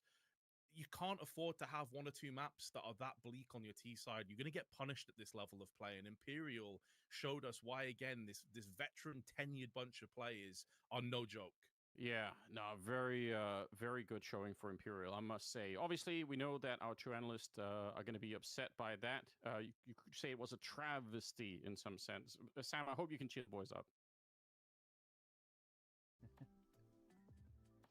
What an amazing dad joke, Anders. Good job. We all giggled hysterically. It was so funny. Didn't you love that joke, Trav? Okay, let's do our jobs here and analyze what just happened. So TNL goes down 2-0. Super awkward, boys, because both of you were so hyped. You were calling it. TNL was going through. You loved this lineup. A little bit lacking on the experience, maybe, Hayes? I mean, I wouldn't say that we definitely expected them to win against Imperial. It's just that we were quite high on them coming into this particular matchup. And unfortunately, they didn't really deliver in the way that I was necessarily expecting. I mean, they have had a bit of a drop-off in form over the past 5 or 6 weeks kind of thing. And unfortunately, it wasn't something that they were able to really remedy in such an important game today, especially going up against an in-form Imperial. They just, got beaten fair and square today, I'm afraid. Fair point. Let's go right back to the beginning, though, because it did look good at the start, Trav. It looked like maybe their lack of experience on Overpass wasn't a thing we needed to be concerned about. Yeah, it's weird, right? Because actually, in the very few games they've played on it, there's only those 4 games. Obviously, these stats can be a bit skewed because of that. But they actually have a better T-round win percent than they do CT. So I was actually really hopeful after the 9-3 that they'd actually be able to drag this one over the line and get us to a third. At the end of the day, I was very happy that they showed progress. I think Knifey was very good. Knife played very well, and that comes with the fact that he's got all the experience on the map. I think, right? He's played it on Iron Branch, played it on Beterra, played I think 47. I double checked during the game. 47 games on Overpass, whereas professional games for the other 4 are like only the 4 that they played in recent times in the last month or so. So. Yeah, there was definitely progress on CT. It's just the T side. And as Matt mentioned earlier, and I kind of brought it up again in the break when we're chatting, right? When we go over toward the T side, the antithesis of TNL style, their innate aggressiveness, doesn't fit well with the slow style you need to get any rounds, really, on TO+. Yeah. What I will say, I did like certain aspects about their CT side. I thought that they had pretty good variations in their setups. I think that they were actually taking quite a lot of initiative, and that is one thing that does lend itself to their skill set, is they like to be active on their CT side in particular, and you could see that there were rounds where they were looking to set up forward positions in party, long, pushing in towards fountain. Then when they came up against the eco, there was a distinct change in the approach. They were playing far more passively, giving up that respect to Imperial, so I feel like they actually had good game plans on their CT side. What is the positives in terms of the whole series, Hayes? Let's look at it in its entirety. That this team can take away, obviously knowing that they're now moving on to Pro League and they're going to be facing off against bigger opposition.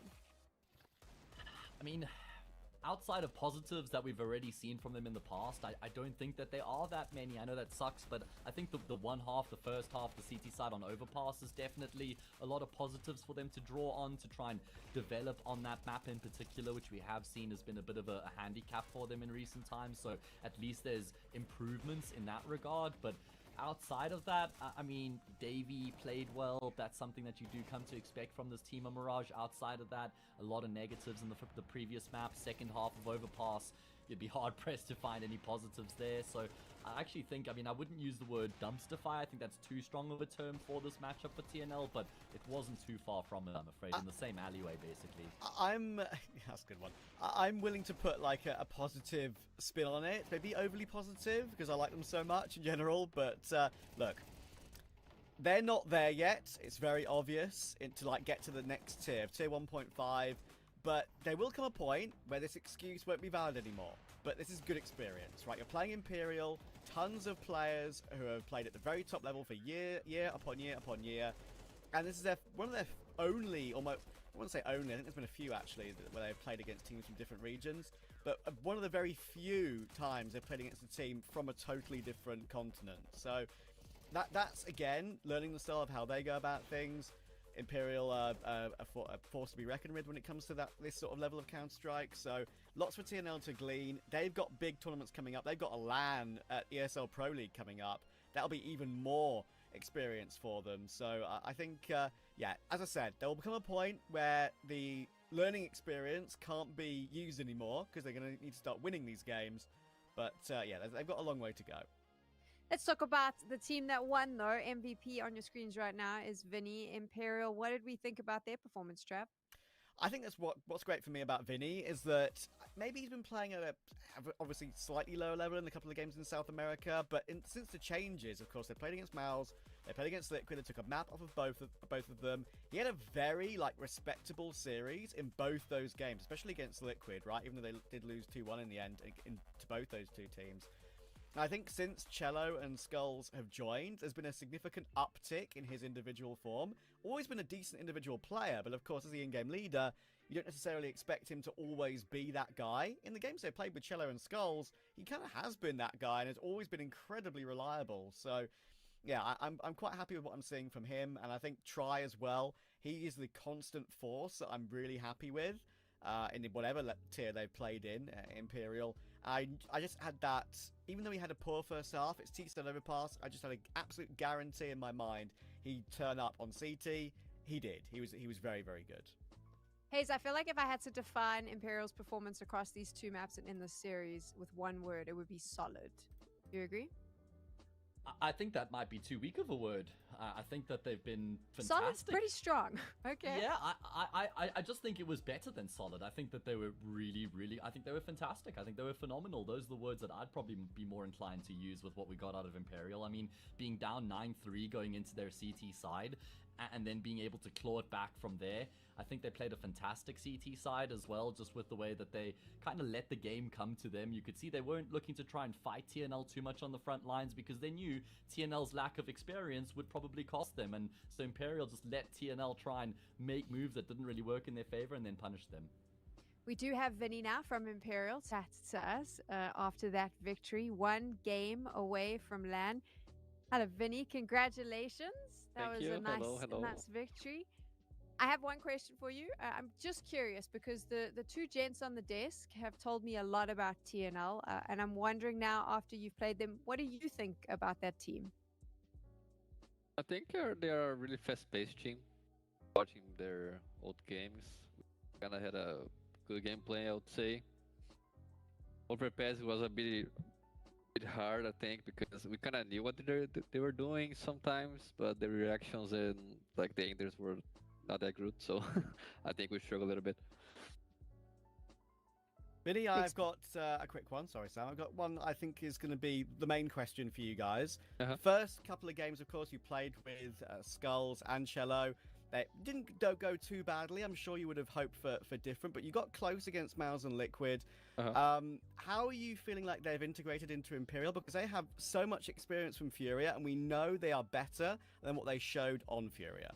I think they are fitting the team really well. We had like some 10, 11 days for preparation for this tournament, and we kind of have like a lot of stuff for the maps. I would say we're really prepared for this tournament. Different than we were in Blast, for example. Schools was bad today. Like he needed to go to the hospital, so he was not feeling that well. So it was like, I don't know. We hope he get better for the game tomorrow. But overall, I think they are adapting okay to the team. They are bringing their stuff from field as well. We kind of like adapting and just choosing a style that fits everyone. We now know your match for tomorrow, Vinny. It's not going to be a game in South America, but it is against another local regional team for you. You're going up against Legacy. Imperial versus Legacy for a spot at the Thunderpick World Championships in October. Massive prize pool, so much on the line. Both teams very hungry for that LAN event. How are you feeling going into that derby matchup, man? I mean, it's kind of funny because we played the qualifier against them in Lars, so I think it's our chance to revenge, you know. They won the spot, but now we get the better spot. I think I'm gonna say we're comfortable, but we know how they play. They're like, it's always in your face, you know. You need to be ready.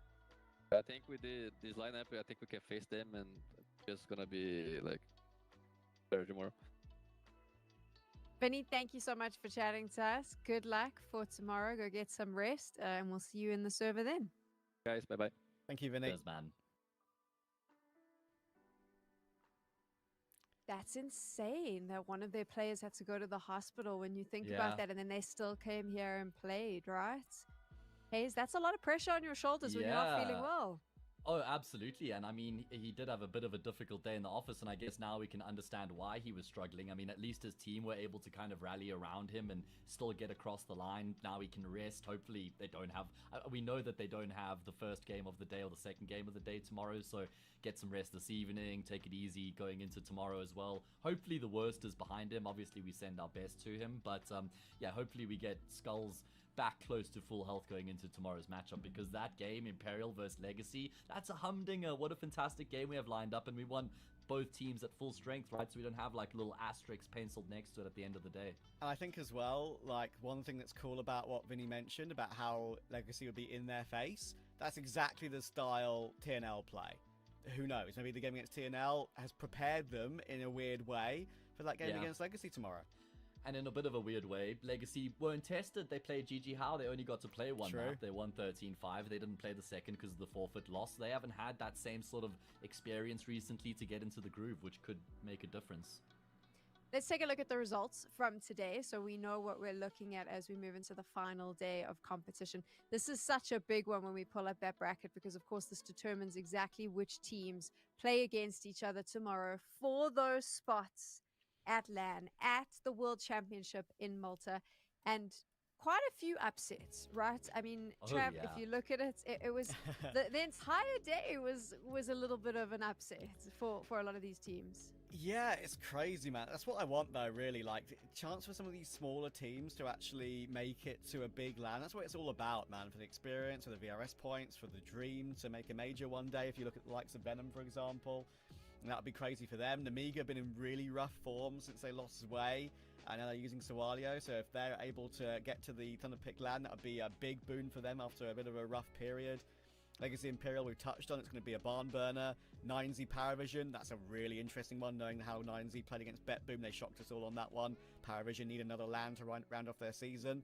And Big OG, Matt, we remember that from last year. That's got a lot of history involved. Yeah, certainly some cool storylines around that one, but I can't wrap my head around how many upsets we've had. I mean, I guess single elimination online Counter-Strike, we're kind of in that realm, in that territory, but Namiga beating ENCE, 9Z beating BetBoom, of course, Venom beating NIP 2-0 as well, could be the pick of the bunch out of the biggest upsets. I mean, you could make a case for any of them, but there were 3 out of the 8 matches that we had were substantial upsets, and it does kind of shake things up going into tomorrow, because now you've got like game between Venom and Namiga for a LAN event. You know, both those teams wouldn't really have been looked at in terms of having much of a chance, but one of them is guaranteed qualification. I don't think that we stress enough how important LAN events are for these teams in the current VRS situation. The desperate need to be on LAN and the points that they will achieve. So for a lot of these teams, it really is, this is their major in that sense. It's a step closer to qualifying for the major. Absolutely. And also, especially for tier 2 teams, right? Like, LANs are already very important as it is. Tier 2 teams, there's only so many LANs a year. It's very difficult to reach a LAN stage these days for tier 2 teams. So this is one of the biggest opportunities of the year for all 8 of these teams and orgs going into tomorrow's action. 8 teams, as Hayes mentioned, 4 games. 4 teams will be able to guarantee themselves tickets to Malta. 4 of them heading home. It is all to play for tomorrow. A spot at the Thunderpick World Championships is up for grabs. You saw there, we'll be starting bright and early with the gang. Trav, Hayes, and myself will be coming in for those last 2 games. And so now we have been blessed by the Counter-Strike gods. You've got an early night, and that's so that you can catch up on your sleep, catch up on your work, possibly go kiss your girlfriend and boyfriend so they know you exist, because tomorrow you are busy the whole day. Let them know. Trav, thank you so much for watching. We'll see you tomorrow. Good night.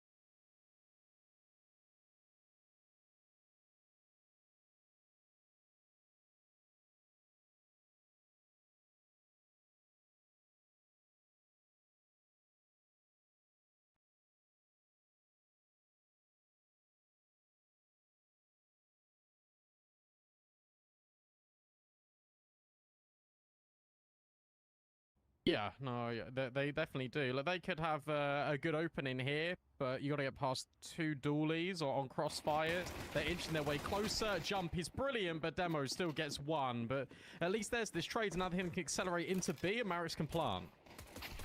Yeah, the real problem now for the CTs is already Better looking to take this space. They're looking to get right up in the faces, and obviously for Jacob and Diha, they might feel a little bit under pressure with tension, but Jacob, great find. Diha as well, doubling down. He gets his second of the round, and Apogee, what a retake. They lose those first 2 picks, and I'm thinking the space that's being taken, the early bomb plant, the lack of conflict on the bomb site beforehand, a lot of players on the T side are still struggling, kind of adjusting to this new angle. You'll see it, Smash. He does adjust in time, but it's not his first check. It's going to take a while for teams to get really adjusted to kind of this new position. The issue you've got with it, though, is that if you're stuck there, you're stuck there, and there's no easy getting out, and that's exactly what's happened here. Yeki now walking just in the back lines. Prism's got no idea. Prism is a dead man walking, and then Yakov's just going to get naded. This round is basically all but done and dusted. And that is the danger with that new angle, is you're so committed into the fight, then your teammates feel like they need to help you, and it breaks the setup inadvertently. Their CT side there wasn't perfect, actually. Their T side looked pretty good, but it was a pistol round victory. It was kind of some forced by shenanigans against Gun 5 that really helped them. I really like this Astralis stack. What has happened here? Favbet, you send 2 towards upper, which is understandable. Was that smoke sent from Favbet? Because if it was, that is a huge mistake. This is going to be a very quick attempt at a retake. Yes, there's no kits, but there's a couple of pieces of utility. Jakob's being annoying. He's dragged tension all the way up the stairs. Intention. He doesn't know he's tucked away towards this right-hand side. Molly on the back of the bomb side. Tension will find, but D-Head deals with Jackie. Marix now the operative player, back of the bomb site, behind the Molotov. He's been spotted. We'll get 1, but trade from Hypex is brilliant, and they know perfect information of tension. Apogee, look, you lose the force, but they win the full eco. That is crazy. Yeah, just enough. Because we know that Prism's got a decent amount of experience, but Diha as well now is just going to offer so much more for this Apogee side, and it can allow players like Demo, like Jacob, and obviously Hypex to be kind of the 3 stars. It felt like there was just too many cooks in the kitchen, not verbally and not kind of communication or strat-wise, but more frag-wise, that everyone was a kind of a crazy fragger. But Jackie's been allowed to fight and peek towards the back of the bomb site, as Diha's only gone 1 for 1. It's a bit of a disappointing round there. Clear lapse of communication. Prism, though, he's in a good position, but the flashbang forces him off the angle. He's currently trapped, but Bondic not silent with his intentions. 12 seconds. They got 10 seconds, yeah, just gonna have to save. This is my, to be honest, biggest criticism with Diha at the moment, and it's... I feel like that was an accidental bait, but I feel like he's set up in positions to get multi-kills, and more often than not, he doesn't deliver on them, like to the same level like you expected when he was playing on Ent, even when he was playing on Monty for a bit. Especially with the fact that Smash just isn't performing so well today. But as I said, I feel like Favbet are such a confidence team. You know, they win the Force, and I think everything's fine and dandy. They're really happy with how things are going, and then they lose an eco and everything goes wrong. But yeah, Marix, he's making a play out of kind of necessity. And they've got no idea what they want to do. And there's 2 players pushing pop. Yeah, this is the issue. Now they've taken contact. They know that they're going to have to deal with these pop players, and in doing so, Diha gets a double. No trade seen from Tension. And Bondic, even if he finds his frag, he's going to have 15 seconds to deal with. And Molly's going to make things even harder. Bondic down to 33 points of health. He has retrieved the bomb, but Demo just holding. Diha with a quad kill there. You can see it, and we will see it in future rounds. There will be rounds where Apogee, they don't have, you know, early util down towards A main, just instant mollies and nades, because realistically, you've never gone quick, so there's no point wasting that util. So I think if you want to change the pace, do it as a unit, do it as a kind of a full force. The issue they have now is it's a great setup in A main. Jacob will get the trade. Hypex holding from the bomb site. Nice find there. Tension with the P250 will get a kill, and with Bondic finding there, down to a 2 versus 2. The issue is Tension's got the bomb. He's retrieved the rifle, but he is being held. Great flashbang there to force Hypex off the angle. 15 seconds on the clock. Bondic now aggressing. Don't know why he's taking this heads-up fight, but he can just wait for his teammate to get off the bomb, which now he will do. This is such an awkward set of ton of kills and fights, but Hypex comes through. He finds 3. And this is the scary thing that FabBet are going to realize is not only is this your map pick and Apogee are looking really good, but you're giving opportunities for Hypex. They need Train. Like the reality is they really need Train. Apogee is so good on Nuke. Yeah, it's FabBet have great. been a little bit shaky on it. Here we go then. So Marix is out again. Break on the smoke. Oh, and that favors Marix. He just annihilates Deha. Jakob is there to trade, and suddenly the kill feed completely lights up, all in favor of Apogee. Marix this time had support, but Hypex has just pushed Ivy, because, you know, why not? Why not, Azuropa? It's because he knows there's no more pressure in A main. This is the issue that FabBet are going to show, and every time they send Marix out towards A, yeah, they've got one player in Jackie just sat deep in A main. Weirdly enough, these half buys have looked like the best rounds for FabBet. Yeah. This is a love this crazy angle. Okay. Ow, what? Marix? What about this angle? This is unbelievable from Demo. And it really is a demolition job over towards the B ramp. And whilst there are trades, it's actually put it in a 1v1. Bondik can plant, but Hypex is quick on the scene. This HP that Bondik has will not matter because Hypex has got one shot and one shot only. Yeah, the one thing that Hypex does have in his favor is he's got a full belt of utility. So all he needs to do is drop a smoke towards upper or a smoke towards ramp, molly towards upper, tap the bomb, and it's going to force a risky push through a smoke. I know he's got an AWP, so it's not the best of weapons, but smoke on the bomb now. Hypex still a little bit delayed. Oh, he spotted him. He's got an HE grenade as well. Molly on the bomb. He's just going to flash in the smoke. This becomes really difficult. Ammunition, the biggest issue now, and the Glock in hand. Well played from Hypex, and he finds him through the smoke as well. That is devastating. But again, as you recognize, Brandon, FabBet, one of these closer rounds again is this half buy. But then the fact that they just allow Demo to find 3 without any utility, it's not as though they were blinded. It just shouldn't really be happening. Jacob fast here to pop. Oh dear. Yeah, bad spray there from Jacob. Elevated angle from Hypex though. There's so many players holding pop as well. He's got 2 teammates dealing with if Smash continues. I'll tell you what, this half looks a lot closer if Hypex doesn't win these 3 rounds. I think it's like 2 or 3 rounds now. Hypex has just won single-handedly, and it's just kept Apogee on the front foot. Ooh, that's an important one. Yeah, and that's just completely individual. So this should be a 3rd. Attention. Well, he was holding towards upper unscoped. Prism's now going to reaggress. How many times are we going to see this aggressive push towards ramp? They are going to make their way down towards B. Hypex could have gotten the angle in time. He goes for a very difficult flick. He's now completely trapped. Hypex, this is one you're not going to win. At least you'd hope not. We'll find the first. 1v4 gone 1v3. He's very worried about potential flank. Oh. What is that from Hypex? Marix is in a perfect position to find him. Hypex 2 HP though.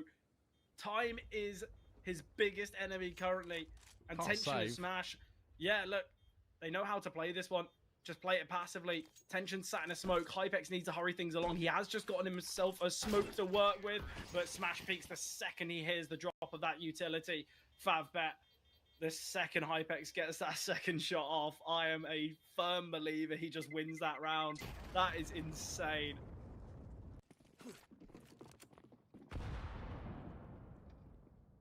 Oh, I love this play. It's the same setup. Yeah, this time, but there's twice as many players. Oh, yeah.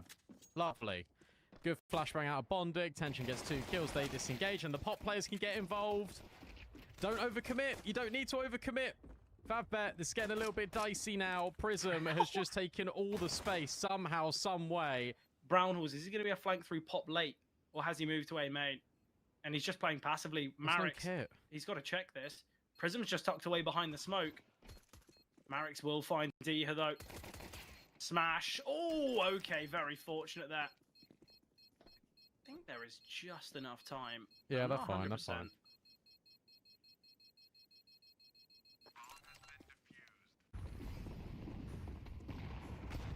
All right.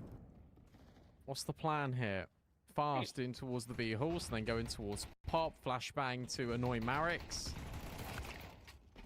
And it sort of works. The distraction in A main is enough, but the rotations are all here for Favbet. It should be cleaned up, but Prism and Hypex have both come in with shots, and suddenly Smash is the first responder from the B bomb site. Has to go wide. They know exactly where he is, and they're giving him the 1v1s, but Prism will hit the headshot. He gets free in the round, and Apogee, they've just forced back the issue and have now made it a massive problem for Favbet. But yeah, I think right now, Apogee, they're going to be in, what, 12 to 4, 8 opportunities with closing this out. Honestly, Brandon, however bad their T-side was the other day, I don't think there is a world in which they lose this. Like, 12 to 4, you cannot be giving this one up. Demo. Well, they've already got more rounds. They've already got more rounds on T-side than they did against Monty. So, yeah. like, they're doing fine. They had none. So... Nice spray there from Jacob. I think they got one. I don't know. Like, it was irrelevant. It was not good. No. Yeah, it just means that D has done brilliantly here. Yeah, because what they've done is they faked out B a little bit. D has done all his lurk utility, and now they're so paranoid about it that you're going to be worried about what's coming out the other end of A main, of Pop. Molly's now going to force them into these fights. 30 seconds left is the danger for Apogee, but of course it's that man Hypex to do the damage. He needs to get rid of Marix at backside, and they've done exactly that, and with D had chiming in with one more towards Yeki. This one is all said and done, unless Smash can get all the kills. He's got the entire map one round in a clutch. It's done for. 13-4. He's got 30 seconds. He's got no defuse kit. He might get the first, but Jacob will put this round to rest. Maybe not. Okay, 25 HP on Smash.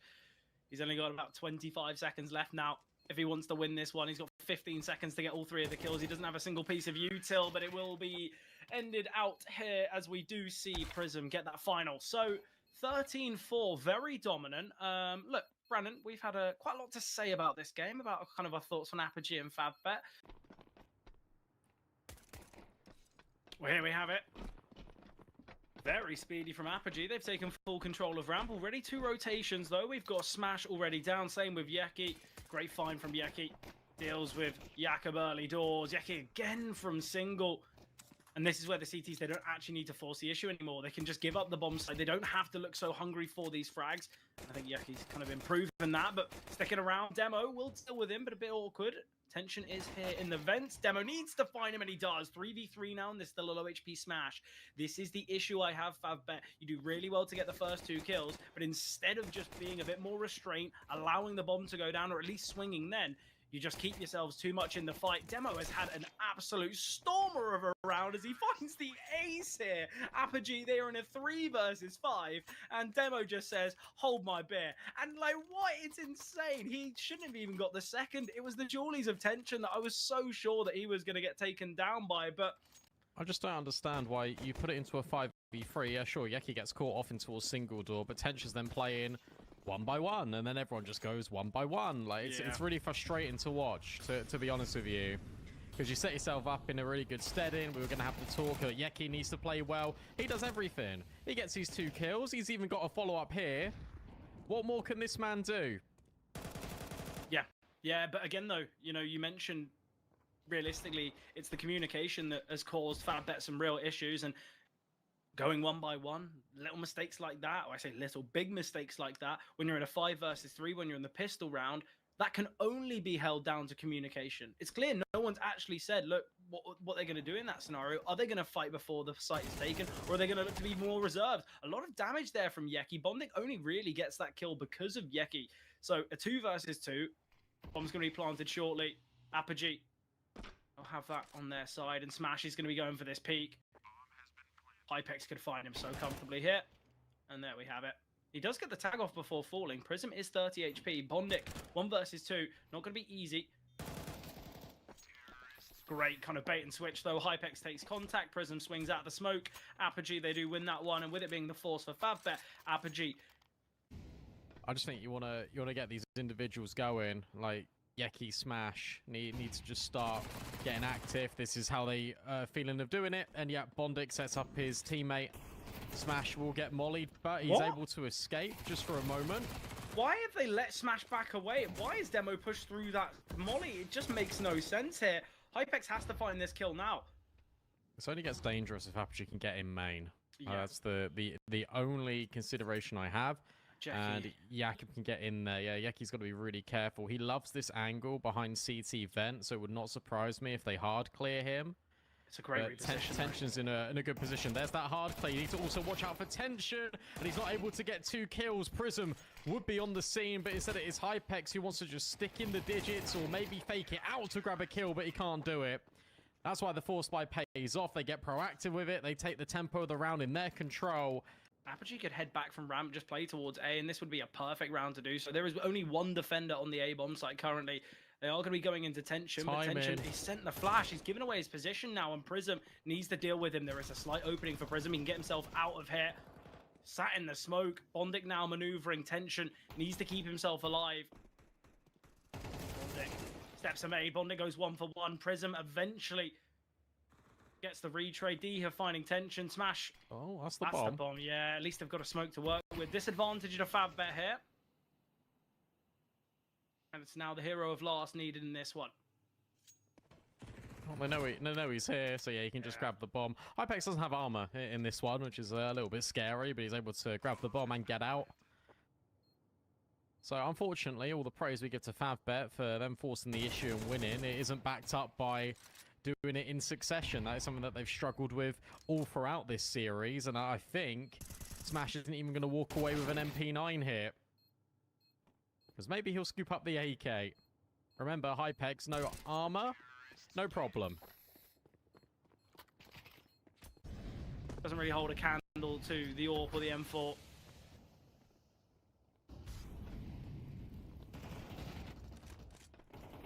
Oh, okay, this is where Hypex, he's got this information. Tension is just holding him right now. Great shot from Hypex, and now we can save the AWP. Even 1 out of the remaining 6 rounds on the T side of nukes. Very, very good, especially when you take into account how difficult Favbet have found their T sides on nuke as of late.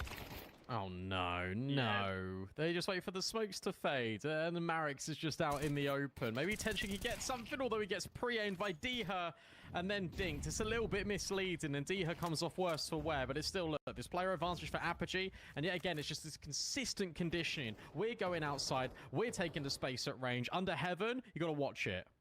Yeah, I'm really liking this. It just forces space away from kind of ramp. It means that Favbet aren't going to feel comfortable taking lobby either, because, yeah, you might have lobby control, but we're going to steal Heaven in the meantime. Nice find from Smash, though, under Heaven. I don't think he's going to be aware of Tension as well. Prism gets the trade, though, with Smash finding another. It's man advantage, and low HP for Diha still in the conversation. Demo can actually retrieve the bomb from safety, but he is now trapped in Garage. Diha needs to activate. He needs to take down Smash here under Heaven. That is his goal. Spots 1 will find Diha on low HP, still having impact. Reloading in the open. Don't scare me like that, Diha. 2 versus 2, though. The health certainly favouring Favbet, but there's 18 seconds on the clock. They got to go through the smoke. Yeah, that's unlucky. I felt like he had to go through the smoke and then maybe like to ramp. He said he's going to go up Heaven. Smash is dead.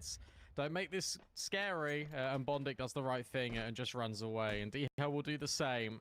And this one, look, you've got much better reactions here for Favbet. You've got some really good rotations down Hell. You've got the boost up into Heaven for Yeki as he was on the A-bomb site. And, you know, it's quite unique in the way that you don't need kind of the 2 smokes like you do on, like, the B-bomb site on Ancient or A on Ancient as well. You don't really need them for the site. It's more towards outside. It's kind of just wherever you want to go. But Bondic, nice find there onto Demo. I think opening duels has been far better here for Favbet here on Nuke, and although they are still trailing, I think it is going to be a really important factor for their success. Tension finding with the AWP. Traded out by Prism, though, so a 3-on-4.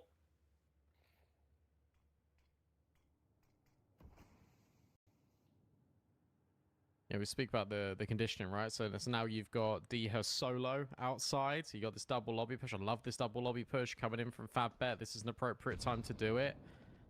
Hypex is aware that there could be a player here, and him and Prism are just sort of vacating. But Prism's now walking back in. That would have been heard. And it's now starting to get a little bit dangerous. Hypex with a unbelievable one. But you still know about Prism. Yeah, there's 30 seconds on the clock, and the issue is Diha, what can he find here from Heaven? He's being held by Jackie. Oh, missed shots from Jackie, but Diha's not perfect aim either.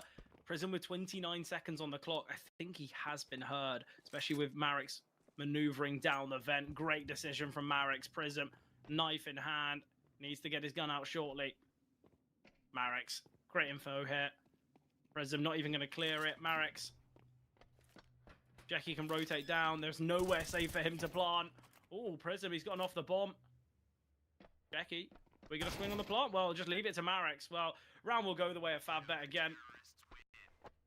Jackie's going to go searching. Oh, he can spot him. Prism, why have you peeked? There was like 2 seconds left. You could, like, there was no way you were dying. He's now only got 950 to his name. As long as you don't drop the ball on rounds like this, then Favbet, I think they'll be really happy with how this has gone. And conversely, I don't think Apogee will be too pleased. Yeah, I think that's all. It's all based on, well, it's all based on how well this game was looking for Apogee, though. I think it's all It's all contextual. If you said to Apogee you're going to get 5-6 rounds on your T side, especially with how poor Favbet's CT side has, or their T side has been at times, I don't think they'll be too disappointed. But same does go for Apogee. The second half is both teams very much weaker sides. So actually, maybe things could be going a bit better. But positioning here looks perfect for Favbet. D has just got a double. Hypex finds. It's a 2 versus 2. The bomb can go down. What has happened here? A lot of damage onto Tension. Aware that Marek's is here as well. D had just planted the bomb. You can't. No.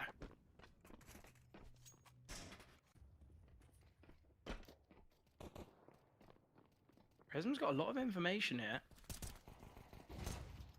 Great find from D. No way. Surely the weaker weapons can't prevail with the kill from D. He takes all the contact away from Jackie. And now this is where Tension needs to go huge, but there's a molly now at his feet. We'll just smoke the Molotov, in fact. Not my favorite decision, but it allows the CTs to head in now, but Jacob gets the double. What are we watching here, Brandon? That's now the second full eco.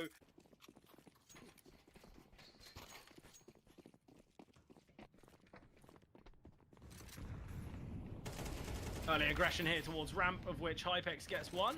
Smash is ready and waiting, though. Smash finds another. Nice. Yeah, look, I think a 7-5 is a fair assumption of how this game should be. The setup is still really good, but Jacob retrieved the bomb. Jackie free kill. Oh, okay, maybe not. Jacob, he's got a 1v1 on the A bomb site. Yeah, he's going to just plant backside. He can get the bomb down. Oh, Jacob, give this one a good go. Punish them for their lack of discipline. Well, Marek's finds him. Never mind. But again, Favbet, they win the round. They should have done. Jacob had a chance, though. He was given like a 33% chance once that bomb goes down. The fact he's able to isolate a kill. And I mention Marek's because he has yet to kind of shine in the series. Hopefully that does change, though, because I think we all know what a player Marek's can be. Prism? Hello? Headphones is his on? headset disconnected? What on earth is that? He just didn't react to them at all. Favbet must be thinking, what is happening? Why are they so late to come here? Jacob? Honestly, maybe the headsets are just broken for all the Apogee players. Seems like he was pretty late to react to that as well. You can't make the money with the Galil. You can't get the kills with the MP7. See, that's the... Yes, you can. It's good. It's good. D-Hurt, I'm scared for you, my friend. Never mind. Why on earth would I be? He gets the first. Oh, and the second. The fadeaway kill. Lovely stuff from D-Hurt. Jacob looking to aggress. Jacob finds Marek. Wow. D-Hurt's still here. He's dealt even more damage. There's going to be a lot of reliance on Jackie's MP7. Low HP, though, for D-Hurt. Jackie will deal with him. Hypex. Don't scare me like that. I always feel like a scout no-scope through a wall on nuke. Oh, no, they're overcooking it. Oh, they're overcooking it. They dropped the smoke on B. Now they're going back up towards A. Jakob is still here. Hypex hasn't seen anything. They haven't heard the bomb plant. Bondic overwhelmed. This is worrying. Yeah, at least Jackie is the one with the bomb. And he's still going to take use of that smoke. Not fading yet, but it will be soon too. Let's see what this MP7 can do, because he's in a 1 versus 2. There's a smoke on Jacob. Hypex could just get close and stick the bomb. Jacob's now on the bomb site. We will see that smoke now. Jackie giving up his position, and Jacob, lovely stuff. What a round from Jacob. Diha. Yeah, that double from Diha was disgusting. Oh, the double pumping. If anything, this keeps Apogee, allows them to have rotates beforehand. But nice find from Bondic. Prism will get one with the Bondic, okay, gets the kill. Jackie on the Mac 10. Demo now needing to do so much work. Demo in a 1 versus 2, but Jackie with a Mac 10 will find. I don't know. I don't know, Brandon. I don't have the answers. No one does. Why has he dived off hut? Just get the kill.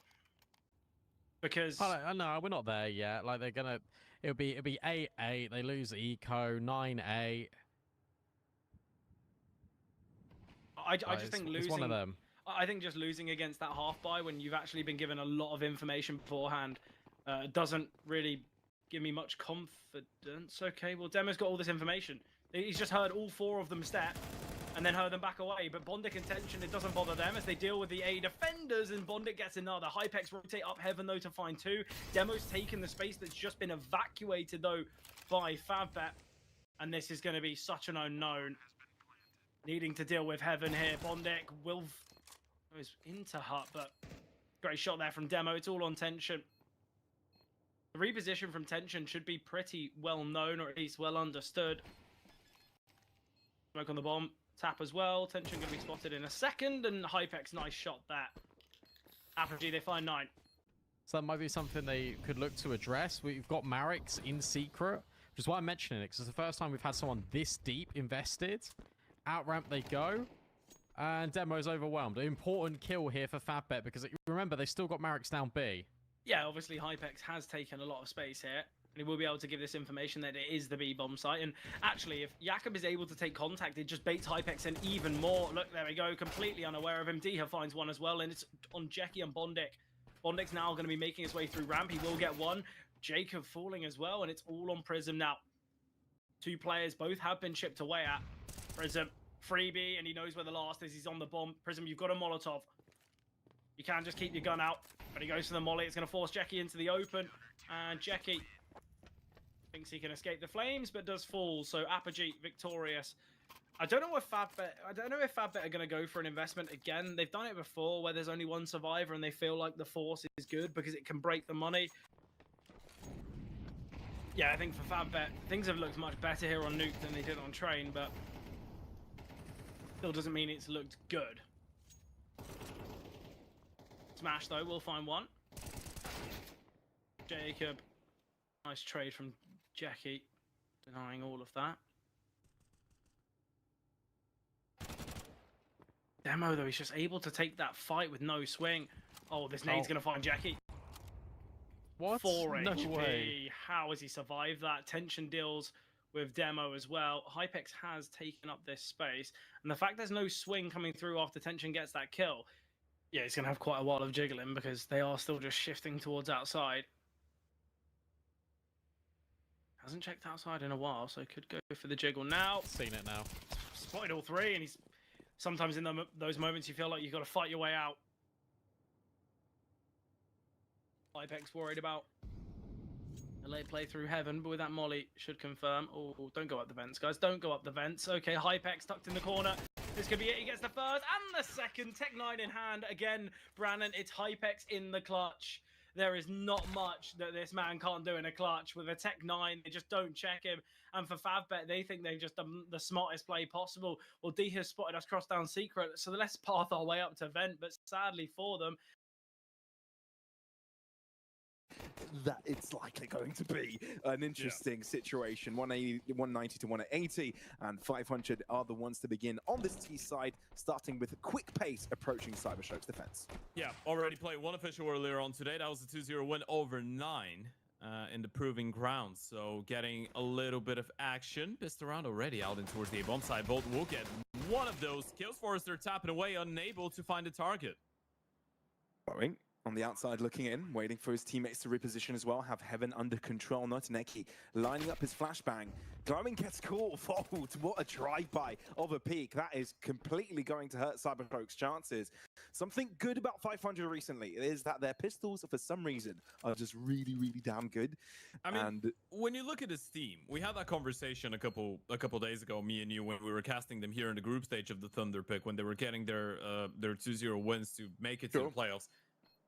If we were to look at all the individuals on the side of 500, isn't Zerg the only one that you'd be looking at and saying he needs to improve slightly from the first 6 months of the year, but he was already on an upward trajectory? So can you really spot a bad individual on the 500 side individually?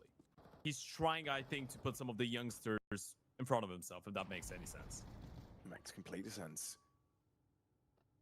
If the microphone caught that, but a kid was shouting outside. That was quite funny. I don't know. Kids playing in the yard. Either way, talking about action, Rainwaker already taken down. Courtesy of Blixie. 500 have been quite quiet with a traversal.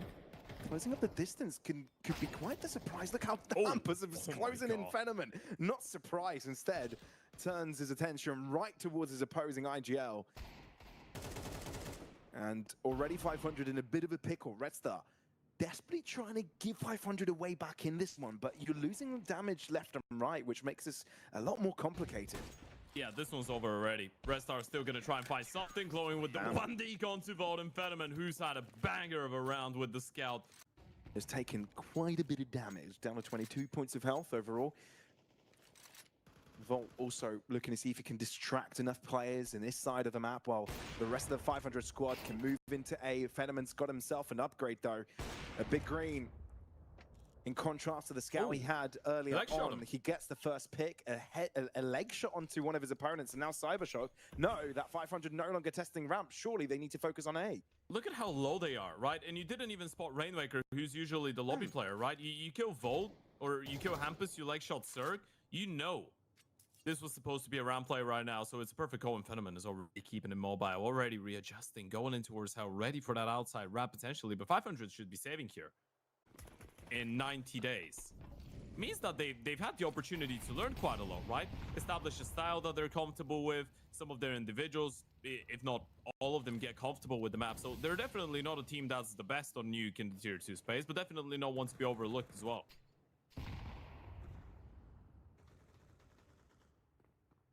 Volt losing his life early isn't good signs for 500 either.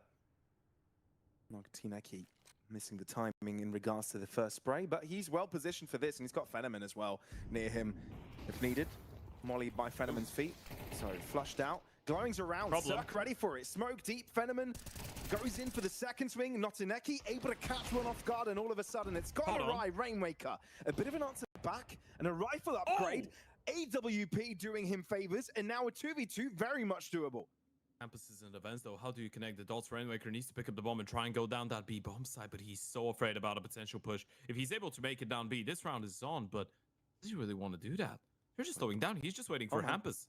Blixie, he nearly escaped through the cracks there, but Hampus has got the core. Rainwaker lined up and ready. Crosshair lined, and Hampus will be there before that is even necessary. The positive for Forrester, he's got the information available, but a 1v2 is going to be hard. How do you read where he is? You know, he's the A player, but such a long time has passed. Where has he gone off to? Wow. 20 seconds. They make their decision. They're going down the B bomb site. No smoke for the plant, so this is going to be a little bit stressful. Forrester already hearing the steps. He's going to be quite quick on that wrap around the world in towards the ramp position. You've got to give this a go if you're Forrester. You've got the money, and you've been able to catch Hampus, not given a chance to find a post-plant position. Oh, that molly is huge. Rainwaker in dire straits. It failed. Oh no! It's off to the side. It went for the corner, not for the back silo. No, Rainwaker can hold his ground. Goes for the swing and takes the fight at his own measure. Beauty of a headshot. 5